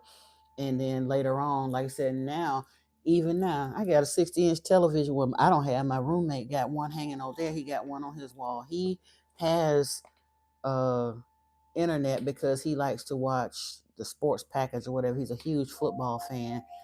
But the only thing I use this television for is YouTube. Every once in a blue moon, I'll turn on Pandora on it. I have not watched anything on, I don't even attempt to find nothing on it, even though he got cable. It's just not my thing anymore. Because, yeah. I mean, and once they started out with the reality shows and they got more ridiculous, and then the agendas that they were pushing with the dance moms and the hillbilly whatever, the duck dynasty and the mafia boss mom, and then they started with these raggedy ratchet females, the Kardashians. That broke my heart. It ain't even, it's past a matter, it ain't even a matter of silly, Natalie, it's dangerous. People don't understand when they're looking at the Kardashians what they really seeing. Kris, bless her heart. I mean, I gotta respect her gangster, but I don't respect her. When her husband died defending her ex-boyfriend from unaliving her best friend, let's be real. Come on, keep it a buck. Allegedly, so I don't get in trouble. But after her husband died, she needed to replace her cash cow. And all she know is marketing. And she put those children, at the time them kids was what, 11, 12, 13, 14 years old. They didn't have no talents for nothing, but she put her children, her female children, out there in the world in the middle of the Hollyweird fish bowl, and allowed, or I ain't gonna say allowed, she cultivated in all of those girls a love of the swirl and made it a thing. So they turned around. She absolutely pimped them out to media. All of them girls wound up being pass arounds for whatever athletes or recording artists or whatever that was out there. All they had to be was a tall drink of chocolate milk and anybody could get them. She ruined those girls' reputations in front of the world. I was done with that mess years ago, but when Ray J finally came out and said that that sex tape that spilled was not genuinely spilled, that she had sat up there and gone through the films herself to decide which version caught I think it was Kim or whoever at her best angle, and that was an intentional leak for a buck. And worse than pimping your children out to the world, what they started selling was nice, nasty, mean girl narcissism. They pumped narcissism into the collective consciousness. Every other week, they were sitting at the dining room, or sitting out in some fancy restaurant, talking about some dude that done had enough of their foolishness and got rid of them. And basically, well, what did I do? Okay, whatever. And then after they finished pumping nice, nasty, mean girl narcissism into the environment, here they come with the gender confusion ideology. For at least 2 straight seasons, we had to watch Bruce Jenner crying and bitching and moaning about his gender confusion and became one of the ugliest women on the planet. And then that same year in 2018, even without the benefit of hormones or surgery, all he was doing was cross-dressing. He was Woman of the Year on People magazine. What? That part. And then we had reality shows like I Am Jazz coming out. Up until now, this is the part that really had me confused and let me know we were shifting timelines. Up until 2018, 19-ish or so, once upon a time, in a timeline far away, it was federally illegal for anybody under the age of 18 to have a gender reassignment surgery. And in order for even somebody over the age of 18 to have a gender reassignment surgery, first they had to live in the assigned gender 24/7 for a whole year and undergo a year of therapy, psychotherapy, before they could even get the hormones. And then I think they had to take the hormones for a year or 2 years. It was literally like a 3 or 4 year process before they could even go under the knife to consider gender reassignment surgery once upon a time when they actually act like they cared about people. And then they turned around, and once 2020 hit, all of a sudden we got children falling out the woodworks everywhere that have been being pumped up and full of hormones and having their body parts chopped off since from the age of 12 and 13 years old. So much so that if parents refuse to endorse that, they're being taken from the children and all the rest of that. And then by 2023 or 4, we got a whole bunch of other children falling out the woodworks that are now 16, 17, 18 years old, crying to Congress and everything else, saying we should have been told a full story on this. I want to detransition, and somebody please need to tell these children to stop doing this. Meanwhile, what's the 2 basketball players they out there, they sons, and turn around and turn into some of the ugliest females on the planet, all pushing these agendas on their little reality shows. Gabrielle Union and her stepson. Now that one, the child's biological mother was trying to advocate for him, and here she come bebopping her ass up there to circumvent that child's mother's wishes to try to convince this boy to go and get gender reassignment done. When all of these kids fall out the woodwork later on, sadly, dying young from infections or all of these drugs that they got to take after the fact, or the air embolisms in the case of these boys that don't continue to dilate that. Because when a boy cuts off his penis, and chooses to have a surgical vagina placed, that is an eternally fresh wound that he will have to continue to manually dilate for the rest of his life, for fear if he lets it close up, it could kill him because it could trap an embolism. So if he can't afford to properly detransition, he's stuck having to do that forever. And supposedly, as the wound begins to heal, it'll be like a piercing and he could do it less and less. But I saw an interview with a young man that was wanting to detransition, and he was saying something happened. He had a lot of infections and issues after the fact, and he has to do that every day to himself, whether he wants to or not. So he had all of that done so he could go have his fantabulous sex life as a female. He don't have no sex life at all now. He spends his days having to manually take care of himself, but he don't get no pleasure out of it. It's genuinely just to keep the wound from closing. It's horrible. But they don't tell that side of the story when they out convincing these kids to do that. It is a mental illness environment, but we get in trouble here in the US when we say that. And my thing is, for the people that choose to do it, if they grown and choose to do it, more power to you. But I don't have to engage in your delusion with you. And again, if you grown, I still think it's a bad idea, because honestly, it's still just gay with extra steps. If a female wants to be a male, so she goes and gets a surgical addition so that she could turn around and be with a female, at the end of the day, inside her mind and her driver's license, she's still a man. I mean, still a female. And she's still going out there in pursuit of a man.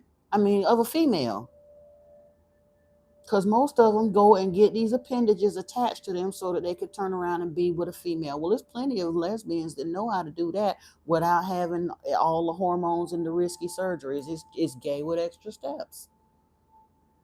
Or some of them get so confused. Now, the weirdest crap I ever seen in life was a young lady who decided to transition into a man, and a man who decided to transition into a girl, and then they wound up with each other.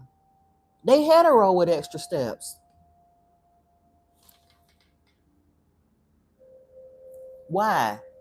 Now you just spent $200,000 or $300,000 or more on surgery, and that's even if you don't have no complications after surgery. And now you're gonna be dragging around a bag of pills and prescriptions for the rest of your natural life, just so you can do gay with extra steps when you could have done gay for free. Why? Don't make no sense. Exactly. Because here's the thing, if they have any kind of surgical complications or infections or anything else, they don't have no sex life after that. They're not gonna really, they're walking around wearing the costumes, but they're still not dealing with the mental issues that led them to want to mutilate themselves like that in the first place. Because that's a surgical mutilation. Exactly. Your health is compromised for life. You're right. It ain't about the money, but I'm just saying some people have it, but there's a lot of folks that are having issues with it. They went and got the surgeries done, and once they run out of the money, their quality of life is seriously diminished because they don't even have enough money to genuinely do the aftercare that's required. You said there's a spirit attached to people who mutilate their private parts like that. Yeah. And that's the thing that I don't understand, that the fact that the medical community and the psychiatric community embrace this mess without treating the root issue. Why is it that somebody feels like they're in the wrong body? How you get here in the wrong body? We done been here a bunch of times. And sometimes we come here as male, sometimes we come here as female, but it ain't wrong. And the thing you said no, you respected her pronouns as he, him, but yeah, and they go back exactly. I wanted to be a ballerina when I was a child. How you think that would have worked out? My fat ass been fat my whole life, like for real. Kids want to be a lot of stuff, and a lot of young, especially kids, when they hit puberty or adolescence, and that hormone bath hits their system, they are very insecure in their own bodies. They have a lot of dysmorphia. They're embarrassed, especially young girls, when they start developing breasts and things like that, all the rest of that stuff. So, yes, they're very, very insecure. That's not a reason to go chopping off the offending parts, because you might find them useful later. Even if you decide that you like girls or you like boys or whatever, you still might want working parts, is all I'm saying. And like you said, most of the ones that were stopped from doing that will thank you later. Because here's the thing, anybody in this stream that's over 40, you know as well as I do, you're not the same person at 18 as you were at 15. You're not the same person at 21 as you were at 18. You're not going to be the same person at 25 as you are. You really don't come into who you genuinely going to be pretty much for the rest of this ride till somewhere between 30 and 35, depending on your raising and all the rest of that. So to allow a 10, 11, 12-year-old to make a decision to go and mutilate their bodies based on the fact that they don't like the way their hormones is feeling. Mm-mm. Have a beautiful night, Natalie Dillon. I'm on my way out of here too, because this was an additional subject that we wasn't necessarily gonna get into, but I felt like that's weird. I just saw there's no malls in here. I just saw an orb cross in front of me, but yeah. But yeah, nobody should be making those kinds of decisions under the age of 18. And honestly, I feel like they should go back to the way it was before the timeline shift. Even if you make the decision to do that, it should be several year process. Live, like I said, you live in drag for a few years and see how you like it. Then do the hormones, or actually go through a couple of years of therapy. Then do this and all that. Yeah, yeah. All of that. So, and honestly, Royal Priestess, it wasn't years ago until they figured out they could do it. I think the very first one was done way back in like the 1920s, and but I forgot why. There was somebody that had more money than they had sense, and then there was a tennis player, Richard somebody, that had it done in the 70s. He didn't make the most attractive woman, but that was his choice, and that's fine. But then I think also when at some point in the 70s or 80s, there was a case of a set of twin boys that were born, and something happened during birth, or not during birth, but after birth. There was a mishap with the circumcision, and the doctor accidentally cut the boy's penis off.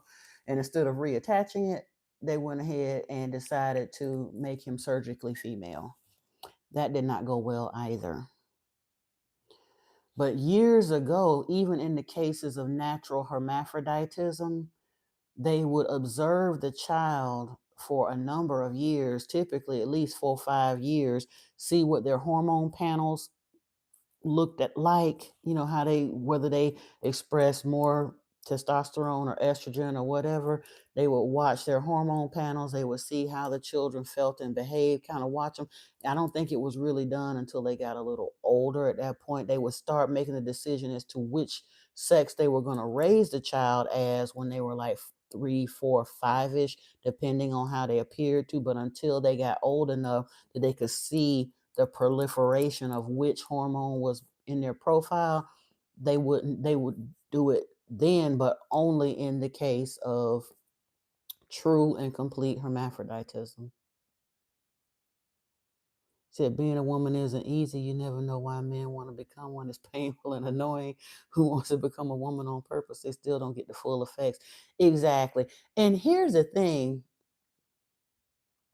North Pasture, I am on here on YouTube. I am here, and I also have a channel called Anunnaki Oracle Priestess. It's a tarot channel. I haven't been super active on it lately, but that's going to change as well. And then on TikTok, I am on modern dot mystic dot messages on TikTok as well. But yeah, you said that they don't get the full effects and they don't understand it's not fun. That's the part that angers me the most about the older ones. of the whole gender confusion thing that's going on, all the Dylan Mulvaney's and all the rest of them. Now, let me make an exception. I do have respect for Jeffree Star. I do. No, you're fine. You're fine.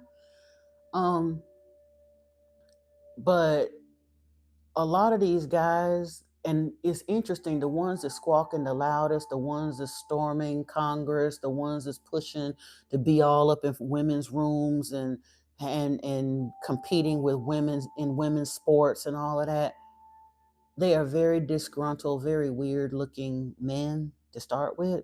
You could tell they got mental issues to begin with.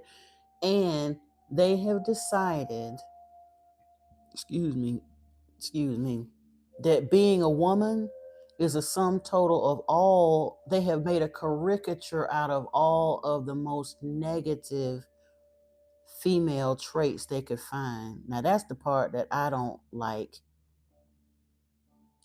They think that women, and here's the thing, I understand how it happened because in the LGBT community,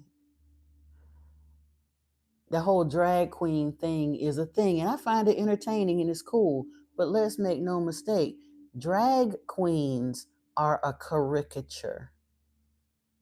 Real women don't look like that. Real women don't behave like that. Not ever.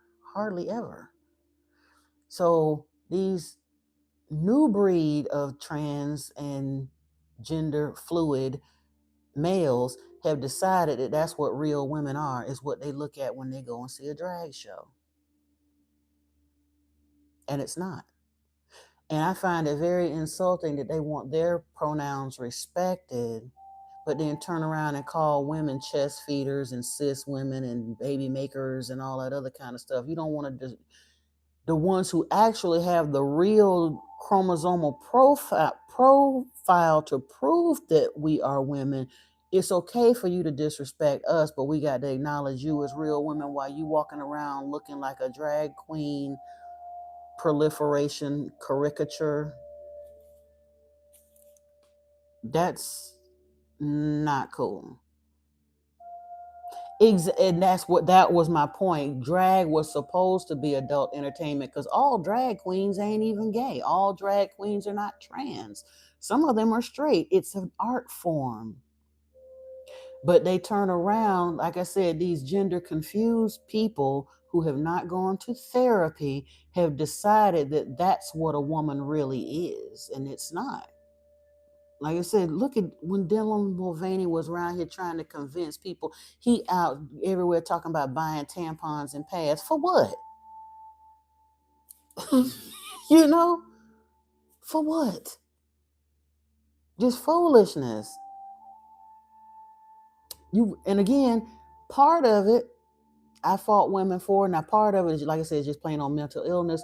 But part of it I fought women for because in our overly masculinated state, we allowed Cosmo and Marie Claire and all of them so-called feminist magazines that were at the end of the day run by men. We allow those places to program and condition us to believe that every woman needs a gay male friend. But let me let you in on a little secret because I got a nephew that's gay too. Real gay men hang around with other gay men. When you find these ultra effeminate wanting to dress out and wear high heel pumps and do makeup on each other, them super flamboyant gay dudes, at the end of the day, yeah, they like boys to a degree, but at the end of the day, they're not truly gay. You know how I know? Because every time you put one of them in a women's prison, women come up pregnant. They got some issues going on, and they do like guys. Guys may be their first choice, but they're genuine. It's a caricature. Like I said, they need to go to see the psychologist before they start to go to see the surgeon, like big time. Yep. Absolutely. But yeah, y'all, it is 12:26. I'm getting ready to get up off of here so that I can hopefully have a productive day. Tomorrow, I am, for those who have not checked it out, do check out the solstice meditation that I have there and try to set aside some time to do that each day for the next 10 days because it is a quantum jumping meditation. So you can set your intentions and really solidify the timeline you're wanting to move into as we move into 2026. And I will try to get some other uploaded content here for you. I'll be back here on Tuesday night for the rest of the 11 tablet, I suppose. You are so very welcome, North Pasture. Welcome to the channel. I hope you will subscribe and hang around, set for notifications, all those good things. Thank you, Swims. Thank you, Environmed. Everyone else that's still here. I see 14 folks still hanging in here. Akasha's Journey, Royal Priestess, Natalie Rose, anybody else that I have missed, you know I love you. Peace and blessings to you. Be on the lookout for whatever's coming down the pike. I'll let you know as soon as I get there. Have a beautiful rest of your evening. And again, happy solstice to you all. We're going to be in that energy for a little bit. Enjoy it and make the most of it. Namaste.